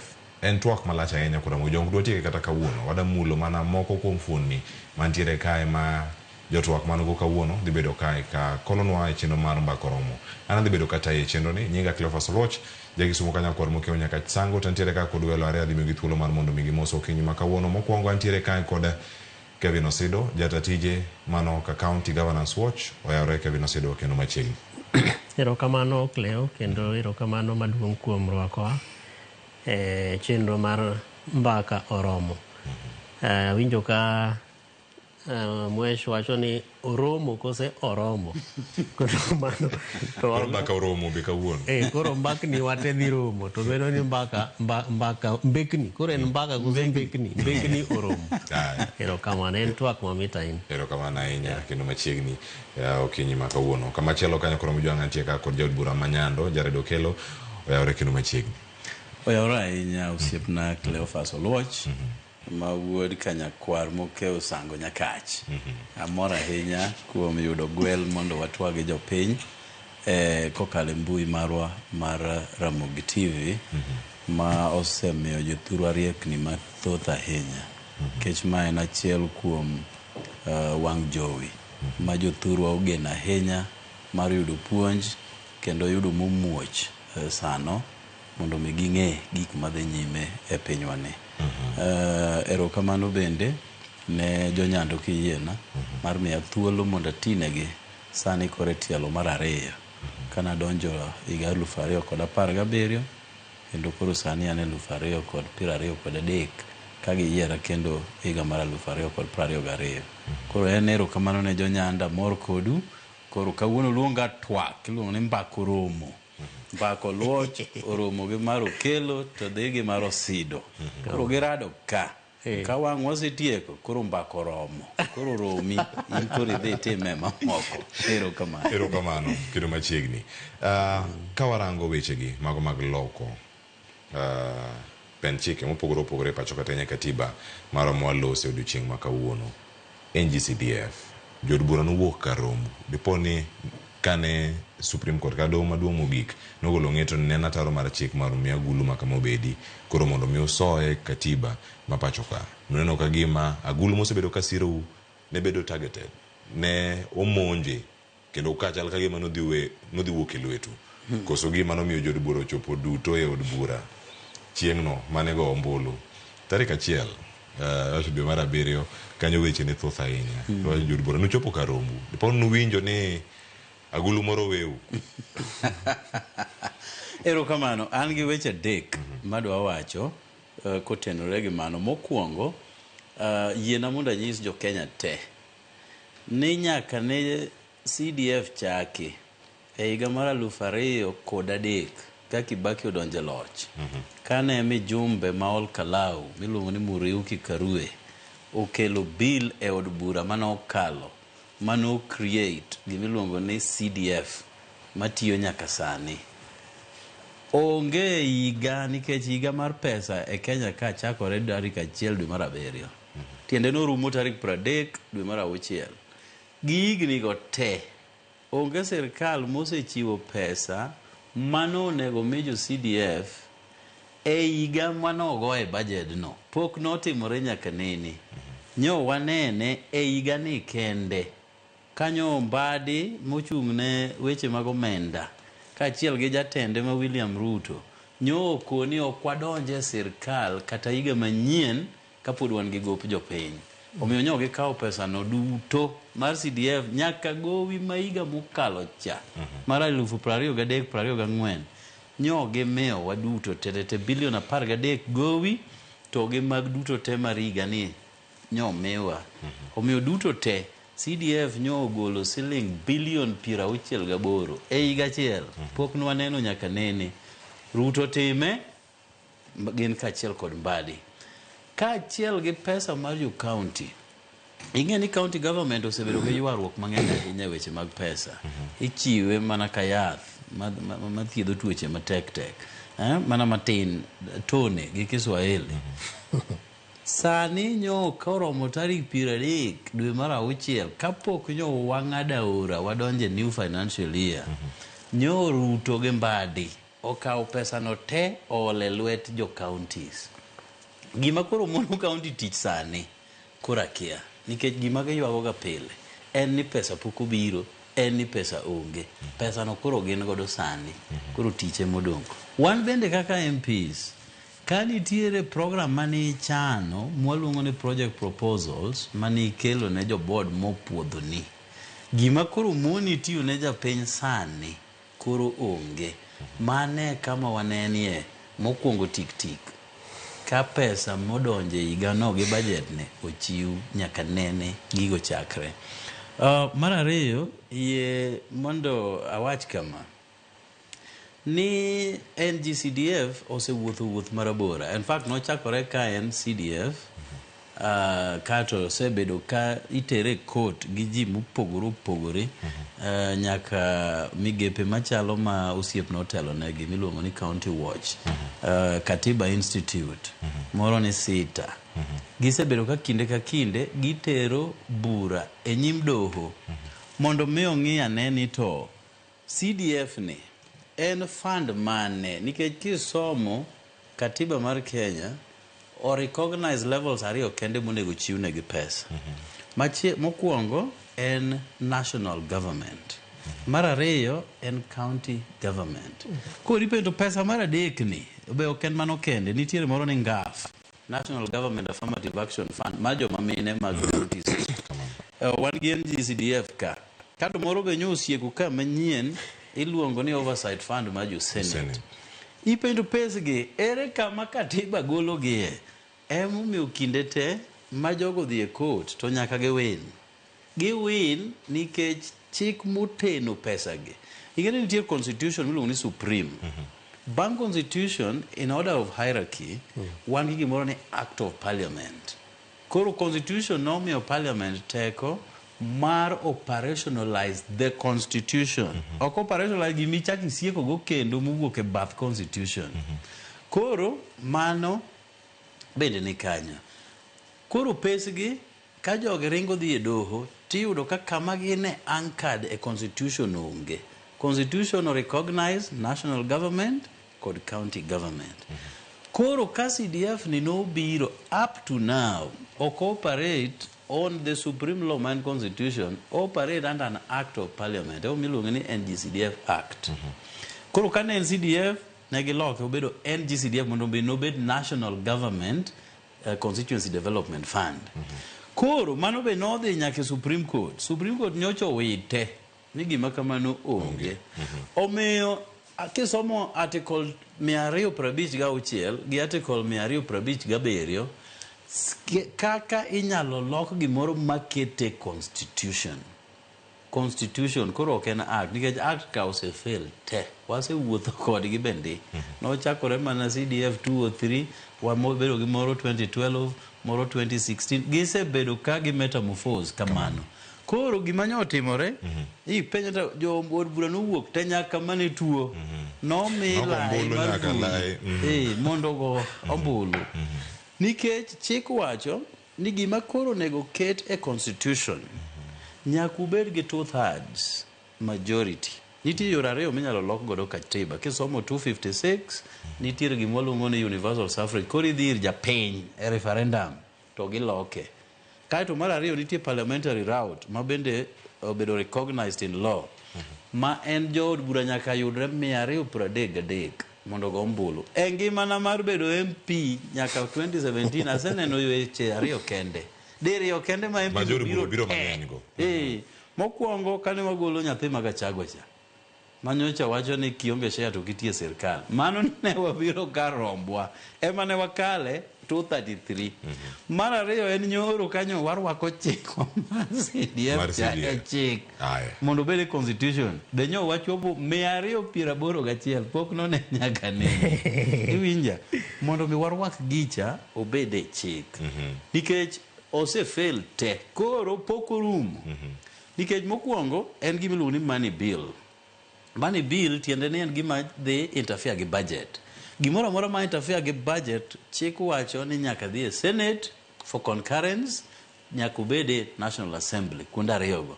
Senate ema koro dhiye mondo wadhi wang'e ne ka gidhi kalo nwago gi numbers.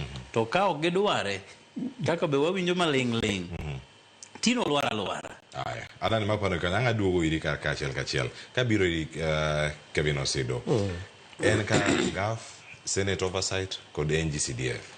Kama gintiere ka duto. Bene woni ka gidonjo. Line moro matin mantiere e kind loso chike, wacho legislative role kod mano mag executive mag telo ma pacho kae. Depon line ni nyalo bed ka iruche. Koso dhi bedo ko chal nade nikech kanye penjo maduong' mosebedo ni kanye ma ondike tija od bura nyonego bed ni omake pesa. Kata ko chwalo weche gi mag omenda e kor gwenge. Rokamano Cleophas. Mano en penjo maber ahinya. To en penjo ma anyalo duoke e yore ariyo. Mokwongo en yo mabuluongo ni political. To mar ariyo en gima buluongo ni technical. Koro political en nikech kisomo chik mar CDF machon gi NGCDF to okine kama jaod bura ni donje. Masa moro wa bende wapenjore ni to ang'ono momiyo jood bura gi omako gini malich kama. Dang' obed nikech nyinge ma en Constituency Development Fund. Kose dang' bed ni nitiere interests moko ma iluongo gi dongere ni conflict of interest ma jabura nyalo bedo godo. To king'iyo cases mosedhi e doho ma mheshimiwa wachogi, ng'enyne mano ema kama iyude strength of the case kata of the petition. Ni jaod bura ni ento role mare e fund ni en ang'o, nikech kaki wacha dieri katiba marwa ok no envision ni jaod bura dhi engage gi weche mag omenda e mechanism minyalo luong ni implementation. Ni koro bende ong'iyo kaka pesa gi tiyo e yo mobende otudre gi pesa gi. Ting'e ni chon jo od bura ne wuotho ga nyaka gi checkbook ma kodhi kata liel kamoro to wacho ni udwaro skul ka to segolo checkbook osendiko. Mago all the reviews manotim ne chik ma walose wiye ni nogolo oko. Manyiso ni kama walose ni onge kama jaod bura donje makila gimoro mar ariyo ma en the technical aspect of implementing the fund. Gimomiyo ng'eny ne samoro waneno ni lwet jabura pod nitie kae en nikech king'iyo kata committees miketo kacha ni jaod bura ema propose names for a management committee obed of this particular committee members. Omiyo mano emomiyo king'iyo amendment manokel gi jaod bura mamarwa Mheshimiwa Dr.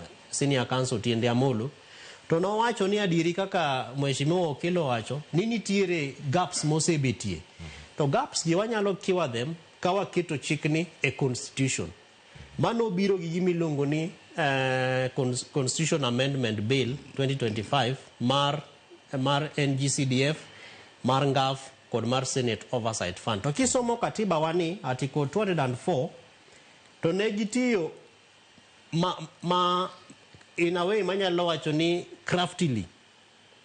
Nikech kori nyalo penjeri ni to interest mar jabura e CDF enango. Enango no momiyo pesinigi. Enango momiyo jabura MP podwa ni mondo bed involved in implementation process. Nikech kata kaka ne otim amendment of article 204 ma largely engage on matters of equalization fund to gi wacho ni chik magi keto ilongo ni article 204A, article 204B, then article 204C. Manyiso ni A and not touch on NGCDF, B and not touch on NGAF, then C and not touch on Senate Oversight Fund. To kata pod king'iyo chike mabende siro chik mar NGCDF no, to pod luet mjumbe okwane kama donje. Omiyo part of the concerns maja piny dware ni mondo bed godo en ni to. Ere kaka wanyalo jiwo duondwa mar mondo weche mag CDF gi obed ma address the interest of not the political class but gibed ma address the interest of the citizen. To katieko Cleo en ni be king'iyo weche mag counties bende nitiere concerns mose bed kipenjo. To mano bende is keyword through gimane Mheshimiwa wacho ni wan gi two levels of government, my national government and county governments. But beyond that, katiba marwa in schedule 4 omiwa gimilongo ni functions of national government and also county government. So king'iyo kisomo chik mane Mheshimiwa Otiende oketo mar amendment to ne gi address gitemo address ni pesa ma walose wigi gidhi mana tiyo tich moripo bedni national government tiyo a constituency but not the county government. Manyiso ni for example weche mag infrastructure, weche mag security kech mago are not devolved, gi weche moko kaka koro wanyalo wacho ni mag environment and disaster and concerns emergencies machalo kamago. Omiyo mago e making'iyo schedule 4 mar katiba marwa to wajumbe wacho ni pesa ma wadwa ni mondo wa appropriate gi they address those kind of functions. Kamano. Rokamana inya. Mheshimiwa Jared, ntiere jotelo mosewuok oko mosekete lela ni ginto gikwedo weche mag NGCDF kendo wacho nomera ne ber kata gichwalo ni county utingo Attorney General machon mabende speaker machon mar od bura JB Muturi Raila Odinga osegolo duonde wach machalo kod mae jod bura dhiro gini for public good ber mar jopiny koso mar mondo gidong influence margi kata teko ewi agulu ni mar NGCDF e kuonde ma gichungi. What first things first. Wan yiero gi jopiny. Ka wabiro ka to wachwalo duonde japiny. Mane mume waluongo ni representation. Loko chike gi loso chike ma waluongo ni legislation cha enotin. Oversight mar kaka government bende tiyo gi pesa. Wan ka wane od bura kacha kaka ot mantiere wan dhano 349. Tiende ni dhano 290 ka an moyier gombulu ma represent constituencies. Wan gi mine 47 ma represent counties. Wan mogi ni county MPs. Kaito wan ga 12 mogwel. Koro wan 349. ng'ato ka ng'ato nitiere interest mo represent kacha kaka wan kwadhe wawacho gi japiny sama wa represent the people nyaka bende wang'e kuma wawuokie osiepna Oluoch kane kinde kacha kapok wabedo kod CDF ne wan gi gimoro niluongo ni District Focus for Rural Development. District Focus for Rural Development ne en komiti moro mabedo chair gi DC. Koro ka ji osebedo piny to ndiko gik magidwaro e gweng'gi no. Kata ka en osiptal, kata lonade, kata ka en pi, weche mag pur, tikawo kwa moa piny Okuyu ni kan gol. To mama kanyo ma Sugoi eketi. To mama Bosia mano thurgi Mudi Awuori mano ng'ata keti. To mowuok Vihiga mano thurgi Mudavadi ni keti. Iwinja. Tiende ne ya ma e pesa mano kuongo bet. Ma ji te yude makati ng'e wero Moi, kati ng'e pako Kibaki, kati ng'e pako ng'amanade. Iyude marom. Kati pinge, kati pake. Omiyo ndamo mwase goyo. Kawa golo pesa mo concentrate malo kwa olo piny. En ndamo ma ok wanyal yie. No chako dog chien. Nini kech jomoko siko dhi e court. To sama gidhi e court no ok gipenjre. Katiba mar Kenya wacho niya atamalo 15 mar pes Kenya dhi ne county. Poko wach kaka dhi loke ni koro dhi wuok mar CDF ma 2.5% ni koro dhi e county. Poko lerwa. Poko wawinjo kako dhi timore. Ka nitie kaka inyalo nyiswa ni chik bende ichak idhi loki tokeno mondo 2.5% ma wuok e national government koro dhi ne jo county ka. Koro county dhi bedo gi pesa ma nyalo loso mondo mi wane kaka itime. To kata ka walo ato kane gima county osetimo malong'o madanga wache ni ma project ma county otimo tiyo kata Kisumu miwuoke. Mheshimiwa. Oyo Mwachi ni county obiro ji winjo maber. Ji mano to dia. Ji winjo. To magi ji maber uchung'. Ero ji winjo maber. To kapar kan ikelo gi ne ji winjo maber. A click. Mheshimiwa.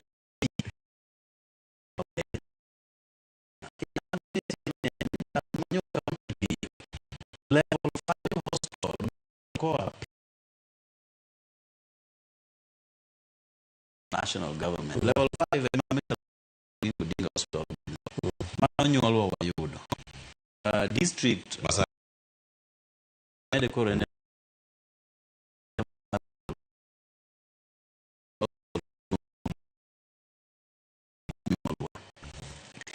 Nisa county mose tiyo gi billions ge kamogera ina gima kamano. Nikech mano ne en tij counties. Nisa county mose miyo jopiny pi higni 12 gi billions magiyudo ka. Nisa county mose loso nursery, ng'eni weche mag nursery classrooms ka. ECD no dhi ne counties. Pod nyithindo ni e udi mag debe higni gi te. Banka counties koro osebedo ka kod higni 12. Kiwuotho e skul mora kata kimiyo wang'i tibiro neno mana gige CDF only ma CDF osetimo. Kaka kiny ni convince ani kumayo Ruto 2.5% ni to Ruto koro dhi kawo pesa ni medo ne jo county. Osiepna udhi bedo amen maduong' ahinya. Gima wawacho wa recognize ni nitiere 2 levels adier kaka constitution owache ma national government to kod county government. Kaka national government dhi pogo mwandu ne nikech national government ene makoro poge ni anto mana nyase dongi 85% Nairobi. Ruto wacho we 2.5% ni odhi ne japiny kokalo e constituencies. Iwinjo okinyal wacho ni gichagi create a new fund. En mana national government decentralize pesa ne manyo dong godo 85%. Okinyal tamo Ruto kako dwa tiyo gi pesa ne. To Ruto no bose yie ni chikno emukete constitution mondo an bende umiya tich mayot mar tero pesa piny ne japiny madware. Ok wabidwaro ni ji duogo State House kaka ne time chon ni idwago chongi ne Ruto nikech koro unuonge pesa mora mar loso classrooms uonge pesa mar loso laboratory, ionge kaka chiel sikunde, ionge kaka chul ne nyithindo fees mwaluongo ni bursary. Jomoko kuomwa ka, to moloyo de Gen Zs masanege, kade onge bursary ma constituencies golo, nyithindo go dino kotiko school. Nitie beneficiaries mang'eny mag bursary, mag CDF. Kimayo gi pesa cha, makoro nyithindo dhiwe sikul, ok dhiga laboratories, national government administrative units bende, ngao, machalo office chief, office assistant chief, police stations, gema moko. Ng'ama biro gerogi ni rito pesa moa Nairobi, nikech Ruto ng'eyo ni nitiere Nyang'ande police post monego ger. Nyang'ande e Nyando, Ruto ng'eyo Nairobi ka. Ane ma akuro, ane ma ng'eyo, ane ma komea CDF cha. Mabe wan lwetwa kaka CDF, kaka MPs, lwetwa orumo e oversight. Ineno oversight role cha. Kidhiyo kata mana composition mar committees mag constituency development funds go, onge MP kata chiel. Emane osiepna ni ne wacho, jaduong' Osedo, ni chon kano ochakore, ne nitie a bit of disorder. MP e kotine kanyo, ne gichek mar constituency. Ma kodhi kamoro ero kamine miel malongo. Ero kodi ma women group mane? Ni Nyando, women group. Bika. Osemiyogi 50,000. Unkoro udhigo cash, nikech ene mane en wuon pesa no. Teko no nomagi, nikech obedo abused bende. Omiyo nitiere a well recognized and gazetted committee mar ran pesa cha. MP onge role ne kanyo kata chiel, mana oversight. Tiende niya, ka nitiere pesa manoor no dhi oger Nyang'ande kata Nyamware primary school, en tija mondo follow up ni to bende negi miyo contractor malongo, bende tijno otimore e standard madwarore. Mane kama tij MP orumo. Oonge role mora mora kaka pesa no tiyo. Counties ang'eno ndiko ji jogo ng'eny saidi. Miyudo ka gi present budgets gi, tiyudo ka pesa matiyo mwalone recurrent expenditure, modhi korka operations, to ene salaries, to ene allowances, to ene travels. Kendo koro ng'eny malo pes development. Pes development mag counties kama dong' tin ahinya. Nikech interest mag ji bende ng'eny, to ghost workers bende lich. Tiende niya, ok ni gin ghost ni ok ong'egi. Jotije ma Nyawawa. Gina jo Sangwenya ka. Nyawawa go. Sangwenya. Ok di yud ne role mado tim e office. Nikech role ne onge. To allowance moro be nyaka miye. Nikech samoro ka governor odhi kamoro, to yudo yawuoyi moko maringe bathe ka. Maka ok tine county. To nitie gima giyudo dwe ka dwe. Omi iluongo ni ghost. Nikech ineno gi mana ka governor obiro kende. Koro pes counties gi, ka ok augment gi mar CDF ni, to development dhi derail. Erokamano. Kevin Osedo, gima Mheshimiwa Jared Okello wacho kar kae, DP meyo machal nade kirango ni NGCDF, oganda moko nyalo bedo kawache ni dipo ni gi bypass county government, kata gitemo onenre ka gima odhi bedo amen e kind sirkal mamalo kod mano mag counties. Kama entiere kar ka, nikech onego bed ni rango ni devolution bedo strengthen. Ka yor ni mantiere to jotelo moko pare ni mae gimoro monego bed ni timo. Depo ni amen ma kama odhi neno korumo, koso pod odhi medo yware mathoth. Ka dipo ni senator odagi, kama okang' ni osechope. Ka senator ochopo kata motwak wiye. Injo ka jagoro wacho kanya ni maliekore. Ni ka dipo ni okwede. NGCDF mosebedo koganda mathoth bende ntiere go kata karito, kata ka konyogi. Gidhi bedo ka girangamo. Cleophas, amen to pod dhi bete. Nikech to kata amen no be ka ing'iye, to chalo ka gima advocacy kata negotiations ma wajumbe timo nyalo konyo gi matin. Nikech pesa ma walose wiye ni, ng'eni gikete ei 3-in-1. Nikech iye kacha, ging'e ni women reps bende dhigo kura. Ngaf mar gini kacha. Iye kacha bende, sani wach mar chik mar NGCDF ni osechope Senate. Senators dhigo kura.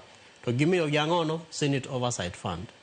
To ka iloso gi jo committees kata jo Senate committees mopogore opogore to ng'enyne gijadikrai kata giywak ni gibende gionge gi facilitation fund manyalo konyogi kata ka gidhi e wuotho mopogore opogore mag limbe mag counties wa. Omiyo mano dhi bedo gima nyaka ang' wang'i ni to loso kata mbaka midhigo e kind Senate gi National Assembly NGCDF kod Senate Oversight Fund dhi bedo machalo nade. Namba 2, ng'eni nitiere pesa ma dhi ne counties wa e gimiluongo ni equitable share. To chik ma tero pesa gi counties en chik ma ikadho gi wabunge wa National Assembly through the Budget Process Appropriation Fund. Mano en chik bende manyaka dhi ang'ono e Senate. To ng'enyne waseneno ka nitiere ywaruok e kind ji adek. Council of Governors, wajumbe wa e National Assembly, ae gi Senate bende. Masani kaka mheshimiwa wacho waneno ka senators for the first time apani ne giyie ni pesa madhi e counties oripodhi kaka nende obedo proposed. But beyond that bende Cleophas nitiere gimiluongo ni siasa, which is the backbone of your work mawaneno ni nikech pesa madhi e development obed no dhi Nyando obed no dhi Siaya ok en gima lich ahinya nikech governor bro kalo senator bro kalo mjumbe bende chieng' moro ok nobed mjumbe. But development mitimo kacha to nyaka bed gima neno ma jopiny nyalo wacho ni kaka mheshimiwa wacho ni siptal noger kapok onyuolwa. Nyaka bed ni nitiere gima pesni ji tebro timo mabro surpass that political timeline. But gimomiyo mae ok dhi bedo ma sustainable en nikech siasa. Senator dwani kiny mondo bed ang'ono governor. Mjumbe mar Nyando bende kiny dwani mondo bed governor ma Kisumu. Kuom ranyisi. No, ado kaka wacho ni kuom ranyisi. Kaka kide ochopo kuom ranyisi. Nikech nitiere kuonde moko mamano is the main issue. MCA dwani mondo bed ang'ono mjumbe oyiere kaka MP. Koro king'iyo the fight kata mana ywaruok mantiere e constituencies mopogore opogore to ng'enyne nyalo deduce it to that political war. Emomiyo kata ka waloso e weche mag NGCDF gi funds gi te kata mana during public participation ne wawacho ni nyaka bed mechanism makelo jogo temo yier e county nikech sani kuom adieri governors ok bed kanachiel gi senators. Mjumbe wa wajumbes MPs bende okine ka gibet kanachiel unless gidhi State House. But for example, Siaya rarely will you see the senator obet gi governor, obet gi MCS, obet nyaka kang'ono gi MPs. The same applies to Kisumu, Migori, Homa Bay and many other counties. To king'iyo pesa madhi e county to nitiere mechanism miluongo ni County Integrated Development Plan. Ma ene momiyowa projects te ma jopiny dwani mondo gernegi awards kata mar mondo timnegi awards ei county kae. To constituencies gi bende gintiere ei county. Koro inyalo penjeri ni tang'ono momiyo samiloso CIDP ma projects indiko to kwane ka projects mag CDF gi be donje iye kanyo. Sama jo committee, project management committees mag CDF loso kendo gindiko minutes gi to kine ka projects manendo ket mag county ka bedonjo mainstreaming kata mar mondo twak moro kana mbaka moro bedie between these elected leaders mondo ging'e ni despite separation of functions but nitiere kaka ginyalo agree among elected leaders a county nini wantiere gi projects manochak to pokorumo ma iluongo gini white elephant projects. E county kacha bende wantiere gi projects ma samoro nochak gi serikal manokalo to poko tiek gi. Tineno ka twak kata mbaka migoyo en ni wachakuru manyien. Cleophas magi wanyalo mana address kanitiere opportunity ma elected leaders bet godo piny either in a quarterly manner kata mana biannually to gi agree ni wan kaka jo Siaya wan gi platform madhi bedo chaired gi governor to wajumbe te nyaka bed kacha Senator marwa nyaka bed kacha, MCS bende nyaka bed kacha. Ang'o ma bedo matek sani e kinde mwantie ne jotelo mondo mi olos kumoro achiel? Obedo matek partly because of politics. Nikech ing'eni bende nitiere ywaruok mar ng'at madhi convene. Emomiyo ng'eny ne weche mag NGCDF to king'iyo leadership mar committee tiyudo ka assistant county commissioner kata county commissioner mar that constituency nikech most of them gain projects mag national government. Koro nitiere jatelo mar sirikal ma ai kor gweng' kanyo kata ma ai constituency no manyaka bed part of it. Koro ing'eni mano miye teko mar mondo gik moko obed discussed to convening bende mondo otimre. But king'iyo county kae to mano pok obedo mayot nikech siasa. Koro inyalo pere ni to governor emang no convene kosen county commissioner kosen ng'ano madhi convene. Omiyo kaka ne mheshimiwa wacho and I agree with him ni ber mar pesnigi jopiny ema dware ni mondo one. To ber go dware ni gibedo ber based on priorities ma jopiny emokelo as structured in the CIDP and also through NGCDF. Koro the power ma governor nitiere godo kaluwore gi tich momiye gi katiba and also the oversight role ma senator mar county nitiere godo dware ni mondo gi find a mechanism maginyalo bet godo piny nikech katiko Cleophas to realize ni part of the suggestions makata osewach nikech be iwacho weche mag jotelo moko moselose e weche mag CDF. There is also the thinking ni kata mana weche mag NGCDF mag bursaries oterne Ministry of Education kata mar mondo NGCDF ni oketne government ministry moro at the national level mondo gi administer. Tingeni mano pod dhi kelo ywak nikech king'iyo kata mana infrastructural governance mar NGCDF constituency nitiere jatelo miluongo ni constituency development manager, NGCDF manager ma ento en ng'atno mondik gi sirikal tok no ai constituency no he or she can be posted there from anywhere. But king'iyo within that particular infrastructure bende mjumbe ni ng'atno machalo kaka personal assistant mare miluongo ni constituency fund manager in the office of the member of parliament national assembly mabende kosemano kenadia mabende is a member of the CDF committee. Koro nino kantiere conflict of roles masa moro ema goyo kaka CDF is structured and also how county government functions mauripo bedni zero development obedo structured. Omiyo kanitiere mechanism manyalo kelo jotelo gi te mondo giloso to gi agree, then the resources are sent and wired to mano nyalo konyo jopiny. But I disagree with mheshimiwa ni counties no biro over 12 years down the line to onge gik magisetimo. Counties osetiyo kendo nitiere projects minyalo neno ma county governments osetimo based on the functions momigi gi constituency. Gibed boreholes, gibed ECDs, gibed kata mana gik moko kaka health facilities ma have been revamped, gibed kaka roads. Nitiere constituencies moko ma kata ndache, counties moko ma kata ndache ne onge.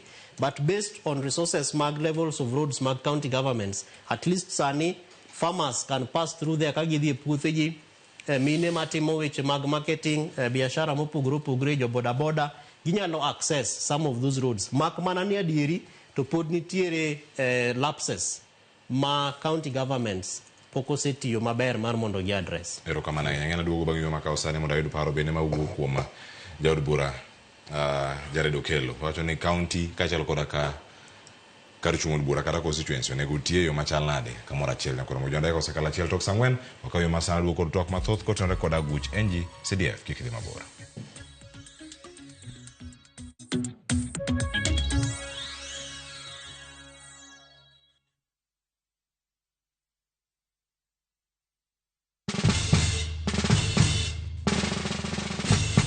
Guess what? Citizen Duca now delivers. Get amazing discount on your favorite essentials and have them brought straight to your doorstep, all for just 200 shillings delivery fee. Go to citizenduca.com, select the product you want, pay, and we'll handle the rest. Citizen Duca, home of discount.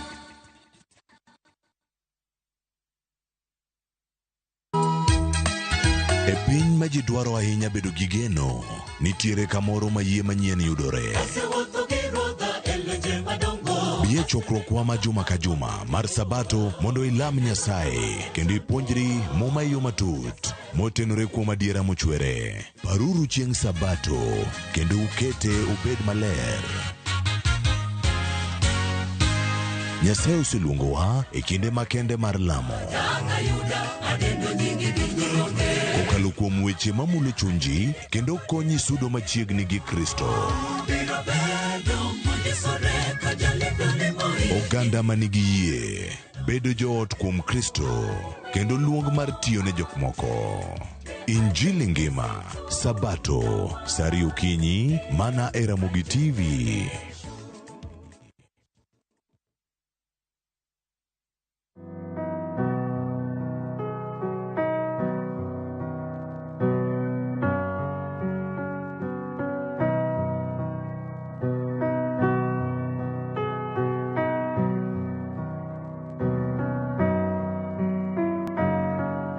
Dial *811*404# to get Jesus Paid It All as your skiza tune.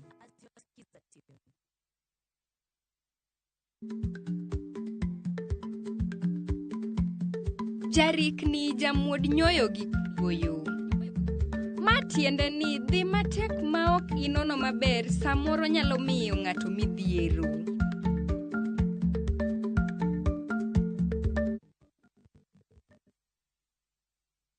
Looking for the perfect getaway?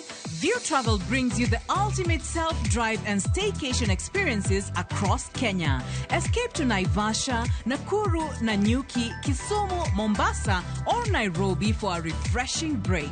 Drive at your own pace or fly in hassle-free.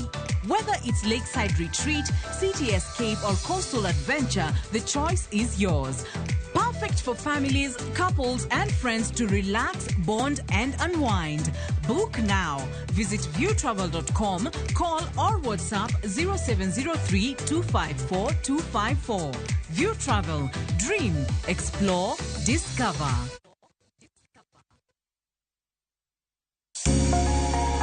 Lwedo chweyo. Koro ka sana watiyo gi lwetwa. Rom gi joma oseloko kit ngimagi kendo giseloko pok margi obedo ohala. Bechgi ni malo nikech kaka yudo materials dhi mang'eny. Duto en wach chwech, pok, tich matek kendo tiyo matek. Tim giri mitimo no, kikete chunyi tikete pachi. Mamiyo lek bedo adiera. Pok opogore. Tich ang'wen, saa 2 okinyi kod Sharon Ong'ao. Kick by.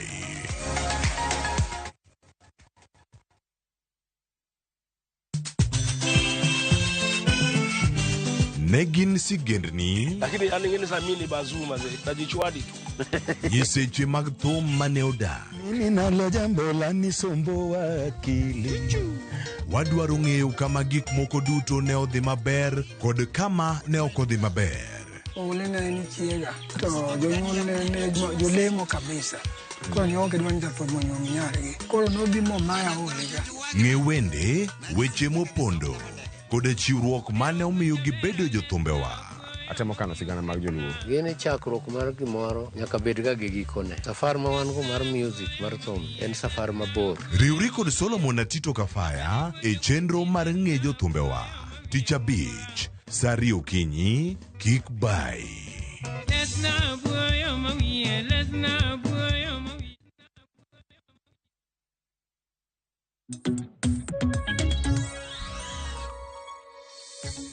Mache ni kiro nyakoro mgi jonge chenro mara mbaka oromo wantiere karka achiel kachiel wacho ni entwa kutenore kod aguch NGCDF paro mopogore opogore mamero donjo warwako gi kokalo e mbui mago mag SMS mena riede ka uchiel nono kachiel kod ka mbui mar Facebook kama wakawo gi achiel kachiel. Omondi Omondi wacho kamae: awinjo maler jatelo to dhoge riek mokalo to penje ni East Kanowa Withi Ward from Kodete to Katolo School Katito Awasi Road is a national road to rach mokalo. Mano wachamo mano ote mara ageno kete ka jod bura manyalo jaredo kelo kinde ke penya ng'eduoke Omondi Omondi wacho ni East Kanowa Withi Ward mano mawuok Kodete to Katolo School. Katito Awasi Road. Bene wacho ni a national road to rach mokalo. Mano wachango. Erokamana enya kuom ote mari mathoth pontiere kar kako kal SMS line omena 3:00 yorno akae to arango kaka wasodo kodgi e yo makare. Kendo kama ntiere kar ka achiel kachiel. An Lawi wuod Adore Andrenya anero mo TV ler makare kendo apenjo ni pes maga jodongo ka. Owuok e NG-CDF. Wacho mag jodongo mag Inua Jamii pok oyudi kore yude karang'o to bende gimedo wang'o. En wuok e NG-CDF odonjo Inua Jamii kang tieng'ani giduoko kang duoke achiel kachiel. Ooro jaseme owacho ni ntiere Mheshimiwa Jared pes jodongo gi penji kama ng'eny. Kata ooro jaseme wacho ni penj na Jared ni pes jodongo to pok ogol nang'o. Akiana ng'eyo thuolo ma duoko ka dipo ne ing'e achiel kachiel kama ntiere. Machielo bende ntiere ni mano to ayanya kwara moge jongo kama somka kama koni kama ngitere mago wawuoya gi molo wacho ni ero Collins Odhiambo wacho Jared Okelo Pingotek mano MP Manyando erokamano. Cecil Aguero tun kantiere Kondele still following my faith Mwalo nitiere weche maga apeni kod tij NG-CDF maja penj ponono nyalo bedo kaka penjo achiel kachiel kod mathoth bende minya bedo kaka in gi duoko ang'o chagi magi mondi kato bang'e moduoga e mathoth ma pontiere twak. Jared erokamano. Wakunga chak gi reactions moko from our discussion kato wang' naduoge penjo go tin.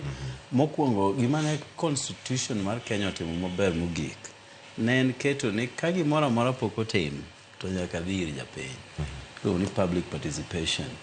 Cases mang'eny mosedhi e court kata motenore gi chike moloki gima court kuong penjo benyu timo public participation. Kanyo ok otime kanye ma wachuno rume. Then courts even went further. Negi wacho nitiere two elements. Mokwongo ni public participation no nyaka bed quantitative tiende ni banda mano biro ben nyaka bed malong'o to gi qualitative tiende ni the nature of debate mane gibedo go around subject moloke chikno bende nyaka bed satisfactory. Koro public participation ochako dhi piny ne counties to ochako dhi piny ne CDF. Jo piny ema nyaka nyisi ni gweng'wa ka maka nyilum ka wan wadwaro pi, wadwaro ndara, wadwaro classrooms, wadwaro laboratories. Nyaka wuog mana ir japiny. Koka utimo project proposal kaka office obed mar county obed mar constituency. Omiyo mano kende teko maduong' ahinya mana neno kaka katiba omiyo japiny. Onge gwenyruok mosebet e kind office mar governor to office mar CDF nikech ineno ka gin gi roles bende mopogore opogore. Nitiere functions mano mi counties. Gine weche mag agriculture, gine weche mag health, gine weche mag water and sanitation, gine weche mag ndeche. Iyudo ka gipogore. To kiduogo kod CDF koni gin gik manodong' gi national government. Ma en gik motenore gi school to gi ngao, national government administration offices. Mano kende e tich mar CDF. Koro ok inyalo wacho ni nitie clash between leaders kuom gwenyruok e tije manonego gitim nikech gin gi tije ma distinct mopogore opogore. But ber ka jotelo yudo thuolo go mbaka kaka governor nyalo convene bura moting'o MCAs ge, moting'o senator makanyo to gi moting'o MPs of the areas. Mondo mi kata ka nitiere gik moko ma county onego tim to samoro report no ok donj ne governor malong'o ahinya. E agulu no, e duond no, duol magibede no. Koro ginyalo go e mbaka mondo mi giwach ni awa an nyando kama wuokie. Angoro dwaro pi, Ponge dwaro pi, Waradho dwaro pi. Gik machalo kamano. Dho kuone makwano go nyasi tere pi tek kata Waradho e kunyo pi samo wuoye kodine. Koro mbaka no to nego beni timo kinde ka kinde mondo jo piny o compare notes. Problem mamiyo mbaka no ok bedi iyudo ka nitie governors wa mang'eny ma serve term gi mokwongo. Kuom ranyisi wan gi governor ma Siaya to gi governor ma Migori to gi ma Homa Bay. Gine term gi mokwongo. tiyudo ka samoro nitiere MPs moko ma bende olap dhoge ndong' ne kombego. Koro giyudo ka weche mag giwacho samoro kier ok mor governor. Ng'ata ena noluonge e round table mondo ji ogo mbaka kaka nyalo konyo county dong tek. Ok inyal luonge. Koro mago bende samoro miyo tudruok gi jopiny ok bed mayot ahinya. Ber ka jopiny go mbaka nikech kuom mbakano ema ber bende wuokie. Nitiere projects mang'eny sadly ma obed abandoned. Jo county nochako gi samoro contractor manotime oweye nikech county gimo koro county pogore gi CDF chalo kama. Jo CDF ok bi miyo contractor tich ka pesa pok obiro. Mano kende migawo maonge pending bills. CDF onge gima ni pending bills. Kidhi e county ka inyalo yudo ka nitiere ng'ato manogedo 2013 kata 2014 nogero gir county moro. Pod owuotho e offices go nyaka sani kobandho pesa neno. Mago pending bills. Ng'ama bedwa chule onge to kidwa chuli woodma nyaka wang' yie ni nus mar pesa nino en odhi ofuku jomoko ka itimi nus modong'. Ibe kori kawa nikech en gimi ni pesa value pile ka pile. Alufu manyoro pogore gi makawuono. Gima nyalufu manyoro nyalo nyiewo chieng' moro nyocha regret kamalich e juma mokalo. Awacho ni mitoka ni kiny naol ne fuel kiny. Owada to koro mutieno to jogo medo nego. Koro nyine liters manyone ga yud ga lufu cha. Koro achaka de ayudo liters mathin. Koro parane ni ng'ato notiyo tij county 2012, 2013, 2014. Podo pero pesa neno nyaka sani. Ting'e ni joka ok factor in interest kata ka giyie ni chieng' ichuli to en mana pesa cha. Emimi. Koro ji oluoro kata mana timo tije mag counties gi nikech weche mag pending bills. Now, kiketo ng'ato gi pending bills osiepno Oluoch. To pesa ema run economy. Ng'ani samoro nyocho employ ji matimo ne tijego. Onyiewo materials gi pesa.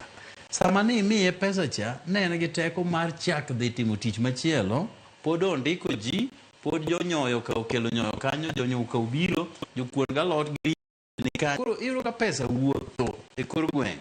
To ng'ato pok ochuli higni gi te nikech pesa ne omok e county. Omiyo en sigana mapek to gin gik molil mok dichike iti. Ne nitiere proposal moro ni wakaw pesa mar bursary wadwok ne Ministry of Education mondo tim. Mano ginyalo timo ni giwacha koro ni wan gi free day and boarding secondary schools. To koro gwawera gi weche mag bursary. Giwach kamano ni koro somo en free. Tineo ka sani giwacho ni day en free but ichulo lunch program. Giwacho kamano. Emomiyo osiepno osedo nya tiyo gi tudruok na wuon gi government masani mar William Samoei Ruto. Ma yudo chiemo ma amiyo sikunde nyando te mar third term. Third term kochakore jo nyando chula 1,000 kende. Term ka term. 1,000. Mondo nyithindo bede sikul. Jonyuol ne giting' mapek ma ginyal nyalo. Kati we no bio chul mos ok obi chulo nikech onge go. Ogo kawo gweno kel ni sikul. Okawo gweno nyocha neno kamoro omweda lo. Otere sikul mar 250 to gowi to 113 kalufu. Koro aketo nyando tete sani en siling 1,000 ne day schools. Ke nyithindo mang'eny bende ni me day. Chiemo no asetero mar third term yue sikul. Ka giloro third term ni tatero chiemb Januari nikech michele Oktoba, oganda Oktoba, dengu Oktoba, mochiedo Oktoba, bando be Oktoba. Maga miyo gi te e schools te mane tire nyando 1,000 mondo mi wakete tingo bed mayot ne jopiny. To ka kinyiwe ka ni kaw bursary kelo ne ministry ka to gi kaka pesa ka leo cha capitation pok odhi nyaka sani. Capitation mano onego bene giseoro pok ochopo ne skunde. Ka kinyi chake wegi negi ni bursary ni bende gine ma giter to dhi deko skunde idhi lor. Mheshimiwa koro joka be nyaka run schools. Koro joma supply gigi kaka bando mchele koro itimo gi nadi donge nitie ga jok ma ma supply gi. Kiwuok nyando nitie Muoroni program no onge ter bando kanyo. Kiwuok kanyo nitie Nyakach gidwaro bando kata sani no wachna. Kisumu East bende ni kacha ter bando kanyo. Skoru Soin Sigowet be ni batha kanyo. Kora we ni sikunde te. In fact, e Nyanza mangima, nyando kende manege that program. Ni winje kitime Kiharu. Kama Ndindi Nyoro nitie. Aba go leka Ndindi atere Nyando. Katuluwore gi tudruok mabende wakoro wan go e sirkal manyo omewane.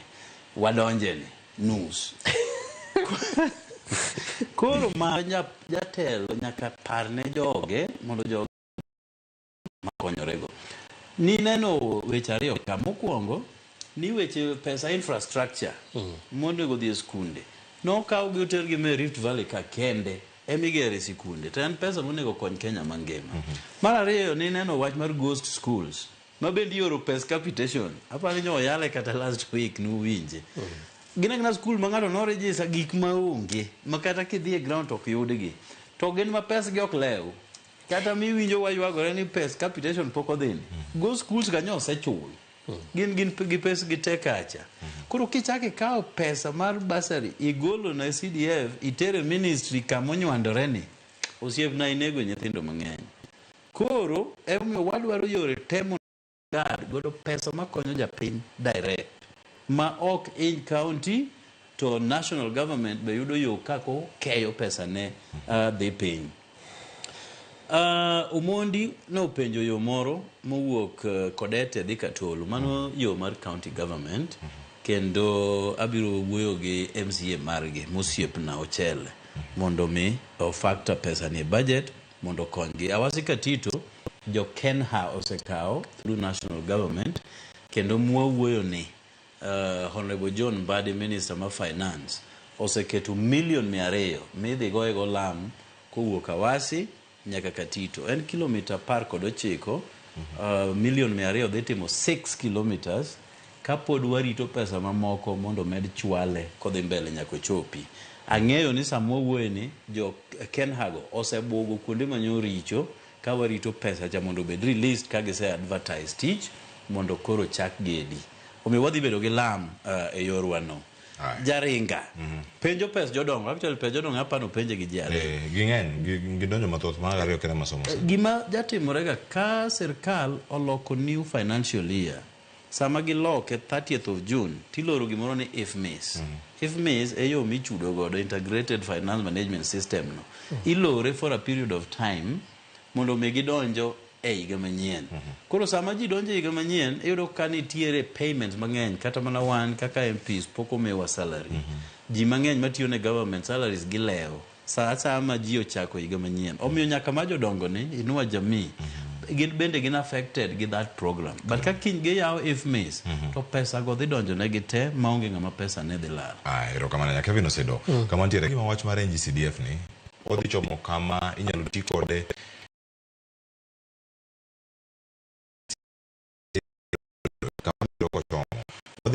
matalo ka referendum usadhi neno ka nitiere legal challenges makoro nyachako duoko ji e doho kendo kama nitiere kar kae to ka en doho bang' doho kamedo donjo japiny bedo kanye e thuolo gi duto nikech gin ma gintie diere ka kochopo higa manyien higa mar 2026 dwe mar 7 ka dipo ni pok oket gini e pen chike ma pacho ka odhi bedo ni en ataro mar chik kendo ok odhi bedo. Mano penjo maber Cleophas nikech e kes manene mogik mano yali to doho nomiyo NGCDF timeline. Ma in fact part of the National Assembly standing orders aparo ni nene gitemo fast track mondo NGCDF odhi ahead of the timeline mar case nikech nomigi nyaka higa manyien 1st of July I think so. June. Oh, yeah, 1st of June. Mano higa kai 2026. June koro room. Koro 1st of July. Mondo ka budget no ma higa manyien koro yod pesa go. To mae timore nikech legal challenges be mosebete. Nikech king'iyo chike ma walosegi kata mana cases ma walosegi to mokwongo ne nitiere gima waselose milongo ni conflict of interest. Tich mar jaod bura e NGCDF to na somo chikno to kata na wuon ok naneno kama jaod bura lwete nitiere nikech king'iyo kaka NGCDF obedo structured to committees ka emo miteko However, kaka ne wasewacho bende nitiere semblance kata jaod bura pod nitiere e NGCDF through either proxies kata members of those committees. To kuom ranyisi king'iyo kata public participation manotim, most of the venues mag public participation mar NGCDF manotim e gimilongo ni NGCDF hall. To kuonde mane watime analysis bende kata mane watemo ng'iyo ni to fungu nyaka gone mjumbe simo authorize mondo holo yao ae bange. In most of the places politicians came to grace the event. Ma kata ne mheshimiwa wacho ni public participation is pronounced kata is profound e katiba wa, to nitiere two challenges. Mokwongo e NGCDF ni pod wa attach public participation to the individual miluongo ni mjumbe. Then number 2, wajumbe gi be poko konyo mar mondo wabed gi chik mar national mar public participation. Omiyo kata quantitative and qualitative ma mheshimiwa okelo wachogo gina gik miwacho nikech koro ber kanitie. But chik masiro gi to pod onge. But I'm aware ni kata sama waloso ni there is a bill at the Senate on Kenya National Public Participation. Muripo bed ni konyo wa mondo wa strengthen gigi. Koro mago ka wasetimo to nyalo konyo wa address some of the legal challenges. Nikech kapo ni Senate nyalo tamre to wabro demand ni mondo report manotim mar NGCDF mondo bed published. Tingeni king'iyo Hansard mar bunge kata website mar bunge to wacho ni report ni nobedo published manoyale. I think noyale on 1st of June. But kingi on 14th of June. But king'iyo details kaka nodhi ngano gini mano biro petitions machalo na manene mano ur for or against to kine ka gik machalo kamago nitiere. Omiyo mago nyalo bedo other legal challenges ma NGCDF might face in the event ni Senate odagi to pod nitiere kata kapo ni Council of Governors kata jogo moero devolution kawan would want to petition mondo devolution omi a stronger place within the NGCDF. And also interpretation marareyo mosebetie and implementation of functions mag national government and county government, particularly mag NGCDF ma wasewachoka obed infrastructure, obed education, obed security and safety. Gigite as much as gin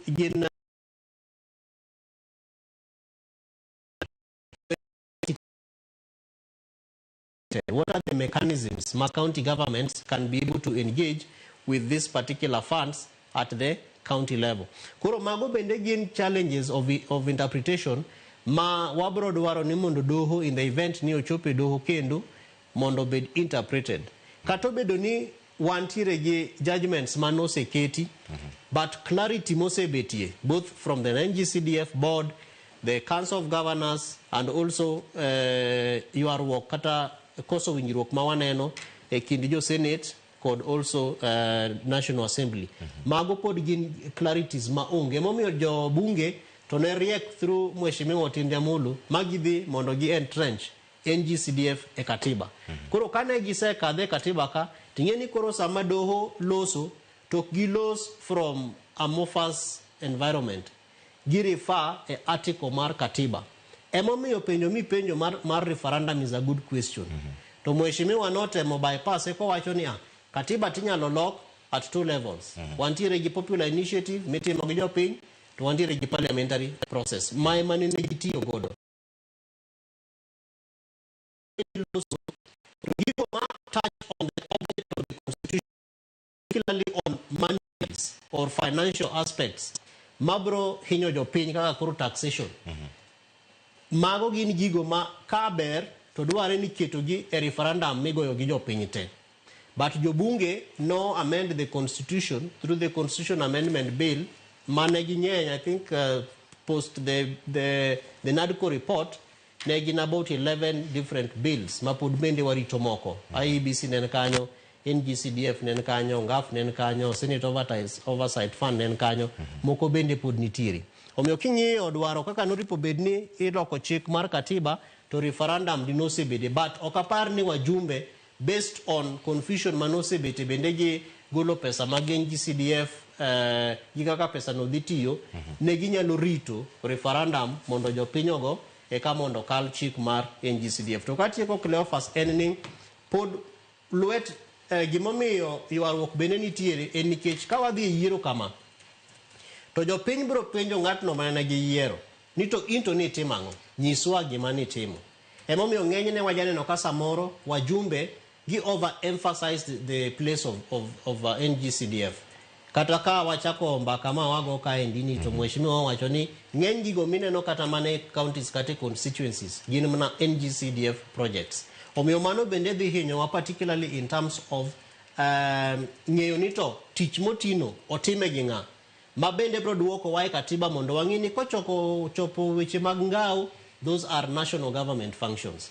Kochopo weche mag ECD, jo county be will have to say angono mane gitimo. But mano is also technical nikech japiny sama koro igo kura to kodwa ng'eyo ni osiptal ogeringa, ndara ogeringa, pimano biro ni obiro e lwet ng'ano. But it is important mondo japiny ong'e ni pesa nitiere mar the national government through NGCDF projects ma CDF ripo bedne timo bende dware ni mondo japiny ong'e ae jo county be, and they have not done very well to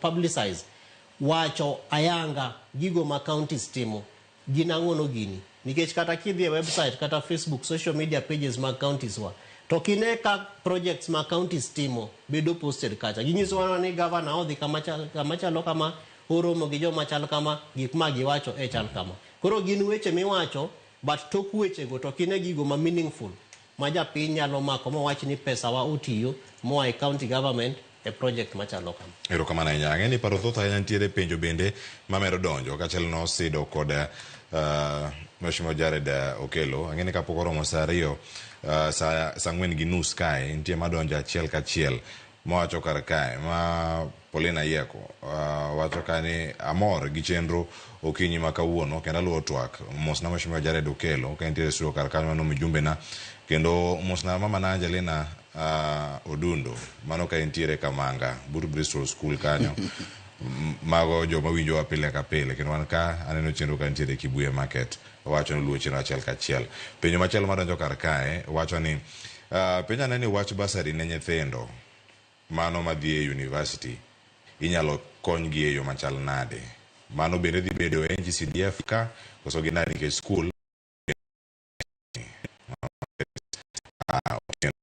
ahinya kuom ote mari kod mamoko bende mantiere kar ka achiel kachiel aduoko kod gi mathoth weche mag ndara pod oduoko kar ka ang'eni ndara ni chalo gimoro maduong' tiseduoke e wacho ni ndara mawuok Awasi kochiko Katito be onyalo konyo wae mane se wacho wach lam odhi nyime kama Victor Asare Obondi ma wacho ka ni an jawala kendo awuoka Kimira ni Awaradho primary wacho ni I'm set to start a feeding mill industry wacho ni mano gi mano mar boost employment status mag youth called food availability.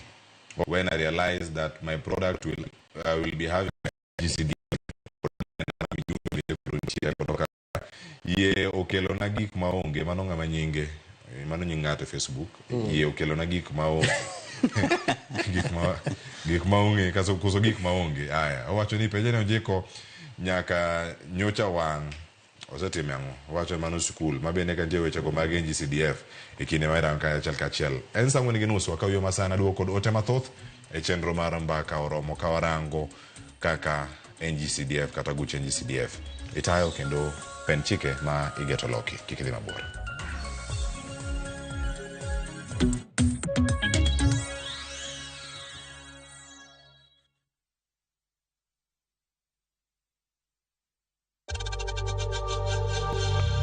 We know times are tough, so save money by buying airtime from M-Pesa to any network with zero transaction fees. Dial *487*2# and get your airtime app with zero transaction costs. Oken pesa mang'eny manyalo konyo od ni kata matin. Omiyo rang kaka ini wuoyo to weche maricho richo mantie pachigo bende adwa ni mondo rum negaji. Iwinja? Lerne weche gi maber.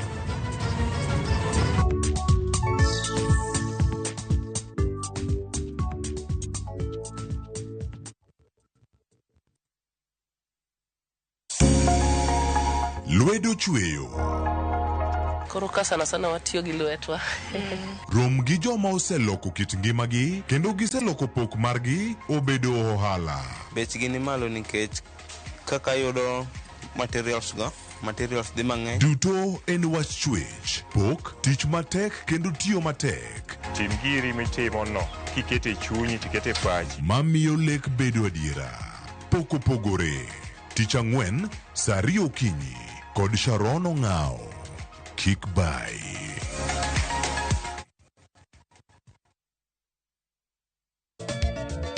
Machiegni nyakoro monga jwang'e chenro mar ngoma owake. Ukti takiro ni mix mokwe.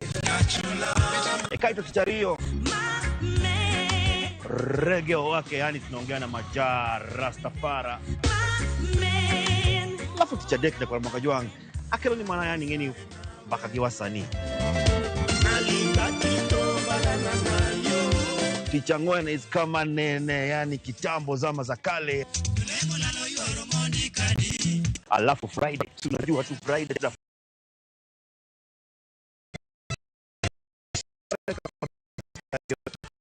PJ Papa Vic, yani ukipenda mzee kijana.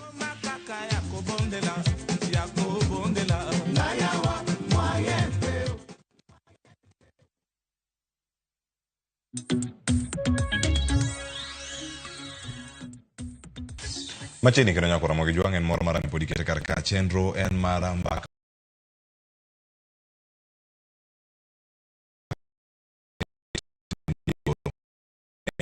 Jaod bura mano ma Nyando, Jared Okelo kod mathoth mantiere kar ka. Ote mano wakao, adaka ote moro achiel ka modonjo kuom brother Wilberforce Otieno, kaeto wayudane ote, wayudane paro mar Mheshimiwa Wilberforce Otieno wacho kamae, awinjo chenro NGCDF ber. Wacho ni that kuna two bad things about it. One, some MPs tiyo kod proxies magi kata jok mani machiegni kode implementation of the projects. Why? Penyo mokwongo mopenjo kanyo ang'eyode idwoke Mheshimiwa. Mar ariyo wacho ni some MPs only employ their relatives and allies in these offices. Why? Odhi nyime wacho ni some MPs moko to tiyo kod pesa maber ahinya. Allow appreciate my local MP, Mr. Mark Nyamita, for good use of these funds. Mano wach mantiere kar kanyo, wach mogik mantiere ka. Agena akani chake mane nitie weche mag jo madhi university masani. Wakao gi atamalo mokwongo, yena wacho ni by June 2026 ka ok waloko chik to CDF thaw a natural death. Get pronouncements mag court gi are never done in vain. Koro wabiro temo mwanyalo mondo wa safeguard pesa ma japiny. Public participation not him kendo mana kako sido wache not him most of the places manot him negen halls mag CDF. Inyalo paro ka wagolo Gachagua to Gachagua e counties 47 court no wacho ni mano ok qualitative. Udok piny to sub county a constituency level ema gige mag Gachagua ki wuotho constituencies mang'eny wach Gachagua cha no nyaka koro wadhi mane halls mag constituency mondo mi wachok paro mar ji.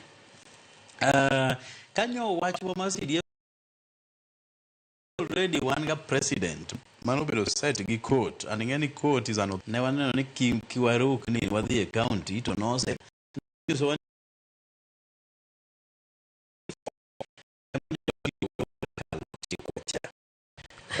to waikore mar tere referendum waikore en mani samanyo wakale cha nyo waonge IBC. IBC to koro nitie sani ma kodhi ochuno ni nyaka koro CDF the referendum wadhi tere to dhi duogo ka 100% turnout and 100% vote mar yes e wach CDF ibiro neno waikore. Jomoko dhi tiyo kode kaka campaign tool kaka ne wacho cha ma licha ahinya already Jakom osewachonwa Prime Minister ni ka gini okuo los wach ne maler tidhi ti kode e campaign. To dhi kelo achiedh nade machala de kutiko de kuom ranyisi. Idhi tiko de mondo mi ogo jod bura, igo kode senate, kosirango kode kaka governors to kepis. Aparo ni gimaduong' ni devolution onego bed strengthened.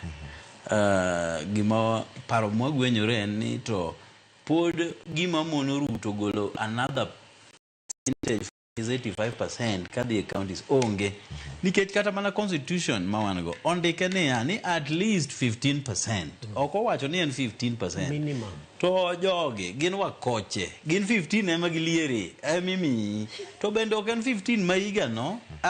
Giluongo ni last audited account. Iwinjo. Pare ni joma yudo pesa sani. Imiyogi pesa ma higni auchiel. General higni auchiel mokalo. Pesa mimiyogi. Inyalo pane Ruto dong gadi. En auditor kose en un wajumbe. Ok nyalo wuok ir auditor. Kai to chako biro e bunge mondo mi jok mane gi questions manyo korado gi jo auditors ka koro kel mondo wane. Omiyo en problem malich ahinya. The backlog. Koro samoro biro tiko le kaka campaign tool, but kapok ochopo kanyo wanyalo dhi referendum mabe mana campaign mondo wang'i ane to jopiny to wacho nang'o. Kanyo Honorable Mbadi osomo budget, onge tax manyien ma Mbadi oketo kata achiel. Emo miyo nyo Gen Z gi koro ling'io wang'eya taxes to nyo onge ma Mbadi omedo. Omiyo wacho ni gini dikelo new taxes. Onge. To mano usemedo mafuta ni mheshimiwa. Mafuta to ing'e ni kontie gimoni fuel levy and many other things. A levy is not a tax. Ok ing'e mano. Koro mano to is a separate thing mopogore gima nyo wadwaro. And you know, nitie bende players mang'eny e weche mag oil. War manitiere between Israel gi Gaza, jo Iran benie iye. Miyo transportation of oil very expensive. So that cost must be borne by the end user. Even koro kenyal blame Wandai, kati blame Ruto, kati blame Putin gilange mathago ji e piny ni. Mondo mi gik moko nego gi odhi piyo. Jo university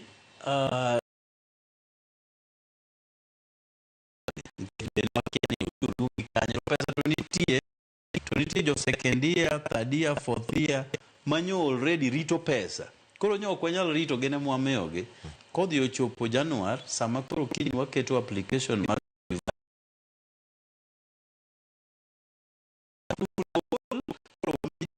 gi jo colleges pesa mar somo. Omiyo Januari, jowa madhi donjo manyien September, udhi bedo kod pesa. But ka wi upoko wil, nyaka gi apply loan, mwaluongo ni High Education Loans Board, ka achiel kod scholarship ma sirkal kelo. Koro wi kik wil mar timo mano. Kech kuso yudo loan, tidhi yudo ka pesa modong' nikech uketu e band mopogore band 1 to 5. Ka ruoth okonyi donje band 1, to onge gimidhi chulo. Kedhi e band 2, modong' no wadhi rakore kodi all the way to all the 5 bands. Koro mano kik wil mar apply scholarship, to ge apply loan. Nyaidho bridge, Nyaidho nitiere diriyo. Nitie Nyaidho bridge moluwo Awasi Katito Road, ma en jo Kenha dhi loso ne bridge manyasani sama giloso yorno. Kato nitiere Nyaidho bridge man Magendo Road, manyocha seloso higa mokalo. Kendo koro ber oluore odhi kosiepna DC Sala ka achiel kod osiepna Mawedha Kansela. Omiyo ber en oluore. Onjiko secondary nyocho wang'. Ma nyithindo nyocho gol mobedo dala jumba ariyo.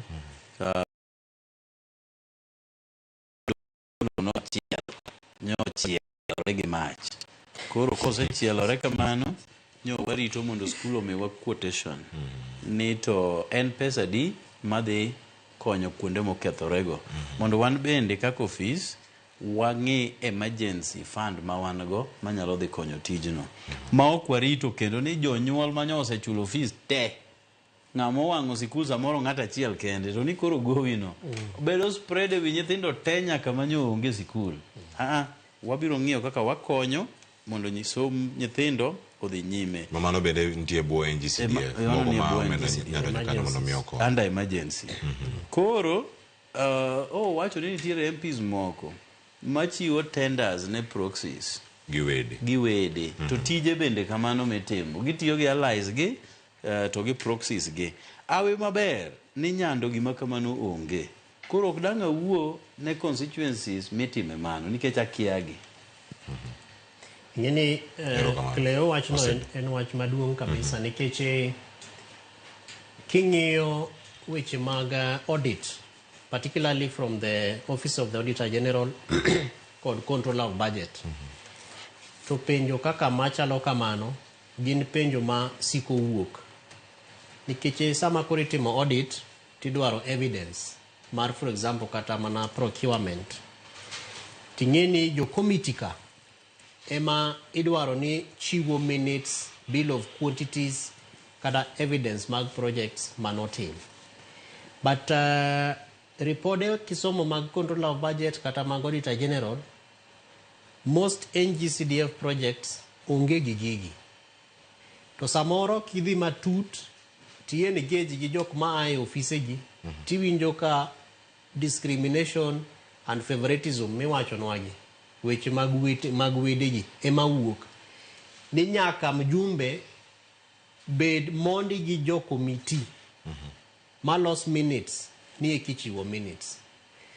To samoro wabe wapenjire ni to kaka koro pesa kose ae board mamalo to dhi ne constituency ni constituency ni account margi. Ang'ono momiyo receipt book onge, ni nyaka rit mjumbe, kenya ka rit wat mjumbe moro ni ema biro gi bugni gi envelope. Gik ma nyalo bedo ni nyando en gik ma ketho ber mar NGCDF, particularly kisomo ripode mag Auditor General kod mag Controller of Budget. Nikech the imagination en ni committee miyiero ni samoro en campaign manager mar mjumbe, ni kata en mana driver mane samoro en driver mane riemo mjumbe kowuok campaign. To magi gin gik mago chuny jopiny. Omiyo japiny dwaro ni mondo ng'e ni NGCDF committee, project management committee mar constituency bedo ga gazetted based on elections motime constituency ka. Masami timo yiero to giwuog oko mondo jogo madwa ni mondo yiergi gigo campaign mondo ketgi e committee. To mani ng'eni wacho gani olere book kako ndike but vitu kwa ground to pogre, nikech nitiere nyaka constituencies bende ma wajumbe gi osechungo yiero go. Ni koro to yiero ni yeno ripo bed ni bedo supervised gi board mamalo. Nikech wan gi constituency project management board ka e constituency level, to wan gi nyaka gi NGCDF board mamalo. Hapa ni chairman sani en ja Kisumu moro kata one of the former MPs. To king'iyo kaka structure mar engagement mar board at the committee at the constituency level, power no chalo ka gima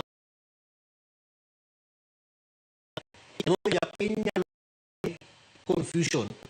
Nitangono momiyo e committee marwani to jogi gin osiepe mjumbe kata gin wede mjumbe kata jogo matiyo office mar constituency kama wacho weche mag hall ka, nikech in almost all these constituencies committee go nigo office gi e hall kanyo. Ang'ono momiyo jogo magin wede kata osiepe mjumbe ema ng'eny ne neno at the mar weche mag NGCDF. Omiyo en gima timre, but ber ka japiny ng'eyo ni every 5 years kech magi are gazetted public servants titimo yiero mar NGCDF. Koro to support this process gibede ginyalo ndiko petition. Kanitiere gigo magineno maricho to gindik petition kaka ne gisalimia wajumbe gi, ginyalo oro gigo e WhatsApp mag mar mondo gibende gine. But remember ni a national level the board beneni gi grievance redress mechanism. Gima timre nyando marach, jon nyando kik imagine ni national board mar NGCDF ok nyal ng'eyo. Gin gi mechanism magi nyalo konyo godo weche machando chuny jopiny ma samoro mjumbe gi lange kata jo committee kande odagi winjo kendo ok gineka samoro nitiere jingo kata teko mimiyo japiny at that level. Erokamano ahinya. Mheshimiwa Jared Okelo, jod bura ne idonjo negi kod iwacho ni bedo NGCDF maro mag wacho ka gitimo weche mag project implementation men ataro mar chik. Mai gimo miyo bende amendment makama obiro. Gima nokadho tiende ni ok udhu bedo achiel kachiel weche mag project implementation koso mane gima chako duoke iye ka. Koro mar 2016 weche gi noyudo kosewuok. Participation mar MPs e affairs mag NGCDF. Koro the 2016 Act mar Constituency Development Fund ema nogolo teko mar wajumbe kuom makoro gima wadong' godo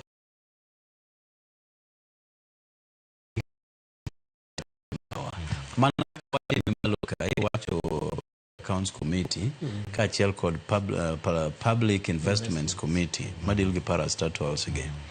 Koro ne wadong' ne tijwa en mana rango kaka pesa otiyo, nikech adieri japiny kucho ka MP ok otiyo ok ng'ini ni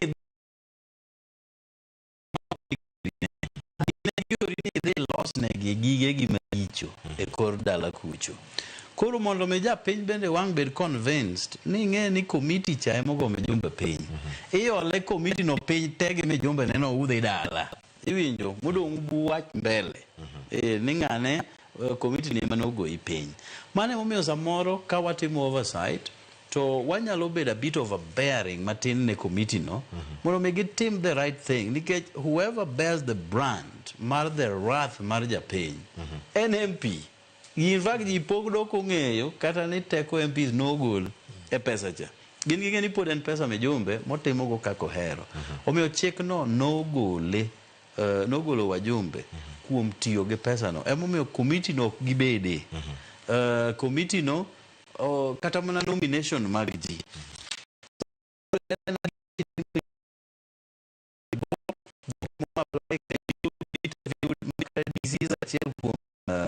Jok matimonegi interview mako ka wang' gi arrive at the right candidate ko kioro names go ne board NGCDF board Nairobi ko kikele bunge mondo puodhe kapo gibedo gazetted. Kamano ng'ena adongi thuolo madakika 4 mondo mwati godo waduto to wach ma janeno daher mar ng'esani wach mar Senate Oversight Fund ni en mar senators kama de timo oversight ni pesa ni ma senators ntiere godo to sani mbele kaka ujod bura kan tiere NGCDF mabendo wacho ni utimo oversight mare senators ko yudo pesa ni gidhi tiyo go mondo gi oversight go counties gitimo tich machal nade koso ma moro bende ma iwacho ni di med mana omenda mathoth to dhi bedo ni donje bugo. Senators tijigi maduong' ahinya gin deal gi weche mag counties from projects to manyo pesa Nairobi ka to appropriating budgets gigo te moko maluongo ni shareable revenue ka. Mano tij counties, tij senators. Tiyudo ka senator monego oversight governor oonge kata mana means mowuotho godo e county, nikech counties moko kaka Kakamega nigi constituencies 12 ten county achiel. Lamu nigi 2 kende, koro mano yot. Kisumo nigi 7 and most of them en an average of 6 to 8 ka.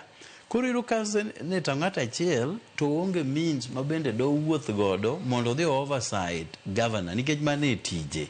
Koro emona koni kara gibed facilitated mondo giyud gimoro maginyalo ng'iyo nogo quality of tije matimore e counties wa from the governor's office. Emomiyo wa propose en a proposal, nikech kata marwa mar CDF ni pok odhi through. Koro pod ochalo mana proposal, it's a suggestion. Koro kodhi through to senators koro biro bedo maonge excuse gima mono gi wuotho mondo gicheknwa kaka tich tiyore e ground. Erokamano. Ang'ena ng'ado widi kanyo mondo ayud wach mogik ahinya bende kama wantiere kachiel Kevin Osedo antiere iri karka iwacho ni kuom gigi duto monego bed ni rango provisions mantiere kacha iwacho ka article 204 ntiere kacha article 218 kachiel koda ka tij jaod bura kod tich mar county kama onego bed ni girado mondo mi county jingo kama gintiere achiel kachiel. Wach ma kosechopo e Senate kendo Senate onego bed ni twak e wiye achiel kachiel. Ponono wadhi neno deliberate delay kata rem mar chwalo twag ni ng'wech kaka nochwale od bura mar National Assembly mane madano bedo wach moro mogik waduto ka wachiwe achiel kachiel achako kod Kevin Osedo kata tie kod Mheshimiwa Jared Okello. Erokamano Cleophas kuom thuolo ma ber mimiyowa. Aparo ni wach mar NGCDF gi funds ita gima waluongo in short ni entrenchment of funds in the constitution en gima konyowa e loso precedent ratiro mar chik e yo makare ma bende bro konyowa e ng'iyo ni to chikno koselose to ere kaka itime. To ma en gima ber ahinya nikech ka wang'iyo kaka koro wan gi tinge mopogore opogore mag government kata sirikal ma national government gi county governments to ber twak mar chikni e doho kata e od bura en ni okonyowa mar mondo wang'e ni to loopholes machalo nadi. To kaka iwacho article 204 and 218 ma wang'iyo godo gimiluongo ni allocation of gimiluongo ni division of revenue allocation ma bende osebedo ga gi challenges mang'eny especially between National Assembly kod Senate marwa. Chike machalo kama kata twak machalo kama konyo nikech koro wang'iyo ni to rem mar chik ni kanye to yo machalo manadi ma wanyalo reyo gi godo. Mar ariyo en ni japiny dwaro ni mondo ng'e ni kata obedo ni waloso e weche mag chikegi e weche mag pesagi to accountability mar pesnigi ni e lwet japiny. Nikech wasewacho kendo wawinjre ni services kata gigo ma pesnigi oripo bed ni timo gin gigo ma oripo bed ni konyo japiny. Koro ipenjri ni to kaka wapenjre ka ni who will oversight the oversighter. Ka senator dwaro pesa. Ka mbunge bende wacho e weche mag NG-CDF. Kinto koro duondi lweti tekoni kaka japiny jago kura ni kanye. Emomiyo katiba omi thuolo mar mondo ibendi bed an oversighter. Inyalo ndiko negi petition, inyalo ndiko negi barua, inyalo penjo e weche ma nyiso kaka pesa ok ti maber e constituencies kata mana counties wa. To ng'enyne waseneno kata ka nitiere award systems. Jawinjo wa moro kanyo wacho ni oneno ka mjumbe ne ma en Mheshimiwa Mark Nyamita tiyo maber. Inyalo penjre ni to ere gimomiyo, ere kaka ung'eyo ni mbunge ne tiyo maber. Omiyo wan gi migepe mopogore opogore ma bende osega award MPs and even governors. So in ipenjre ni to in kaka japiny be ifeel ni mjumbe mari tiyo makare kendo address gigo moripo bed ni pesni kata mana omenda mabiro e constituency kata county wa tiyo e makare. To kiwinjo ka nitiere rem kanyo to kaka wacho katibu mi thuolo penjo kato kapenjo tamiti gochnwa County Governance Watch 0720576696 kata inyalo oronwa barua pepe kata email info@cgwkenya.org. To wabro konyi e loso petition, wabro konyi e ndiko barua ma bro bedo barua minyalo duoki kendo ma bro miyi ratiro kaka pesago oripo bed ni tiyo e yo makare. Ero kamano. Agonero kama Kevin osedai wach mogik bende kotano kod wach milose no kawuok kuom Mheshimiwa Jakel. Ero kamano. Mokwongo yiena nikech ja siasa wuodma wase nyoso weche mag basari gi CDF in general but wan kaka oganda Luo kuom higni mang'eny wasebedo sidelined, wasebedo gi sirkande moko osedewowa. Lit ahinya ni bang' higni 62 nyaka ne Kenya yud loch ni John Mbadi jaluo manyokwongo bedo minister mar finance. To jaluo mosomo mo ji ong'ete kochakore higni ka tinde ka jomodonge be temo dhi sikul marach omiyo ne gikelo parallel program mondo ochwal gi ane. To ni higni go te jaluo pod onge mano bedo minister mar finance maruto ni ema nyomiyowa nyoro energy beto wasebelo mathin kama nyowa ndai jodhiecha. To en gima lit ahinya ni kata mana Tony Jenner ni jaluo pok nobede ni ruto ni ema nyomiyowa.